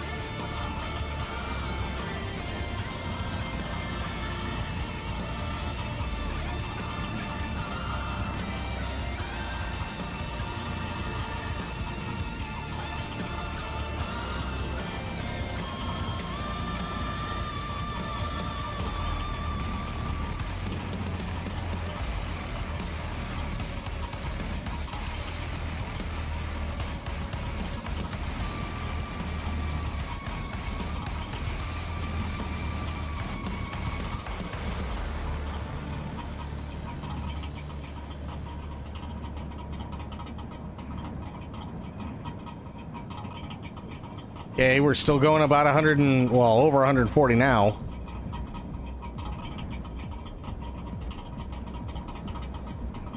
Oh, Conker's Bad Fur Day. Here we go.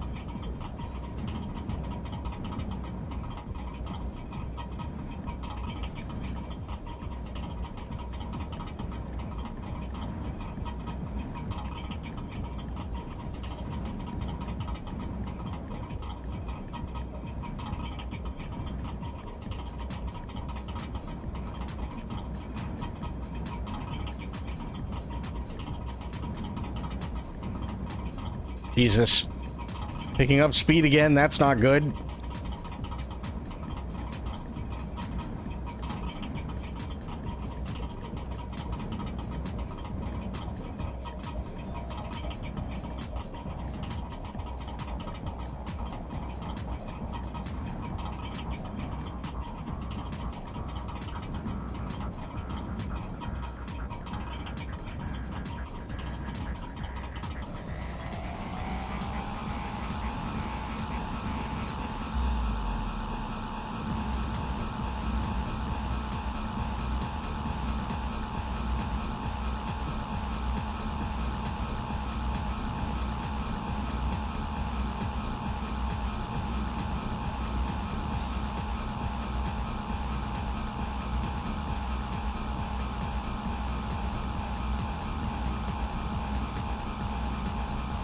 Oh!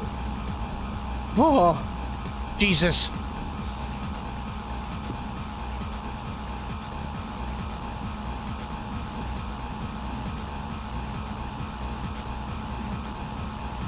Oh, I have to eat. That's not good. There we go. I have eaten. Perfect.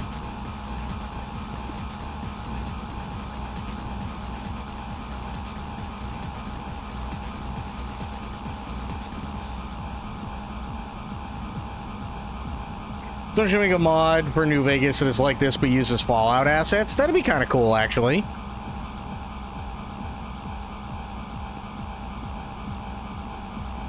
Or hell, even do it something like My Summer Car. That'd actually be kind of cool.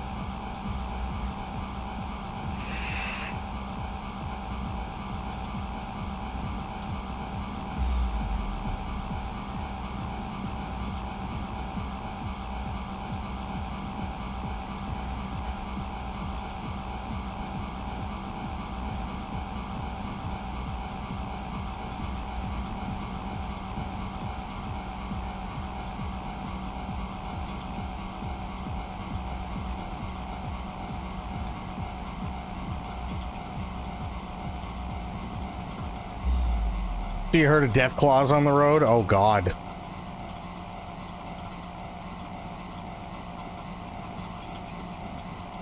God, I'm still thinking about FF14. Fuck.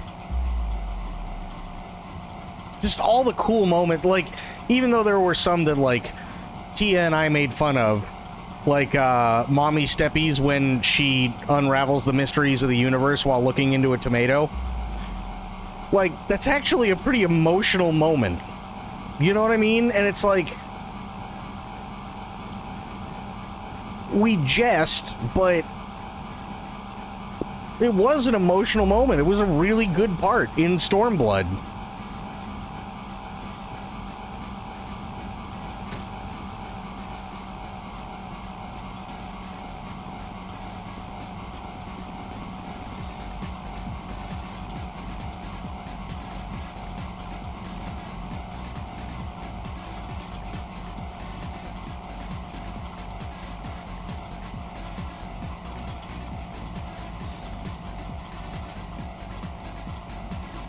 And every single one of you loved Mommy Steppies. I remember that. Do you think they'll make more expansions? Oh, yeah. Yeah, I know. So they're doing patch quests right now, right? So 7.2 just came out. So they've probably had people working on 8.0 easily for the last year or so.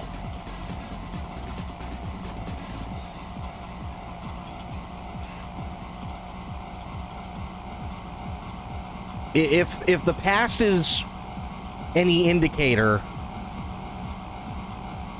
we might hear about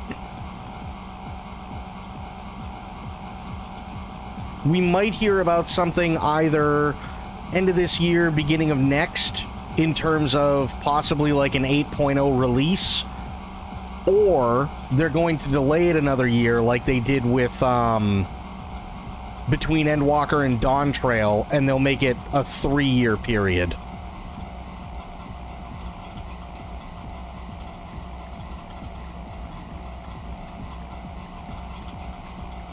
Yeah, FF14. Yeah, Yoshi P. But they're not done. They're absolutely not done, because they wouldn't want to leave on an expansion like Dawn Trail. Dawn Trail had some interesting parts in it, but it was not...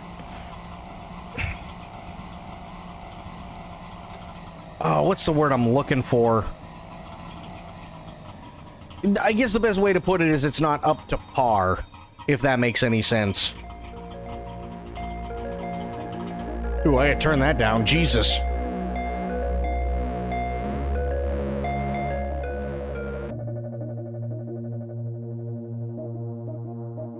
There we go. They want the game running like another 20 plus years? Oh, yeah. Good morning, I see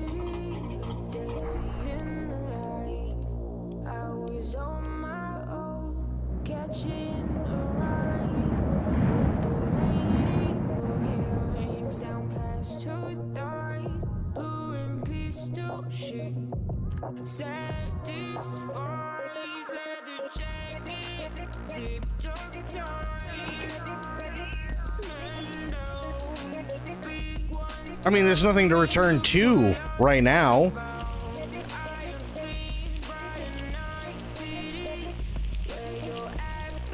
I love Cyberpunk, but we've done everything.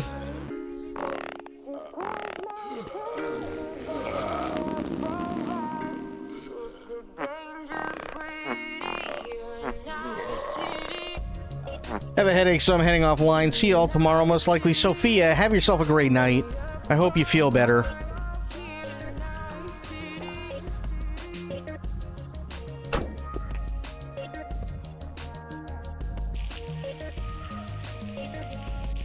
Always love and appreciate you being here.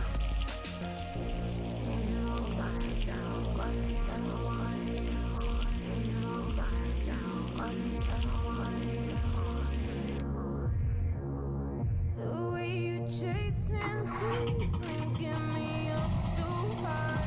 We're on the rooftop, and we don't compromise. Too many hollow, empty bodies. Like just another playthrough with another life path? I mean, that's kind of the problem with Cyberpunk. Excuse me. The problem with Cyberpunk, as much as I love Cyberpunk 2077, is it doesn't actually matter what your life path is. And that's something that they've acknowledged that they really screwed the pooch on, because you can choose one of the three main things, right? But literally the only thing that changes is how you meet Jackie. That's it. So, like, you meet Jackie when... I can't remember what path it was, but, like, you meet Jackie in a bar in one of them, right? Because you get into a fight, and Jackie's there, and, you know, he jumps into the fight and starts helping you, and you kick the... you two kick the shit out of people. I don't know what the third one is, but I know that the Corpo one is you already know Jackie. He was your childhood friend, right? So everything past a certain point where this is where each life path would be, okay, I've met Jackie in person. From that point on is the exact same thing.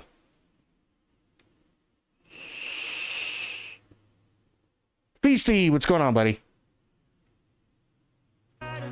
But it's true. That's what it is. And don't get me wrong, I absolutely love the prologue for Cyberpunk. It's easily one of the best parts of any game I've ever played. But literally even before the prologue really starts to get going, it's all the same, regardless of life path.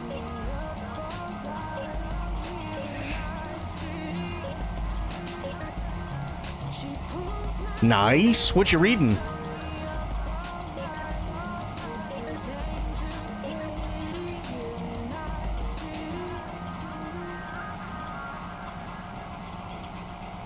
Dune? Hell yeah, dude.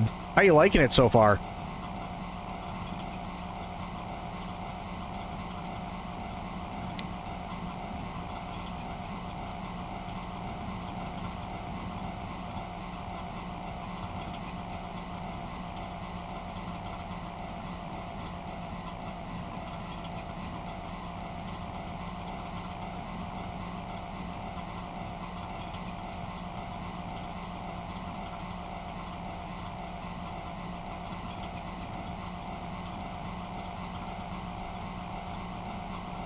Oh, and Spectre, by the way, it's not to take away from Cyberpunk. Like, trust me, Cyberpunk had one of the best DLCs in video game history. They absolutely... Phantom Liberty was phenomenal. Loved Phantom Liberty. So fucking good. It was amazing. Even the base game, the endings were actually all really well done. But, I mean, it's just, I've done everything in that game. So even choosing a new life path, it's like, well, what... Like, as much as I love hanging around and going to see all the cool things and everything like that, there wouldn't really be any reason for me to do it because there's nothing new. You know what I mean? Not super far to start tonight. I like his style so far. Hell yeah. Yeah, he's got one of those writing styles, and I'm sure you have it because every iteration of the actual book that I've had physically always has the glossary in the back, which I absolutely love, because his style of writing is, I'm basically too smart for all of you, and if you can't figure out what the fuck's going on by yourself, that's not my problem. I just thought it'd be cool to watch you replay it. I mean, it would be cool, or it would be cool, but like, I don't know. It's one of those things where it just... I've done it twice already. You know what I mean? Like, I did it the first time and went through base game, and then I did it again when Phantom Liberty came out. So I've already played it twice over. Why not thrice? Because there's nothing new. Like, let me put it this way. If there was a thing that showed up on Twitter tomorrow, right? And all of a sudden,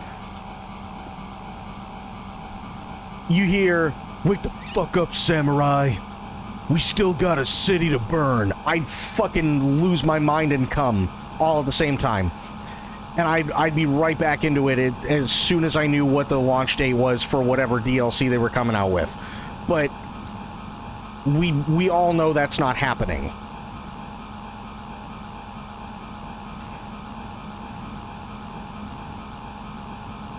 Not to mention, if I remember correctly, they're hard at work trying to put together, I think it's in pre-production right now, the sequel to 2077.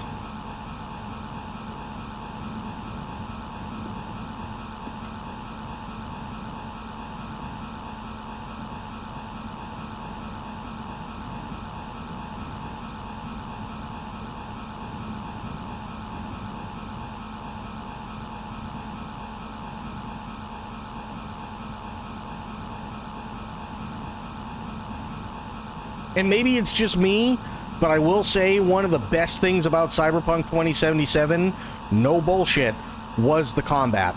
The combat I thought was phenomenal in that game. I absolutely loved the combat in that game.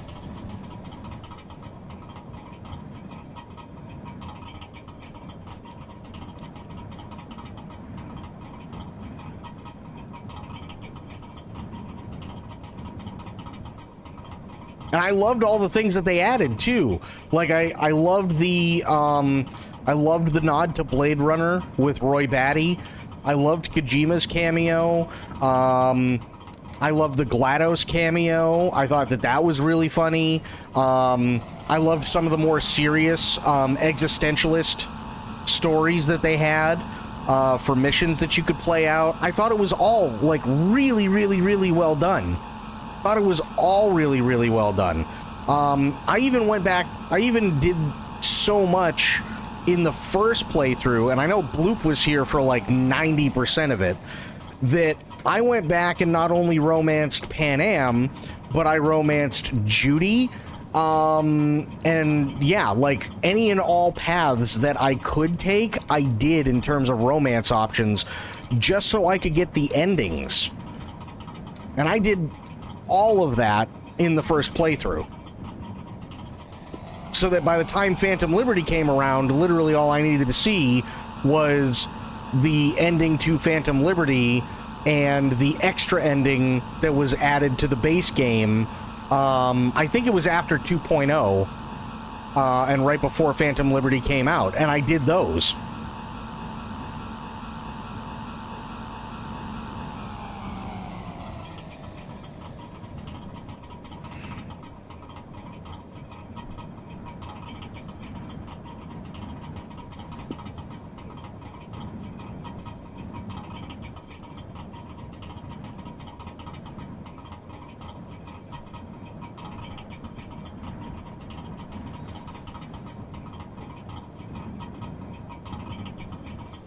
And trust me, I'm still incredibly pissed, by the way, that you can't save what's her name.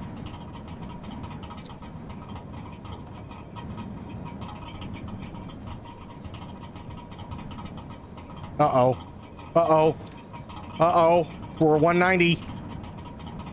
200. Oh, shit. 210. Oh, we be zooming. We're floating. We're floating.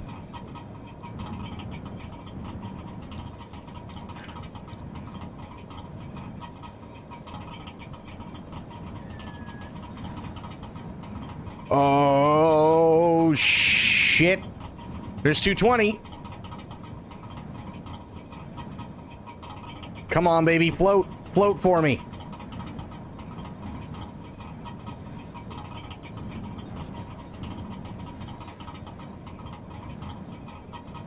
Past 220. Come on.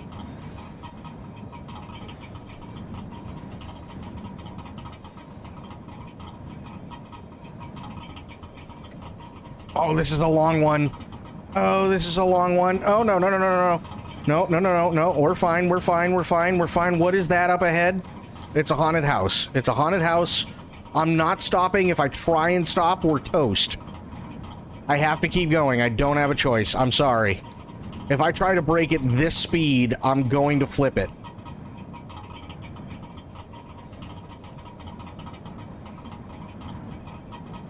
Want to ask you a very important question? Oh, no.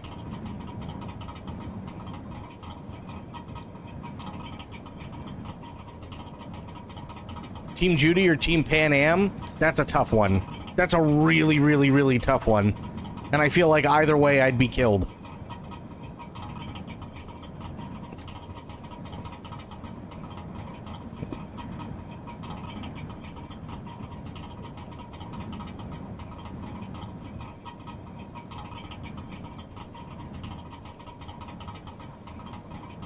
Oh. Oh, God.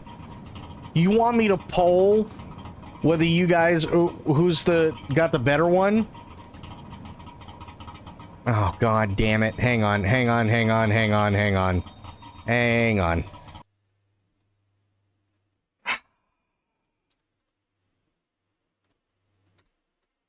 There.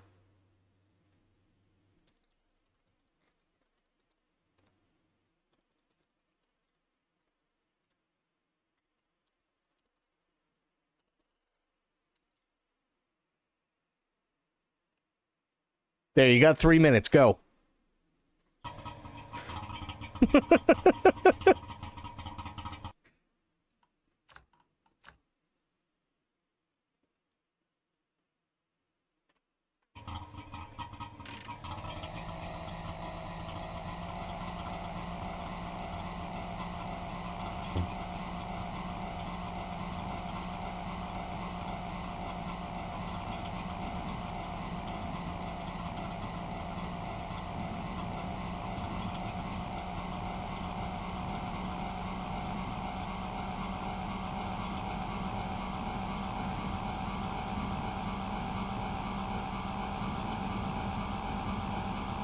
I'm gonna be honest, I feel like if you choose the path of being the straight guy, right? I feel like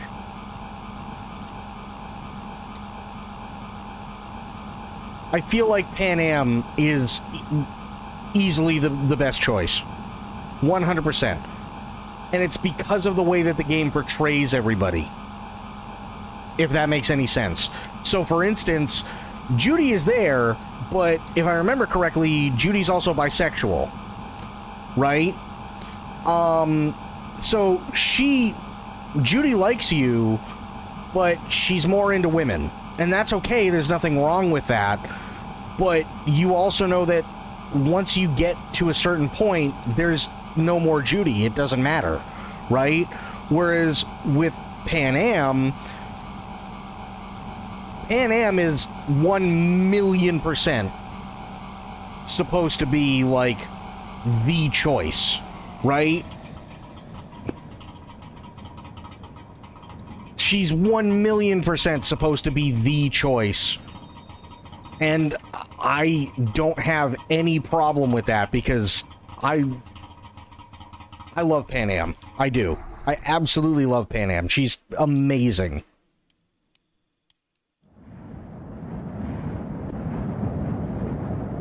I started Team Judy, but anyone who plays the game will definitely choose Pan Am. And I think that's kind of the issue, right? Is like, Judy, like, we all love Judy. Judy's amazing.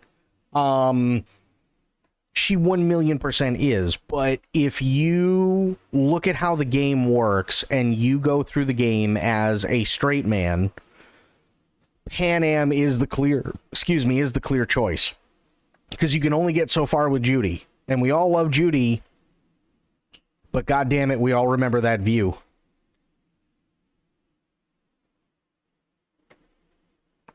You know what I mean? And then she's literally there throughout everything. Yeah, see, Pan Am. Yeah. She's literally there throughout everything after the fact. Like, Judy's still around, but after a certain point, she stops calling, she stops sending messages, you can send her texts and everything, and she'll just kind of be like, well, I'm busy right now, I can't really be there.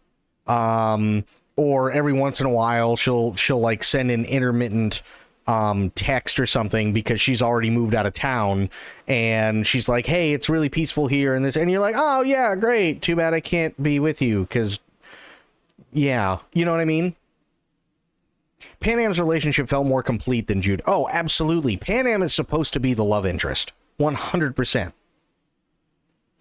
If you're playing the game as a straight man, Pan Am is absolutely the love interest. 1,000,000%. Like, that's just how it is. I've never played as a woman in the game, so I don't know. I don't know the choices that are associated with Judy when you play as a woman. Right? I definitely could see them doing the same thing with Judy that they did with Pan Am when you're a woman or when you play as a woman. I could absolutely see that happening. But Judy, unfortunately, if you're just playing it as a straight dude, Judy's kind of like the one that got away, if that makes any sense, right? Whereas Pan Am, she's gorgeous, she's loyal, she's always there, she's incredibly faithful, you know, she's literally ride or die, and, you know, regardless of what decision you make at the end, she's still there.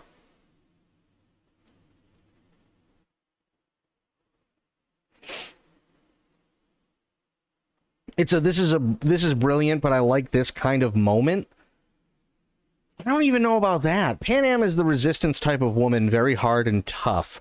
Well, it's not only that. It's like Judy is the same way in terms of attitude, but the biggest difference is that, again, Judy likes women more so than she likes men. Nothing wrong with that. That's how it works in real life. Sometimes you meet someone and they prefer a different, you know, gender than what you are. You'll only ever go so far. Maybe in the off chance it might end up being a hookup every once in a while, in a great while, but ultimately they prefer another kind of person. Pan Am is supposed to be the direct love interest to somebody who plays a straight man in Cyberpunk. 1,000,000%.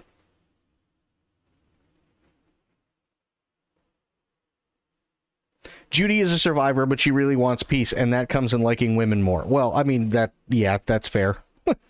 Men are a little chaotic. I ride and die for Pam every single time. I mean, I don't blame you. I don't blame you whatsoever.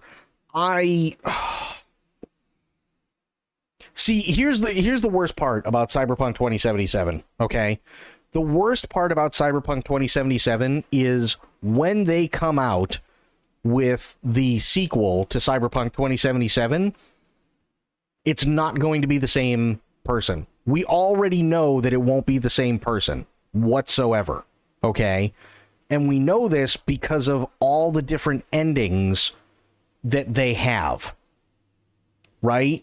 So the problem is that, let's say you only ever played through Cyberpunk 2077 once, and you got the ending where Pan Am can't take it anymore, even though she's living in the lap of luxury, and you're in the high-rise apartment, but because of everything else that's going on, she just can't take it anymore, and she leaves you. Right? That is your canon ending for your playthrough if you only ever play it once. Now, let's make a Cyberpunk 2. If you played it only once, and that's the ending that you got, and you're okay with that, is it fair to make it that you, as a straight man, start off with Pan Am, and she still loves you, and you're still in the high-rise apartment, even though that's not what happened at the end of the first game? You see what I mean? Let's put it another way. Let's say you get the best ending with Pan Am, and they decide, oh, no, we're going to start it off, and you and Pan Am are now divorced. Is that something you really want to go through?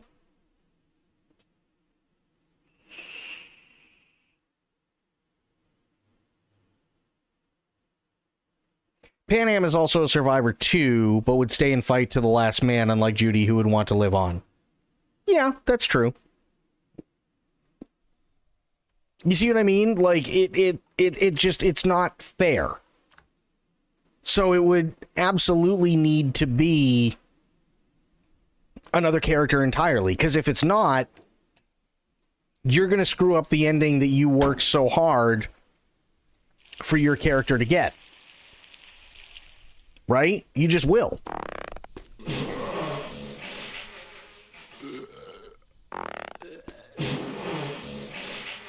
Repeat that? Sure. What happens if you end up getting the best ending in Cyberpunk 2077 with Pan Am? Right? And you guys go and ride off into the sunset together, and you're both in love and everything like that. And then, at the beginning of the next Cyberpunk game, you and Pan Am are divorced. Then what? You see the problem? Is that really fair?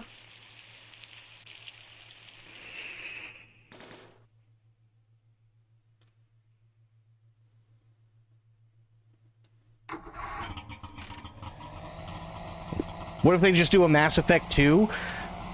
I mean, yeah, but he's already supposed to be dying. Like, V is already supposed to be dying. That's kind of the problem. Unless he gets Johnny out of his head, we already know what the ending is for V.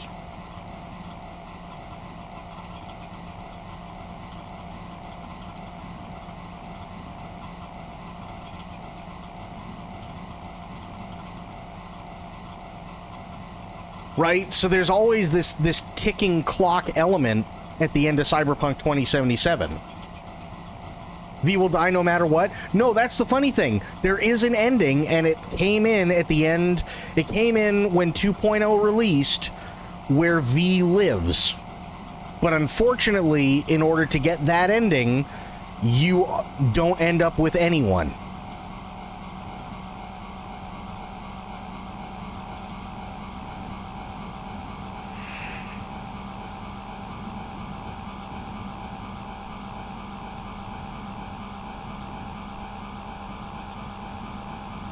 So you're screwed either way, because it's like, do you get the best ending with Pan Am, and it's left ambiguous to the point where you don't know if V lives? Maybe they found somebody who could help him out, but you have Pan Am by your side? Or you live, and you know that you live, but now you're literally nothing special because you can never use mods ever again. Your augments all have to be completely gone. Johnny is gone altogether, and you're just another mindless automaton in the sea of people in Night City. Those are your two choices, right?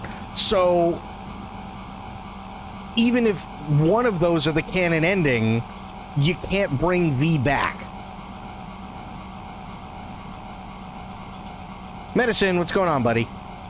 You cannot bring V back. V is done. He's gone.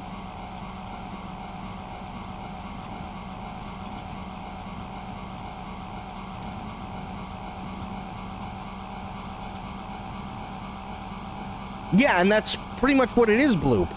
V realizes that he has to be a regular person. He has to get a regular job.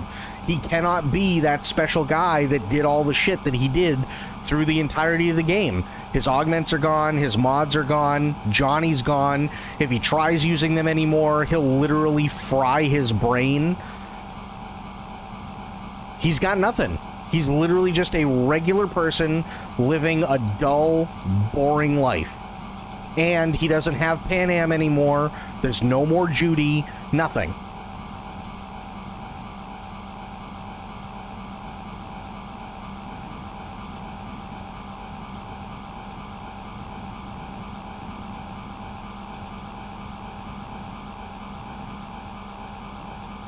They might make references to be depending on your ending, which is fine, right? There's nothing wrong with that.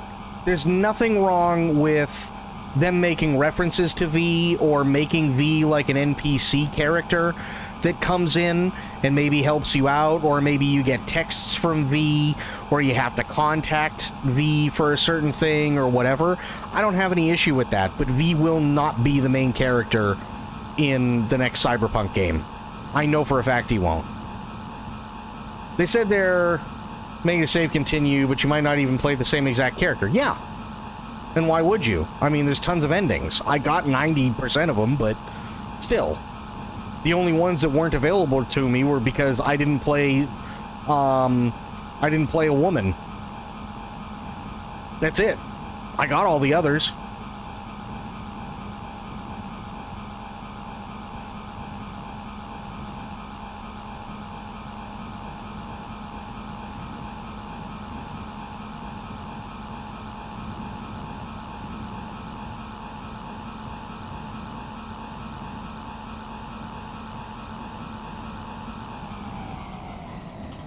First playthrough will be a woman? Fair. Totally fair. I think there's a lot to love about Cyberpunk 2077. I really do. You're a woman in KOTOR too? Absolutely, go for it. There's a lot to love about Cyberpunk. There really, really is. It's a fantastic, fantastic game. And yeah, if people haven't played it, I would highly recommend people go play it, because it's well worth it, especially with Phantom Liberty. Oh my god, was Phantom Liberty done well. But yeah, I mean, if I had to make a choice, especially with the character that I played, there really isn't much of a choice. It's Pan Am all the way. 1,000,000% Pan Am.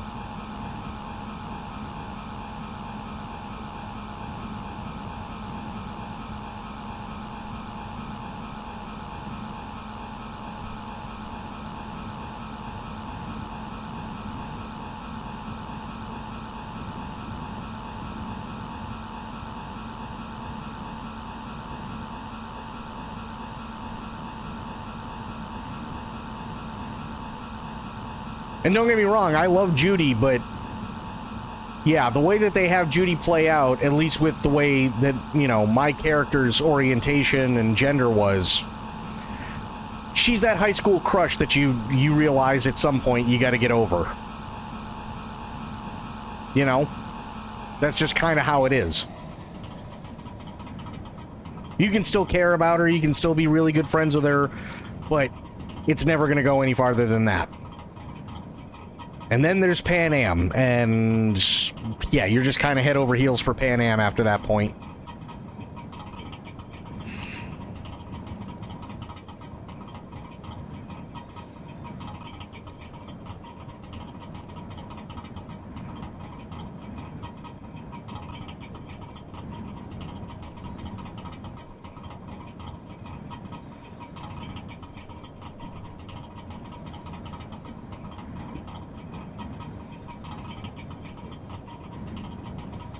Bonino? Jesus.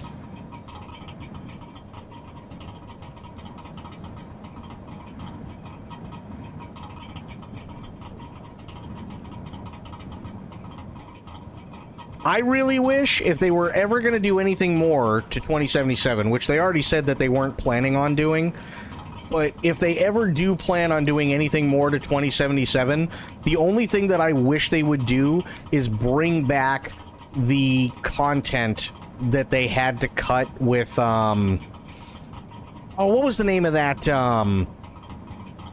what was the name of that organization, that militaristic one? I can't remember it. The one at the beginning where you see them, like, arresting people when you and Jackie drive by them.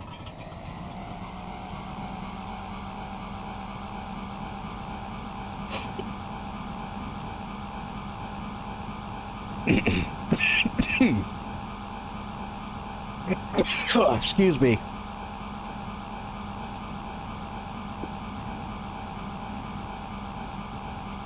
Militech, yes, thank you. I'd like to see them bring back the cut content that they wanted to put in for Militech.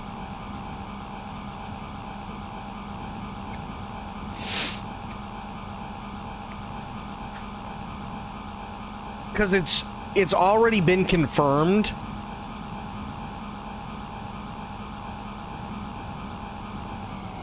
Or did they fix it all? Oh, they did. They fixed a ton of stuff. But, like, hang on one second. Let me pull something up. Let me pull something up here really, really quick. That's not what I wanted to do. Just go to YouTube, please. There we go.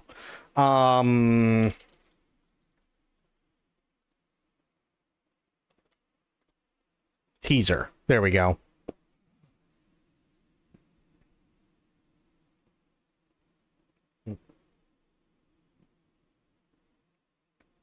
Let me see. Yeah, this one right here. God, this came out 12 years ago. Holy shit. Okay, this teaser right here is why I'd want to see the Militech stuff.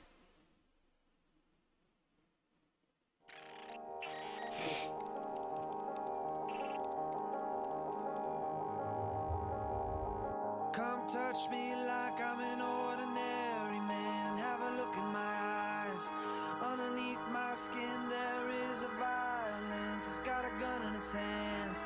Ready to make sense of anyone, anything, anyone, anything, anyone, anything, anyone, anything, anyone, anything. Black holes living in the side of your face. Razor wire spinning around, you're around, you're around, you're around, you're around. Well, that's the point. That's the point, Blue. Is that in this trailer, we see this woman, right? We never see anything else about her, and most people forget about her when we play the game. But what ends up happening is that you do a few jobs for Militech, and then this woman who is the Militech leader comes to you and says, maybe we could work together in the future. You did a really good job and this, that, and the other thing. And then that's it. There is no more Militech stuff. You can find, though, through documents, but you have to look kind of all over the place, as you typically would in an RPG. You can find out, though, this woman is that Militech leader.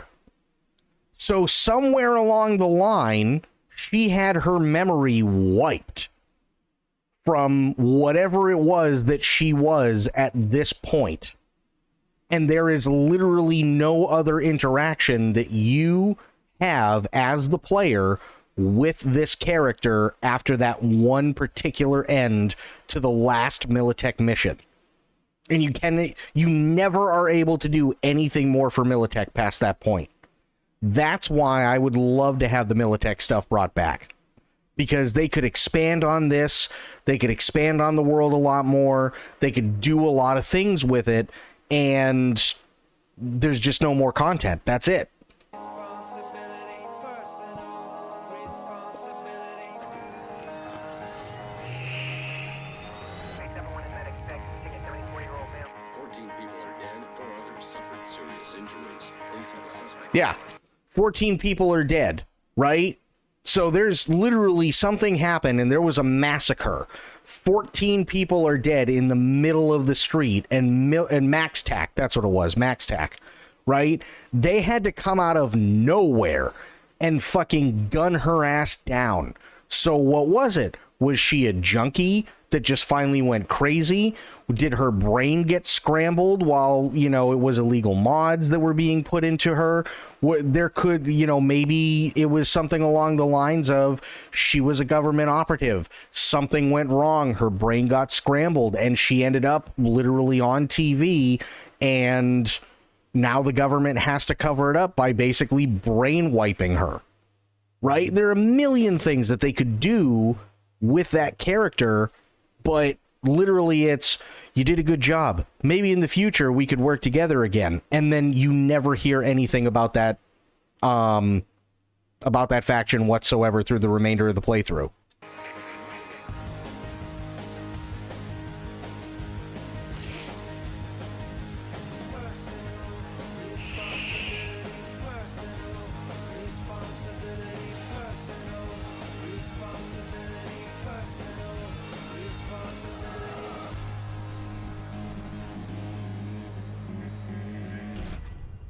Like, how cool would that be? But, yeah, there's nothing.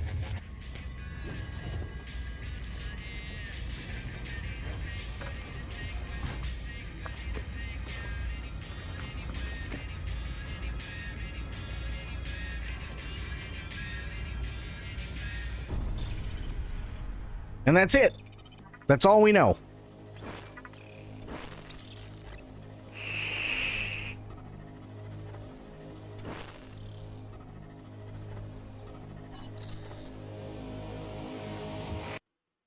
And that was it. So yeah, I would love to see the Max Tech stuff come back, but again, more than likely it won't. Right? They're pretty much done, from what I understand, with 2077. They're working on Witcher 4. I know Witcher 1 remake, like you said, and Cyberpunk 2.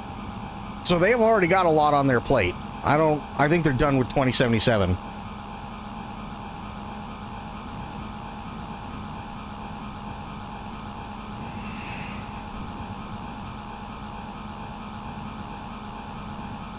Adding a lot to Marvel Rivals too, probably.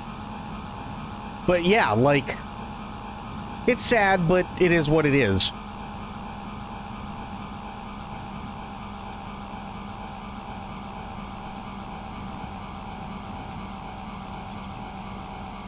I just, you know, is the game perfect? No. But, Medicine, I swear to you, dude, do yourself a favor. If you really, really want to play a phenomenal game, do yourself a favor, reinstall 2077, and if you can, pick up Phantom Liberty. Phantom Liberty is literally the best DLC I've ever played for a game in a very long time. Yeah, just go through it. They really did fix a lot of stuff. They really, really did. Phantom Liberty was amazing.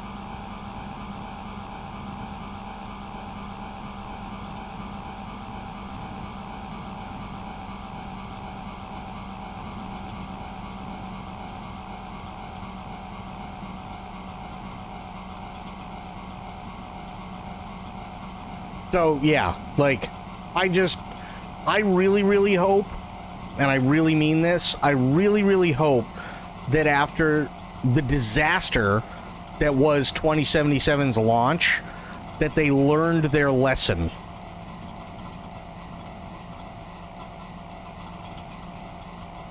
I really, really hope they learned their lesson, because they pulled off the impossible, which was take a game that was essentially dead, right? Take a dead game and turn it around and make it a game that even still today is played by a lot of people. Fix like 70 to 80% of everything that they wanted to do, and then to make it even more interesting, make a brand new DLC that gave you an entirely new set of storylines to go through and a new ending to the base game, and they made a banger out of it. You can't do that again.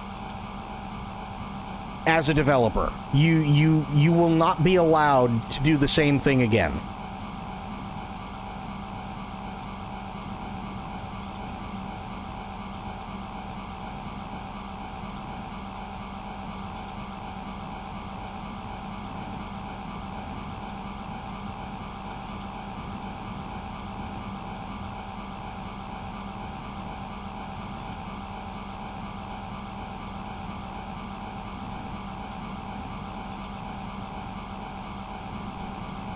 They're getting Professor X in the future, Deadpool, etc., Ultron. See, that stuff doesn't, like... I mean, I know a lot of people really, really enjoy Marvel Rivals, and hey, good on them. You know, whatever floats your boat. That stuff never really ever appealed to me. But again, it's a hero shooter, and I played Overwatch. And then after a while, I hated Overwatch, and that was kind of the end of hero shooters for me.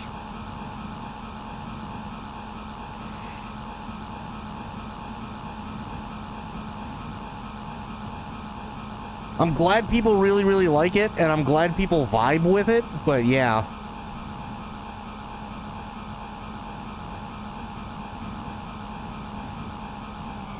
They really turned that around. People were on the cusp of thinking they ditched it into indefinite developer hell. Oh yeah, they did. They thought so. Gaming is not what it used to be. No, but I think things are starting to turn around for the better. There was a news article that we looked at yesterday. There is now a game developers union, which is awesome. And it started of, in all places, Activision Blizzard.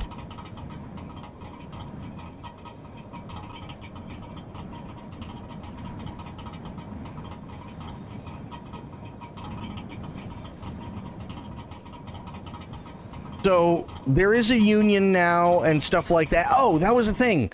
Shit. Did you... I sent you a thing on Discord, by the way. It is a union that they did start. And they want to be able to reach out and connect with people that lost their jobs, that were part of the video game industry, and stuff like that. And yada, yada, yada. So, I mean, it's worth checking out. If it's like, if you want to get back into that industry, it's definitely worth checking out for sure.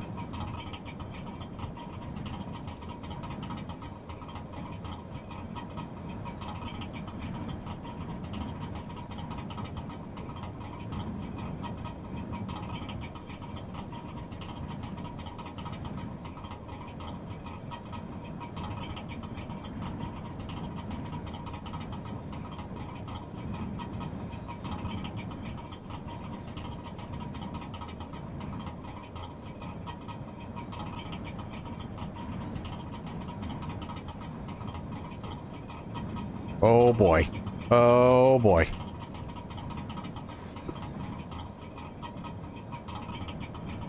Jesus, we're still going. Oh god. Okay, strap in. Oh!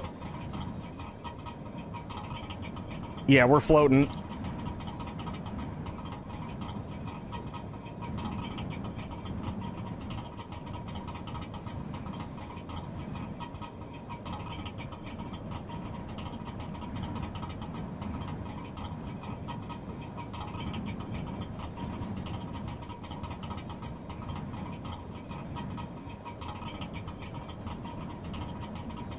Okay. Come on. More downhill. I see it.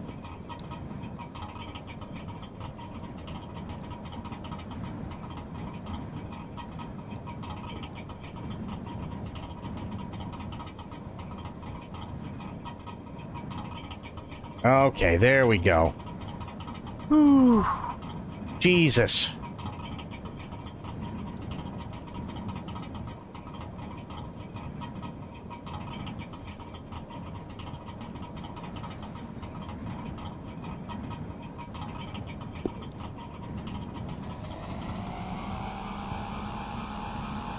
Nice.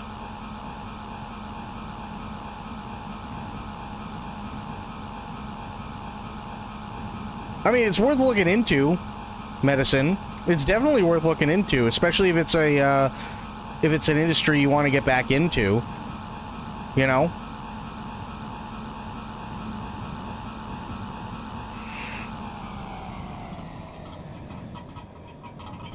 Oh god, there's still more downhill.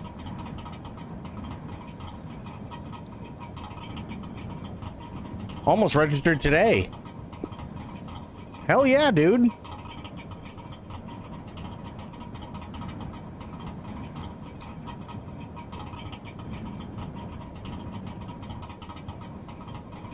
Just not ready to commit to paying dues? No, I mean, that's totally fair. I get it. I totally get it. I'd see, like, maybe there's a contact number or something that you can call. I don't know.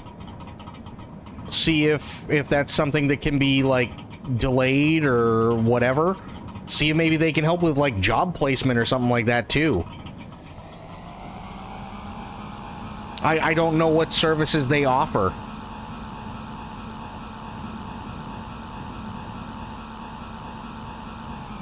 But I was sitting there thinking to myself, that actually that's a really good thing. You know what I mean? It's about time the gaming industry got something like that.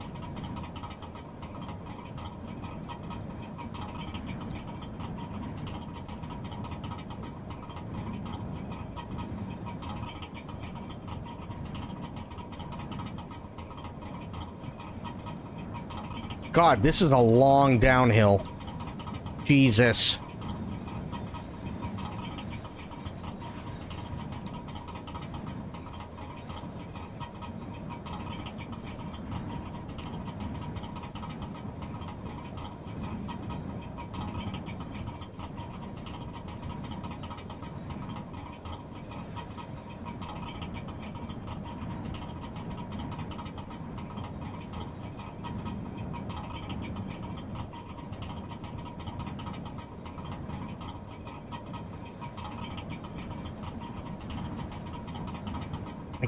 God, this is an insanely long downhill. Holy shit. I've been coasting for what, 10 minutes?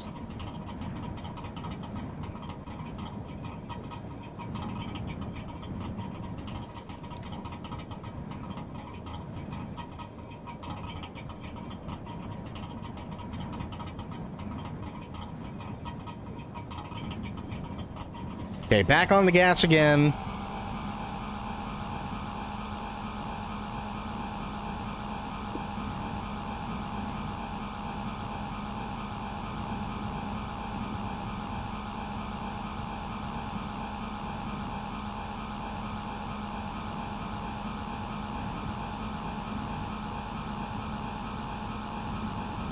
Yeah, here we go again. More coasting.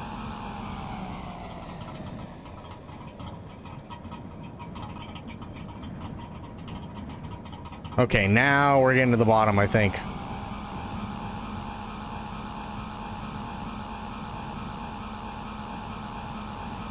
Jesus.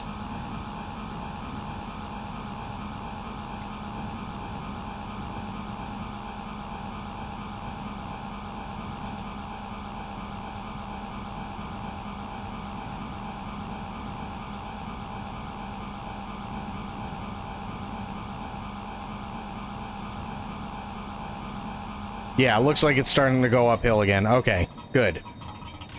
E-brake, engine off, lights off, sleep.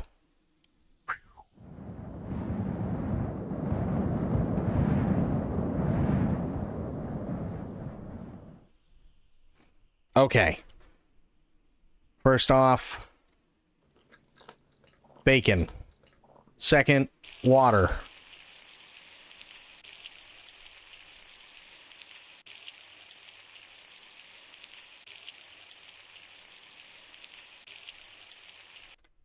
Okay.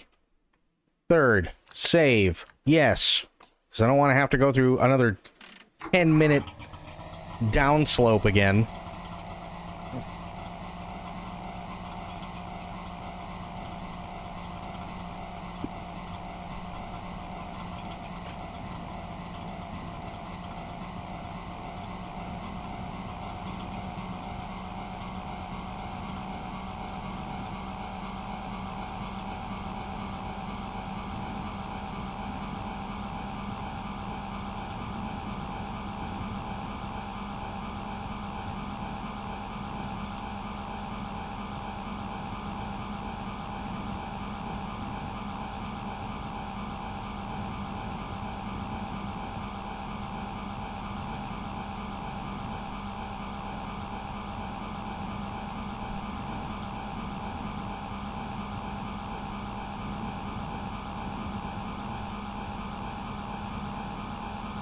So yeah, I'm really like, is gaming the way it used to be? No, but I think that's both good and bad, if I'm being honest.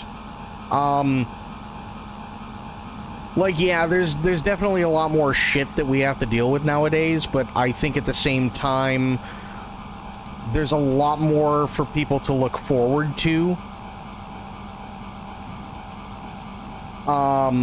And I think that there's, thankfully, a turning point that's happening. Because you have shit that, like, we never, like, nobody ever would have thought. You know what I mean? Nobody ever in their right mind would have thought, even 4 or 5 years ago, that there was ever going to be a union. No one. You know what I mean? I'm just at a point where I'm questioning everything right now. I think that's a good thing, and I think it's a healthy thing. Right? Question everything. Absolutely. Question everything. 1,000,000% you should. Question what you want to do. Question if it's an industry that you want to remain a part of. Question if it's something you want to, you know, put your time and energy into again. Even if it's something that's not necessarily the same, but it's the same industry, question it. What? Absolutely. I still miss my old job, even though I was underpaid and abused. Yeah. And it's not an easy thing to get over. By any means, it's not an easy thing to get over. Right? I mean, it was a job that you loved, but there were a lot of things that could have been a lot better and just weren't. If we're being honest, right? A lot of things that could have been done better, but just weren't. For a lot of reasons. And that really sucks. That really sucks. But, yeah, I mean, question everything. Don't take anything for granted. Right? Don't. There's no reason for you to do so.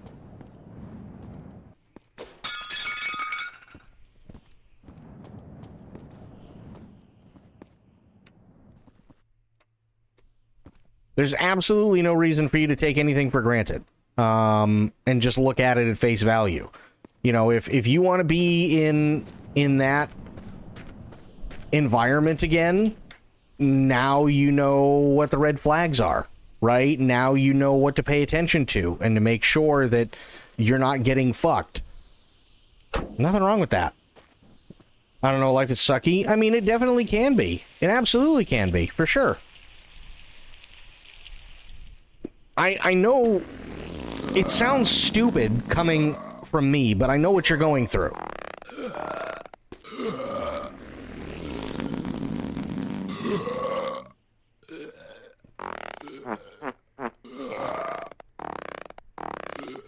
Come on, squeeze that last turd out. There we go. Much better. That bunny was gonna try and assassinate me while I was taking a crap. But yeah, no, I know what you're going through. I absolutely do. Right? Like, there are aspects of my old job when I was working for hospice, or even when I was working with boats, right, that I do miss. There are absolutely aspects, but the realization is that when I was working with boats, even though it was a lot of fun, I was severely underpaid and I was taken advantage of. And then even before that, I was grossly taken advantage of. And the pay that I was receiving, although really, really good, almost felt like, because of the work I was doing and because of how long they made me work, it almost felt like I was being punished for the amount of pay that I was getting. And in both jobs, I was not happy. I was a very, very unhappy person when it came to both jobs, right? I was insanely unhappy. When I was working hospice, I hated literally everything. I hated myself. I hated my friends. I hated everybody that I cared about. I hated life. I hated my life. I hated people in general. I hated everything and anything that you could possibly think of. I fucking hated. I couldn't stand it. But I was making $100,000 a year. Right? And then when I was working at the boat club, it got to a point where I hated everyone. I hated everything. I hated my bosses. I hated everybody that I worked with. I hated the the clients. I hate, like, anything and everything about boats. I absolutely fucking hated for the longest time. And to make matters worse, not only was I almost just as unhappy as I was when I was working for hospice, but I also wasn't making the money that I was making when I was working for hospice, so it was that much worse. Now, here I am. Am I making a shit ton of money? No, not even remotely close. Right? I'm not making really a whole hell of a lot as it is, but I'm a hell of a lot happier. I really am. I am a hell of a lot happier now than I have been in 15 years. Almost.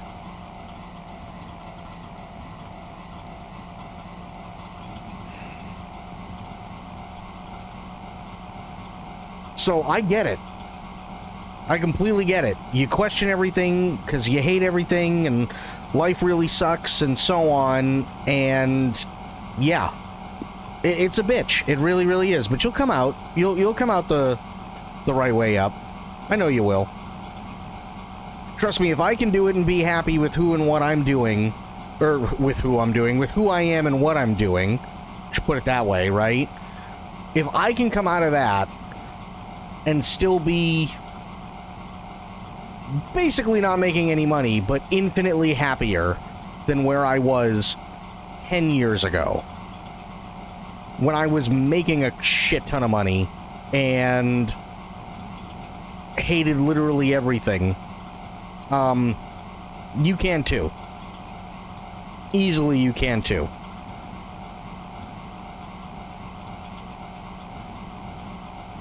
I know you can. If I can do it, anybody can. And it sounds really stupid, and I know it sounds cliche, but it's the truth. It really is. Call it whatever you want. Call it life, call it God, call it karma, whatever, right? Life has this really, really, really funny way of putting mountains and mountains and mountains of shit in our way, and then we go through them, we go over them, we go around them, we navigate them, whatever we have to do, and we come out the other side, and we're infinitely better for it.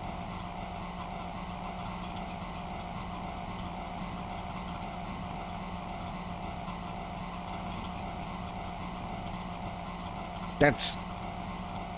It sounds stupid, but that's how I look at it. Right? Because I have to. Because of all the shit that I've been through. So if I can do it, anybody can.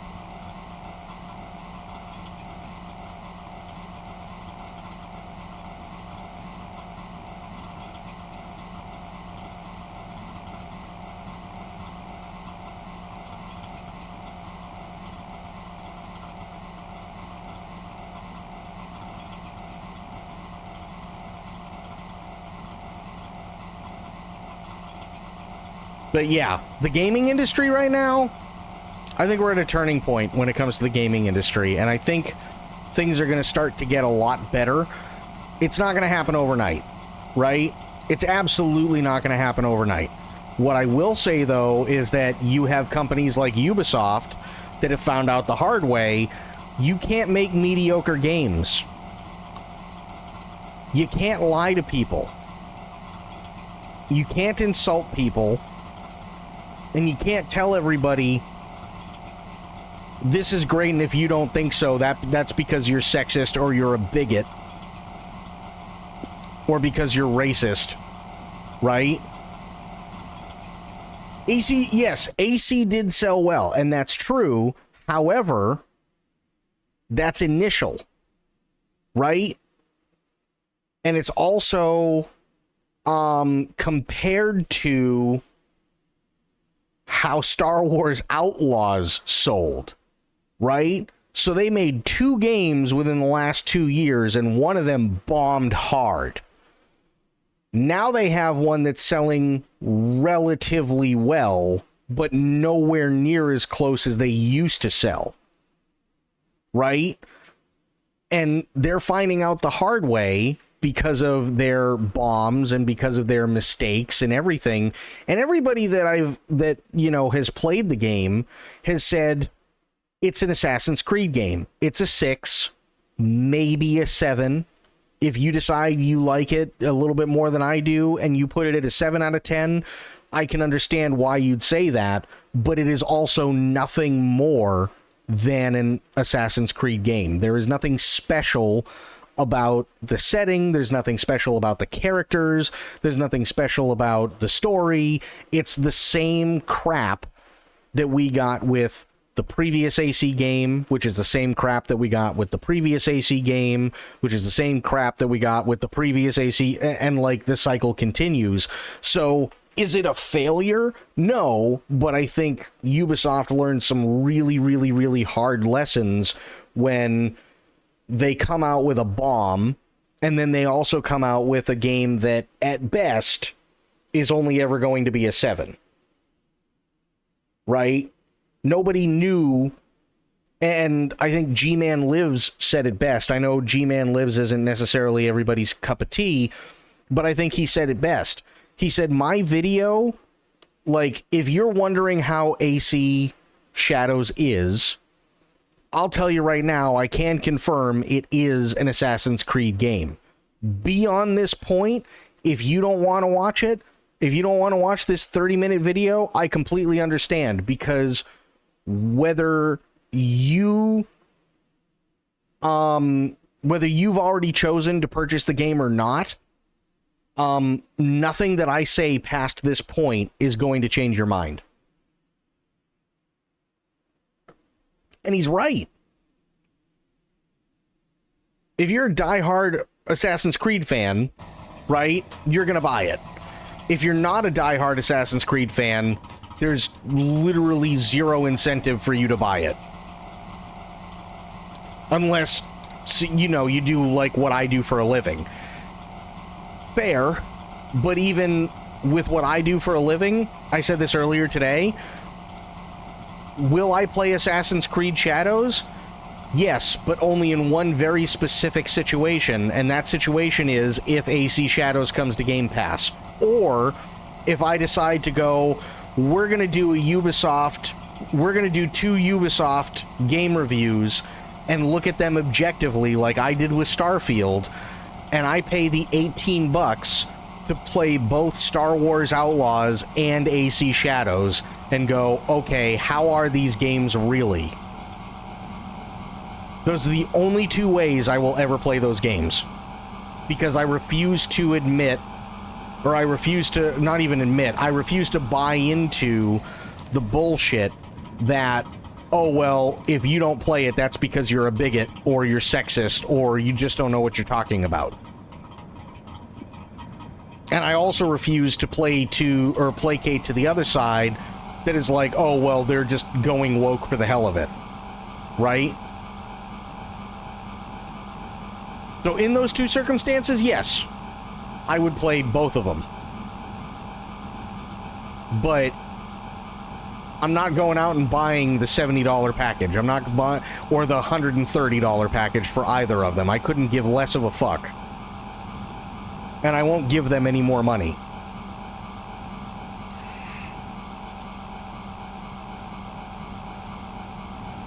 So you've got companies like Ubisoft who are learning some really hard lessons. You've got other companies who are already starting to change the way that they look at things, which is really, really nice. You've got indies that are really doing well, especially over the last few years. You know, you got an uptick. There is definitely an uptick when it comes to gaming nowadays, right? People are starving for games. Again, look at Marvel Rivals. Perfect example. People want more hero shooters. Cool. Well, they got Marvel Rivals. Fantastic. Good on them. Right? People want different kinds of games. A few years ago, people were saying, oh, CRPGs are dead. Look at Baldur's Gate 3. Look at Divinity 2. Look at Rogue Trader. People ate those up, and I can see why. They're all great games.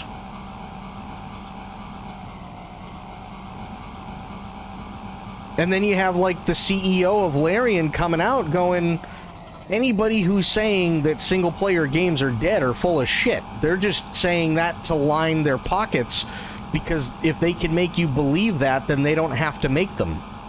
Which means that they get to save money and stop giving a shit about what you, the player, wants. And he's right.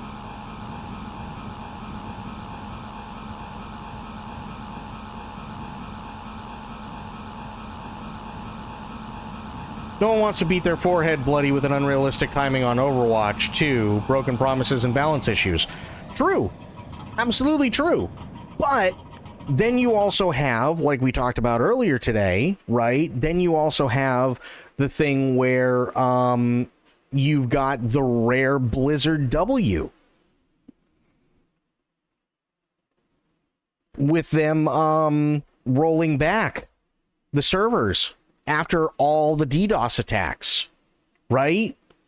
And I'm not just saying, oh yeah, it's a W because Soda Poppin gets his character back, or because, Zim gets his character back, or like any of that shit. I don't care about the players. In this particular context, I care because Blizzard Activision finally recognizes that something got royally fucked. And they have to do something because nobody has, they have no faith at all when it comes to Blizzard. And even Soda said that. He said, I think it's highly unlikely that Blizzard is actually going to do anything to help us. Even though it's a DDoS thing, and I've talked to a couple of people, and I'm good friends with people and stuff like that, I think it's highly, highly, highly unlikely that they're going to do anything about it. And then what happens? They turn around and they're like, no, we're absolutely rolling everything back. 100%. If this was Blizzard 5 years ago, they never would have done it. Guaranteed they never would have done anything like that if this was the same Blizzard from 5 years ago. You know what I mean? The whole situation's fucked? Absolutely it is. But think about it. If it was the Blizzard from 5 years ago, their characters would be dead. There'd be no getting them back. Right? That's just how it is.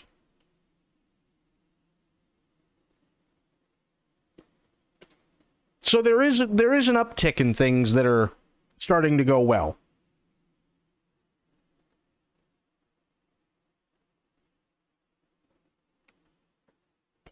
I mean, shit, even the rare Assassin's Creed W.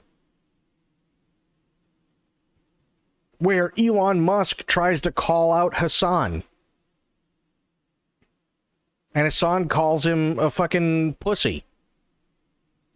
And calls him out for paying somebody to boost his fucking account on PoE2 and says, I'll challenge your ass to fucking Elden Ring any day, you fat rolling piece of shit. And Elon Musk is, keeps trying to dodge the question.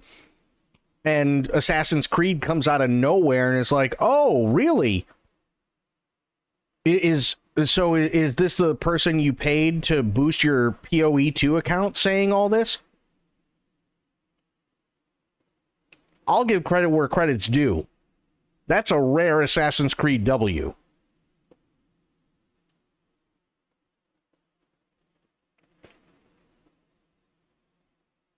Oh, absolutely, he can suck a fat one, 100%. But that's a rare Assassin's Creed W.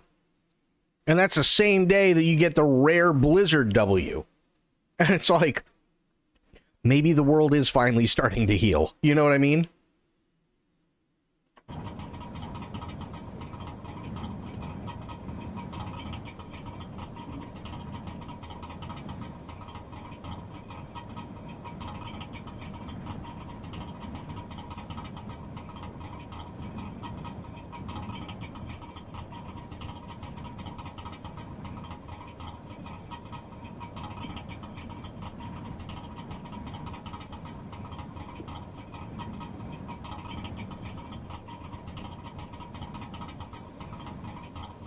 Like, me personally, I've never been above giving credit where credit's due, right?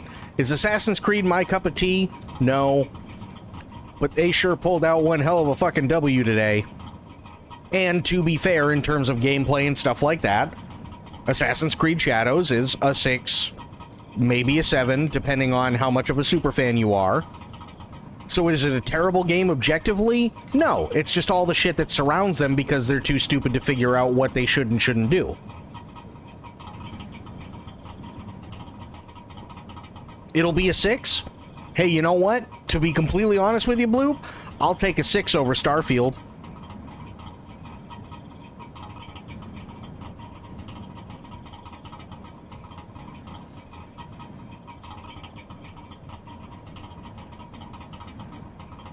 I mean, I played Starfield, and honestly, the best thing that I can say about Starfield is that it is, in fact, a video game.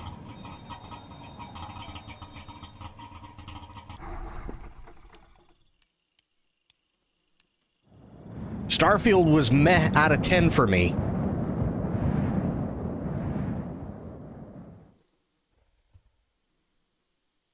You know, that's, as much as I hate to put it that way, it's the truth. The only thing that I can say is that it is, in fact, a video game. So, if Assassin's Creed can do better than that, I feel like that might be a step in the right direction.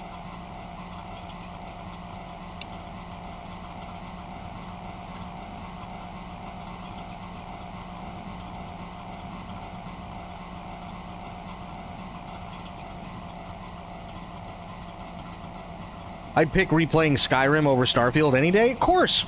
Absolutely. 100%.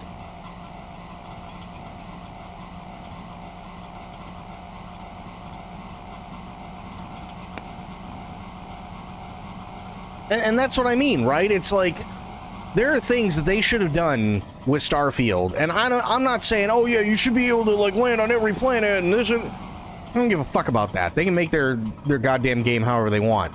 But there are certain things that are expected of a game nowadays that, for whatever reason, Bethesda doesn't want to subscribe to. Flat out refuses to subscribe to. And they're calling it groundbreaking, and it's anything but.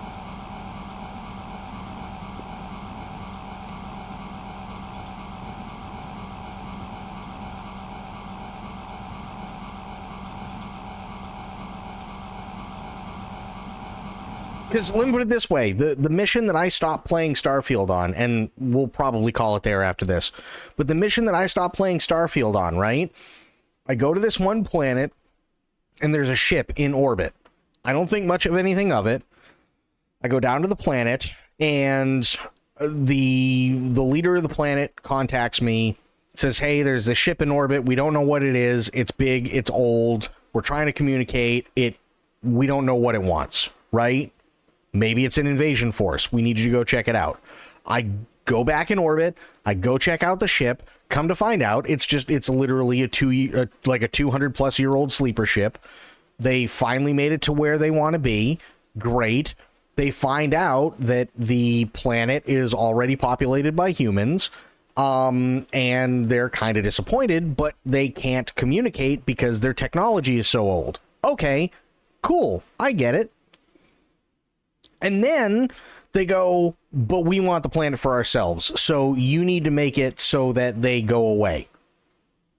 And I go, okay. And then I go back down and I tell the guy, the leader of the planet, okay, this is what's going on. And he goes, well, we actually really like you to make them disappear. I'm not saying we want them dead, but we want them to disappear. Now, if this was Skyrim and there was a situation that was like that in Skyrim, you'd be able to kill one or both of those NPCs and eliminate the problem altogether because both of them are complete bags of shit. You cannot do either of those things in Starfield. I know, I tried. And that's where I really lost faith in the game. Because that means that all the stuff that made Skyrim as much fun as everybody, as fun as everyone has had in the past, and even today with Skyrim, you cannot even do something as simple as that. And just say, there, fuck it, neither one of you can have it. Problem solved. Why? Because you're both dead. You just can't. That's where I lost complete faith. I lost complete faith in Starfield, and I just, honestly, there's no incentive for me to pick it back up whatsoever, because that's how the rest of the game is going to be, right?